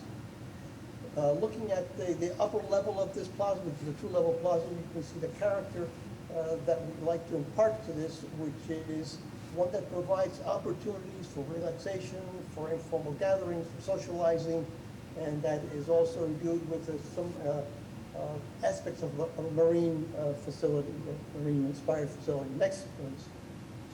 The program is accommodated on 8 floors, 7 of which are lab space, mixed use in the bottom, parking below, and mechanical penthouse on top. Next. Design evolved from what you see on the left to what you see now on the right, a building that incorporates enhanced public amenities at the ground level, raised 4 feet above the ground to address resiliency. Next, please. And through that process of design review with the BPDA, we came to a building that presents a really strong, dynamic, and elegant image on Dry Dock Avenue. And finally, the last image. Next, please. One that addresses the nodal point within the urban landscape by facing Northern Avenue with an expansive curtain wall bracketed by a pair of double columns and with forming a suitable background to the public plaza. Thank you very much. I'll turn it over to John. Great. Thank you, Alberto. Jerome, that's about it for us. As I said, I really appreciate all the hard work that the BPDA staff have put into this. I think I missed Casey, Hines, and Michael Christopher on that as well, but it really has been fantastic work with your team. Thank you. Fabulous, thank you. Secretary Paul Humus, since it's a public public hearing, do we have anyone that would like to testify? Caroline Adamson, you can unmute yourself. Hi, everybody. Can you hear me? Yes. Great. My name is Caroline Adamson. I am the Environmental Policy Assistant at Safe the Harbor, Safe the Bay, and I would like to make a brief statement on behalf of our organization and our Executive Director, Chris Mancini. At Save the Harbor, we believe that creating an accessible waterfront depends on both physical and programmatic connections to make it open, inviting, and inclusive. Removing physical barriers is important, but eliminating equity and systemic barriers in public spaces is essential to creating real and meaningful access for people who have been historically excluded, which includes low-income families, Black, Indigenous, and people of color community members, and people with disabilities. I'd like to make 3 key points in support of this project.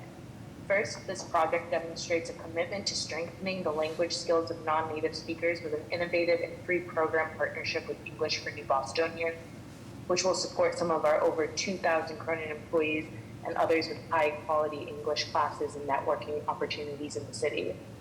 Second, I believe this project includes a truly innovative proposal to connect opportunities in the port to inland and upland communities of color by the Nubian Shuttle, which takes a dramatic step to making the seaport even more accessible and inclusive. In addition to employee transportation, the shuttle service also has the potential to connect youth and families to free programs, events, and water transportation in the seaport in the future. Finally, as our city and our world continue to change, maintaining a commitment to the marine industry and water-dependent uses in the Bay State's capital city cannot be undervalued. The first investment in 50 years and one of the last true marine industrial uses is one of the most appropriate locations for this type of work in the region, and it will create good, well-paying, and diverse job opportunities that individuals can be introduced to and trained for beginning as early as high school through job programs like ones we offer at Save the Harbor and workforce training provided by proponents partnerships for the site. We're looking forward to seeing this project continue to improve through the Chapter 91 process and collaborating to bring the best to the table for individuals and communities when it comes to environmental justice and the working waterfront. Thank you. Thank you. Haley Dillon from Senator Collins' office. Thank you. Hi, board members. Haley Dillon from Senator Nick Collins' office. We're here to speak in support, as stated in the senator's letter that he submitted today, with the increased public access, the improved observation platforms, the many amenities and all the enhancements this investment will bring will not only benefit the city of Boston, but the Commonwealth as a whole, which is why the senator is in strong support. Thank you. Thank you. Michael Burns, you can unmute yourself.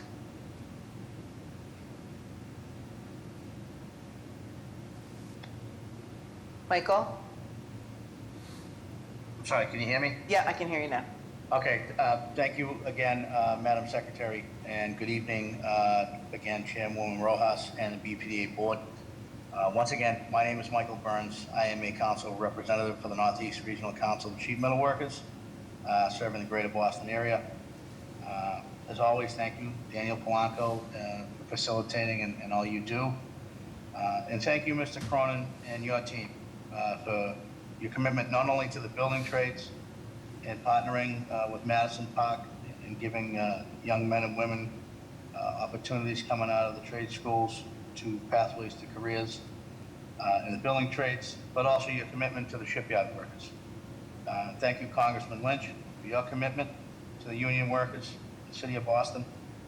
And thank you to Mrs. Zaniol of Boston Ship Repair for your commitment to union jobs and keeping them here in our city. Great point with all the competition that's out there. We need to keep these jobs right here in Boston. So for us, keep it short. It's been a long night for everyone. This is a no-brainer. On behalf of the Boston Bill of Trades, we wholeheartedly support this project, and thank you all for your commitment to the blue-collar workers of Boston. Thank you. Minor Perez, you can unmute yourself. Thank you, Madam Secretary, Madam Chair, members of the board, Director Jamison, Minor Perez representing the Carpenters Union. On behalf of hundreds of our members that live and work across the city of Boston, I want to go on record on strong support of this project. I also want to say kudos to Mr. Cronin. Once again, he's stepping forward to help our residents in the city. I'm, for one, as an immigrant from Guatemala, and was just finding a place to go and learn English as a second language is hard. So I truly appreciate not only professionally, but on a personal level, what you do and what you do for the community. So again, I am enthusiastically in support of this project. Thank you. Thank you, Minor. Gary Walker, you can unmute yourself. Yes, Madam Chair, members of the board, Madam Secretary, Director Jamison. Once again, Gary Walker, Local 103, representing electricians and technicians. First off, I'd just like to thank John Cronin, not only for the jobs that he's saving, but also for the job that he's creating. Thank you so much. Thank you, Gary. Andre Levertu, you can unmute yourself. Yes, how you doing? May I through the chair? And I appreciate all your time.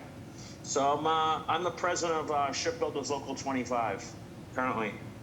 My family's been in this industry, repairing and building ships since World War II and probably before.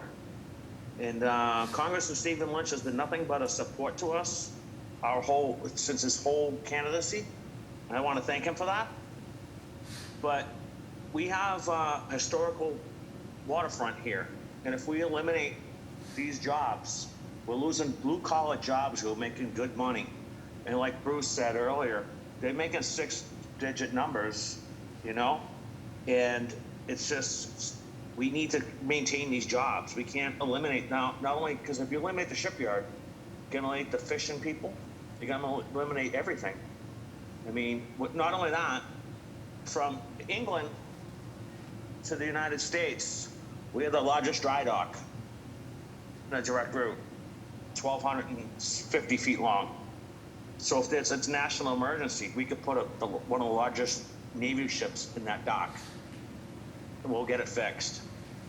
And it's just, we just need to maintain a good blue-collar job in Boston and not worry about hotels and sky rises. We just need to maintain this dry dock and make it work for us in a whole. But thank you through the chair. That's all I have to say. Thank you. Claudia Green, you can unmute yourself.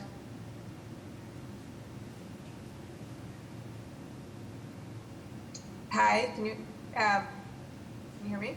Yep, we can hear you. Okay, thank you. Sorry. I'm Claudia Green. I'm the Executive Director of English for New Bostonians, and just want to quick say we're really pleased that this proposal is moving forward. We've been a partner with the Cronin Group since 2019. We began offering English classes with the Cronin Group in the beginning of 2020, and obviously had to shut down just weeks into the program, but with the perseverance of the Cronin Group, we were the leadership. We became the only ESL provider in Massachusetts to restart workplace English classes due to their perseverance, and we were able to run remotely through the first year of the pandemic. And in those early weeks, we got Chromebooks out and groceries that were provided by the Cronin Group that will ultimately be a benefit to the employees and help the company really survive through that time. And 22 months later, 35 employees had completed the training, and the Cronin Group now has an application pending to continue offering English classes later this fall. So I just want to say this company is the real deal when it comes to promoting positive physical, community, and human transformation. So we're really pleased to see that the developing 24 dry dock, it will commit to providing us with a permanent training space for workers and community members, which would include certainly employees of the Cronin Group, but not limited to them. And I think that for me, and for our organization, I think that the chipping away at some of the isolation and the separation that and the lack of diversity and the lack of geographic and economic accessibility in the seaport to many communities, especially communities of color, that this proposal really begins to address that. It will not solve it. It will begin to. It really takes a stab at addressing it. So I urge your passage, and we're pleased to continue partnering with the Cronin Group. Thank you. Thank you. Aaron Lockhart, you can unmute yourself. Hello, hear me? Yep, we can hear you. Okay, and just wanted to add, we strongly support this project. I'd like to thank my fellow tradesmen unions, Congressman Lynch, Council President Ed Flynn, and John Cronin, especially for his vision and his support in trying to rebuild the shipyard.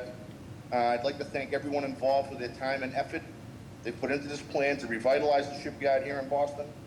As my president stated earlier, Personally, my grandfather, his brothers, my uncles, some of my cousins, and now myself spent many years in this industry. We are excited to have this project and future plan in place and look forward to having the capabilities of restoring the shipyard into a productive and prospering generational business in Union once again. Again, I'd like to just say thank you.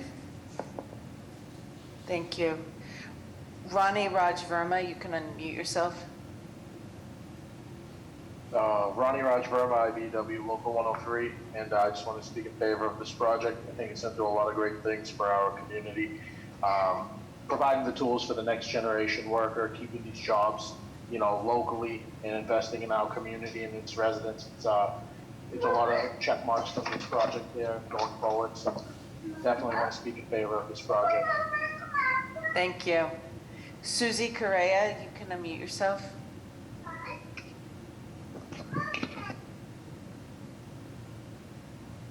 Hello, can you hear me? Yep, we can hear you. Hi, my name is Susie Correa and I am with Local 103, the Electricians Union out of Boston. And I just wanted to say that we also I fully support this project. And on a more personal level, I'm just really happy about the commitment to the diversity of the community that this will affect and really help out. So thank you for everyone who's worked on this. Thank you. Would anybody else like to testify about this project? Madam Chair, I do have to read 6 letters into the record. Sure. Let me just make sure there's no one else here who wants to testify. Anybody else? Okay. Go ahead, Daniel. So much, I do have 6 letters to read into the record. Madam Chair, I'll start with the elected officials. I will start with City Council. City Councilor at Large, Aaron Murphy. I'd like to write there, Director Jameson, I'm writing to you today to support the proposed development of 24 Dry Dock Avenue in South Boston. The proposed project will include direct financial and operational support over a 100-year-old Boston ship repair facility known as Dry Dock Number 3 by providing direct economic support that will modernize ship repair infrastructure and create jobs. The project will preserve and improve Boston's Dry Dock Number 3 operations infrastructure for the future generations. The developers plan to partner with several nonprofit organizations to provide training and workforce development space in the building to implement their mission. The nonprofits include English for the New Bostonians, Save Harbor, Save the Bay, and Ron Burton Training Village. As climate change is becoming more of a risk, the seaport vulnerable is rising sea levels from the harbor. This proposal will restore and protect the seaport while delivering the state-of-the-art facilities to the ship repair workers that will ensure clean, reusable use. Our city's historic dry dock will create a place for where blue collar and white collar thrive together to help create a brighter future for Boston by merging life science research and our historic blue economy. This new area will create a hub for leading life science companies, for nonprofits to work alongside our maritime industries. For those reasons, I support the proposal. Sincerely, Councilor Aaron Murphy. That is letter number 1. I'll move on now to letter number 2. This is from Councilor at Large Michael Flaherty and Council President Ed Flynn. Dear BPDA Board, we are writing to express our support to the application of 24 Dry Dock Avenue scheduled for consideration of the BPDA Board on October 13, 2022. The Raymond Flynn Marine Park in South Boston supports the mixture of maritime industrial uses such as seafood processing, cruise ship travel, bulk cargo operations, and waterborne cargo warehouses due to its proximity to deep draft navigation channels, designated truck routes, and interstate highway systems. The continued support for this investment at the Raymond Flynn Marine Park infrastructure improvements are essential for the preservation and growth of local maritime industrial businesses. The project 24 Dry Dock Avenue will enhance and protect regular operations for the Raymond Flynn Marine Park in the future. We fully support this critical project at 24 Dry Dock Avenue. Thank you for your consideration of this proposal and for the work you do on behalf of the residents of Boston. Council Flaherty and Council President Ed Flynn. It's letter number 2. I have letter number 3. This is from Ron Burton Training Village. Dear BPDA, our mission is to train challenged youth and achieve the purpose through education, leadership, physical wellness, social advancement, and spiritual growth. We primarily serve Boston and the Metro West youth. During the summer, our constituents reside on campus in the Hubbardston, Massachusetts. However, throughout the rest of the year, we rely on reliability of our sponsors to provide usable space in Boston to engage the youth we serve. Our villagers have pursued and attained career paths that place them in that very industry that development of dry dock number 3 would expose them to, as we prepare them with skills to become leaders in other industries. Having a dedicated and accessible space to engage our children supports RBTV programming and helps to advance the lives of the youth and their respective families. Our mission includes career discovery and placements of our youth people transitioning to adulthood. Additionally, sea services and maritime industry are important and promoted career paths within our organization. Our villagers have gone on to maritime and sea service schools like Massachusetts Maritime Academy, U.S. Coast Guard Academy, and the U.S. Naval Academy. As former surface warfare officer in the U.S. Navy, I am well familiar with the importance of strong marine industry and what it takes at home and abroad to preserve the freedom of shipping lanes. As a nonprofit professional, I understand how exposure, training, coaching, and development can change the life of a child. The development of dry dock number 3 very much supports both interests benefiting the maritime professionals of today, tomorrow.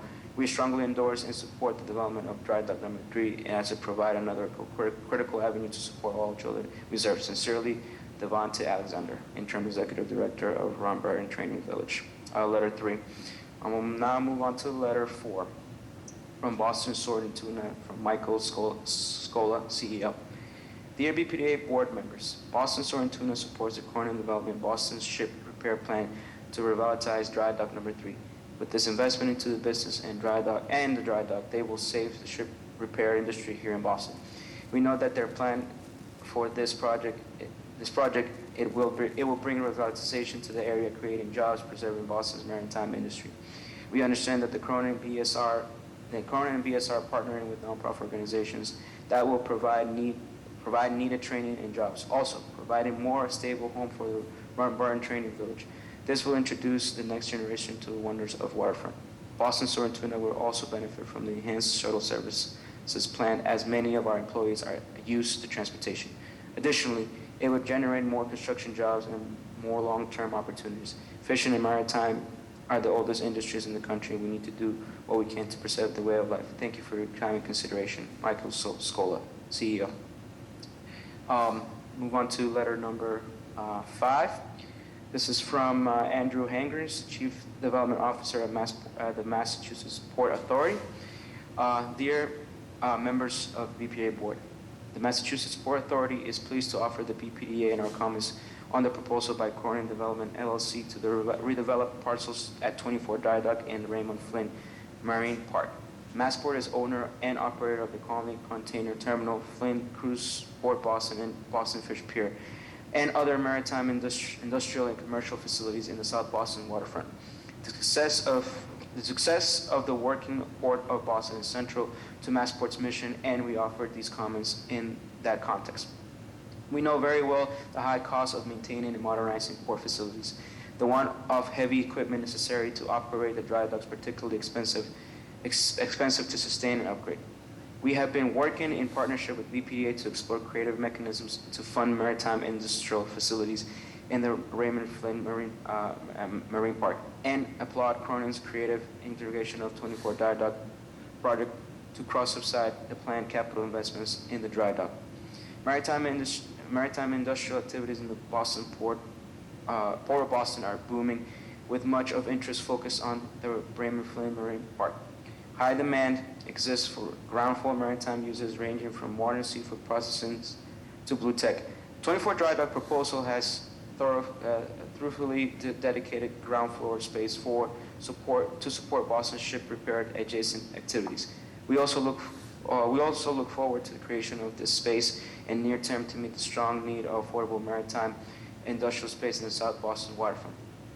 Finally, we recognize the Corning's proposed partnerships with Madison Park Technical Vocational High School and Street 2 Ivy as innovative steps to address the DEI and expand job opportunities for underserved communities in both marine, industrial, and life sciences careers. Thank you for the opportunity to comment on this important project of the Raymond Flynn Marine Park. Andrew Hagens, Chief Development Officer, Massachusetts Port Authority. Last comment letter comes from Massachusetts Convention Center Authority, written by David Gibbons, Executive Director of the Mass Convention Center Authority. Dear BPDA board members, thank you for the opportunity to comment on Corning Dry Dock LLC's proposal for 24 Dry Dock Avenue project parcel L1 in South Boston, Massachusetts. This is a monument, this project is a monument to the hard work of the South Boston community. For decades, Congressman Lynch has fought to save maritime industries in Boston's historic Raymond L. Flynn Marine Park. Saving these critical jobs is a mission, and I'm feel privileged to witness the important achievement. More recently, I have been inspired by the diligent advocacy of behalf of our community, of our neighborhood, by Senator Collins, Representative Beal, City Council President Flynn, and Council Flaherty. They've each deserve credit for their advocacy to create opportunities for Boston communities of color, assembling truly diverse workplace for the future. With real infrastructure and action, this will make a positive impact on Boston's community. As we at the Massachusetts Convention Center Authority, this project is creating a apprenticeship program with Madison Park Technical Vocational High School in Roxbury to help the next generation of Boston workforce in careers that will lead to real growth and opportunities. By partnering with several nonprofit organizations, this will provide training and workforce development. Their partners, English for New Bostonians, Save the Harbor, Save the Bay, and Warren Training Village, do wonderful work. Boston residents will enjoy the benefits of sustained and sustainable development for generations. What intrigued us at the Massachusetts Convention Center Authority is an ongoing planning for the improvement of mobility options and of the park and the residential neighborhoods of the city. For that reason, the Massachusetts Convention Center Authority partnered with Boston Ship Repair and Nubian Square Shuttle. With traditional infrastructure improvements plans such as new sidewalks and bicycle accommodations, a more comprehensive approach to mobility will fill the gap for our employees and customers. Workforce opportunities in the seaport and the opportunities in the park will be available for all residents in the city.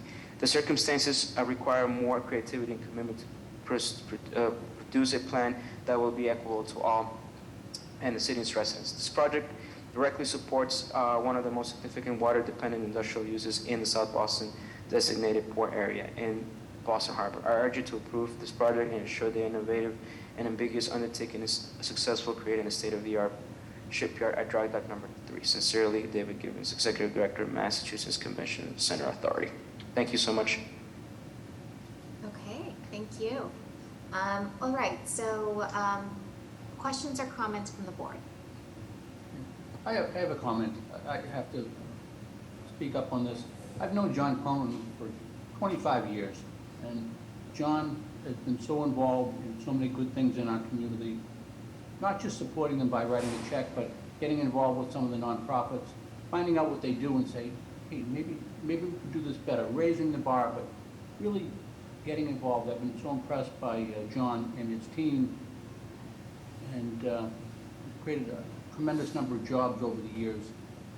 This is a complicated project. It'll be expensive, and I think somebody with John's background, every engagement I've had with John, he over-delivers on his promises. And again, this is expensive, it's complicated, but the working port is really vital to Boston. So I'm really comfortable with John Cronin and his group. So wanted to add that before we closed out the meeting. Thank you. Thank you, Mr. Miller. Additional questions or comments? Madam Chair, I have a couple of comments. Congressman Lynch eloquently and passionately spoke about the benefits that came from it, not only his personal family working down there, but what we could possibly have in the future. What wasn't mentioned is how tenacious he was about a year ago, the 1.2 trillion bipartisan infrastructure law. Stephen was adamant and tenacious to get $17 billion out of that 1.2 to go directly towards port infrastructure and waterways. And with his relationships working across the aisle, like I said, that was a bipartisan passed bill. What's been happening around, and I think most people know my regular job is work as wages, benefits, and working conditions. And what's been happening in the last, I'd say probably 25, 30, 40 years is that there's no jobs left. The Boston Gas Company, people would go there without going to college, and they could raise their family, and they lived a good middle-class life. Boston Edison, New England Telephone, none of the names have changed, but the Boston local union of Verizon has one employee that's under 40 years old. And these places just do not exist anymore. Charlestown Navy Yard, Fall River Shipyard, Boston Gear. There were places where people could go to work and make a living without going to college. So all that's left is the building trades. I might be corrected on that, but for the most part, it's the building trade where you can still go, make a decent living, raise a family, and do good, hard work. Those other places, they're gone. It's all subbed out, and it's a shame what's happened. We have an opportunity here. You have the 17 billion. You have an owner like John Cronin, who most people in his shoes would be looking to take the place to Louisiana, not make it work in a high-wage benefit area like South Boston. So we have to do everything we possibly can if we are going to save that and hopefully make it a functional ship repair like it was. It's the chicken egg. They can't do military contracts right now unless it's an emergency, because the place is dilapidated. The private equity people, hedge fund people drove it into the ground. They did no investments, and now they don't have the work, so they can't have a steady workforce, so it's like chicken or egg. This is gonna, some of this infrastructure money maybe on the South Jetty, I think it's the South Jetty get corrected, and some of the other things that need to be done there. I hope, I'm sure Stephen's working with Congress to see if we can get monies allocated for that. So I'm obviously in favor of the project, but we have a huge opportunity with an owner, and there's a lot of work coming with this type of work with the renewable energy stuff, with wind turbine, and so on and so forth. So those are just my comments, and obviously in favor of it. Fabulous. Additional questions or comments? Well, I think I maybe spoke too soon. I think I'll say this has just been an amazing meeting. And just kudos again to everybody involved and really making the investments needed to sustain our industries and our communities. I'm as a student of the sea and a real proud to an apprentice. So hopefully we'll start to get more young people in apprenticeship programs and in these trades. It's how my family has and continues to survive and thrive. So I'm overjoyed and honored to ask for a motion. Hey, Mike, you want to move this? No, Ted, you go. I'll get a settle beside it. Right, so moved. Seconded. Roll call for a vote. Mr. Monahan? Aye. Dr. Landsmark? Aye. Mr. Miller? Aye. And the chair votes aye. Motion passes. Congratulations and thank you so much. Thank you all. Thank you all. Thank you. Cheers. Okay, let's see. 24. Request authorization to amend the Boston Planning and Development Agency's residency policy. Actually, I'm covering this. Oh, sorry. Madam Chair. Yeah, you told me. No, that's okay. This is the same item that you heard on the EDIC agenda. I'm happy to answer any questions if anyone has any. Okay, any questions or comments from the board? Hearing and seeing none, a motion is in order. So moved. Seconded. We'll call for a vote. Mr. Monahan? Aye. Mr. Landsmark? Aye. Mr. Miller? Aye. And the chair votes aye. Motion passes. Item number 25, contractual. I need a motion to pay the bills. I move that we pay our bills. Seconded. Roll call for a vote. Mr. Monahan? Aye. Mr. Landsberg? Aye. Mr. Miller? Aye. And the chair votes aye. Motion passes. Please pay the bills. And number 26, personnel, Teresa. Hi. We have two items for your consideration tonight on the BRA agenda with the exact details included in the board memos. There are two appointments. In the director's office, Carolyn Vanass, Transformation Manager, and Kevin Crossley, Transformation Project Manager. Thank you. Awesome. Questions or comments from the board? Hearing and seeing none, a motion is in order. So moved. Second it. Call for a vote. Mr. Monahan? Aye. Landsmark? Aye.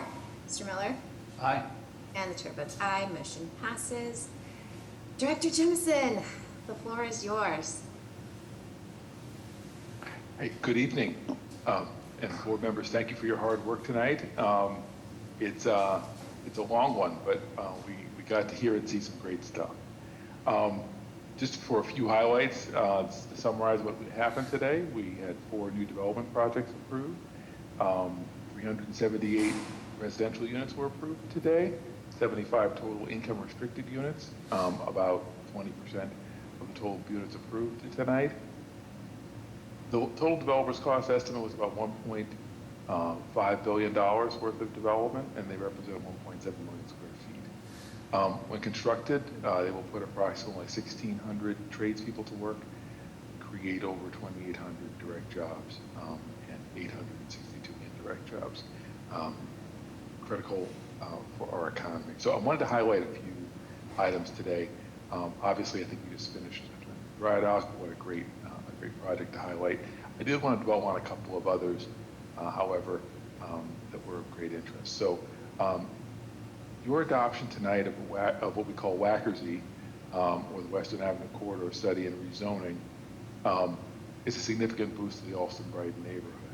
The planning initiative will finally and appropriately address development pressure and transportation challenges in the former industrial corridor that allow the area to become more vibrant, people-centric, and multimodal. The culmination of 3 years of hard work by our staff, and I want to congratulate them on their efforts.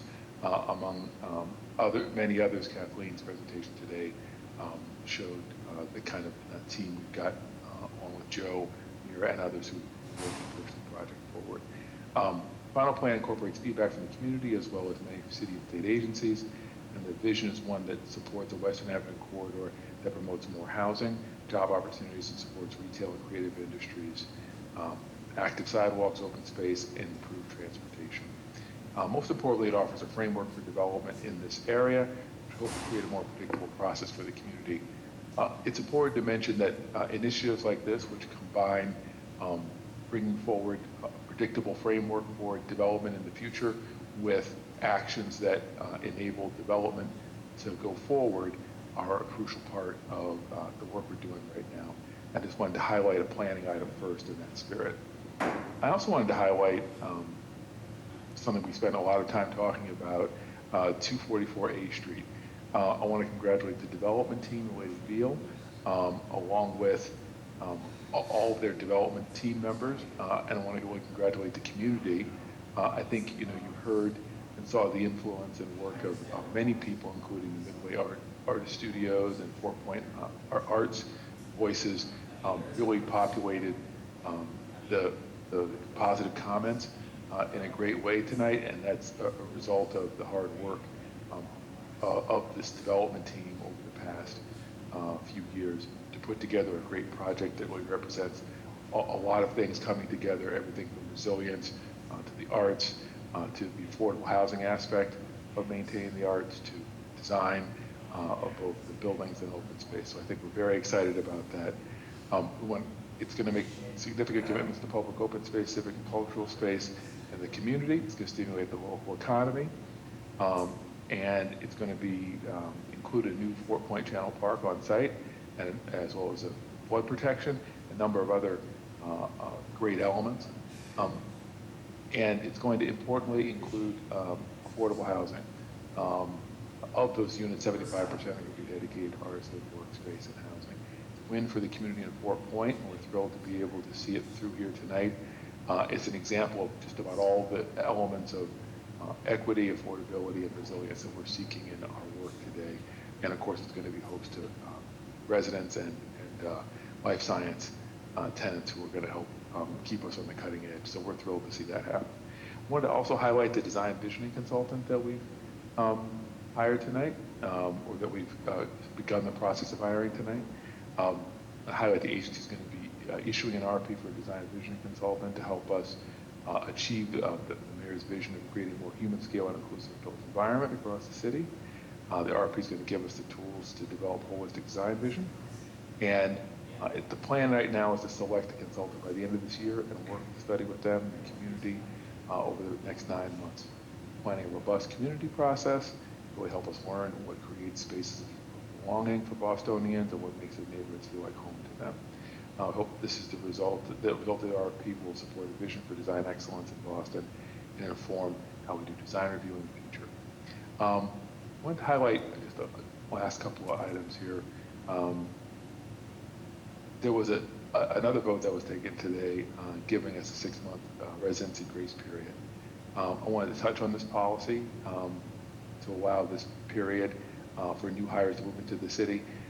This move is going to allow us to widen our pool of potential candidates, and we hope it will help us staff up more quickly, attract great talent, and recruit diverse candidates, all critical elements of to being successful in tackling the greatest challenges of today, some of which you've seen in the projects approved tonight: resilience, affordability, and equity. We plan to pilot this over the next year and then reassess the process's effectiveness. I want to thank the board for approving this policy and trusting us to use it wisely. And again, I think we all had a great chance to hear about 24th Dry Docks area recently, so I won't repeat any of that. I do want to say thanks to the board again for what was a important but long meeting, and for again their diligence and thoughtfulness throughout the hearing tonight. And most importantly, thank the BPDA staff for their hard work in bringing these items forward in the discussion. It was great to be with you in the trenches this last month on some very exciting developments. So we pass it back to you, Chair. So thank you so much. Awesome, thank you. Chair Rojas, my apologies. Yeah, thank you to everybody, and it has been a pleasure on behalf of the board. It's been a pleasure to serve everyone tonight. Just good stuff, but I believe a motion is in order. I need a motion to adjourn the meeting. It's not our bedtime. Second. Roll call for a vote. Mr. Monahan? Aye. Dr. Lansmark? Aye. Mr. Miller? Aye. And the chair votes aye. Motion passes, meeting adjourned. We'll see you all next month. Thanks, everyone. Good night. Holy shit.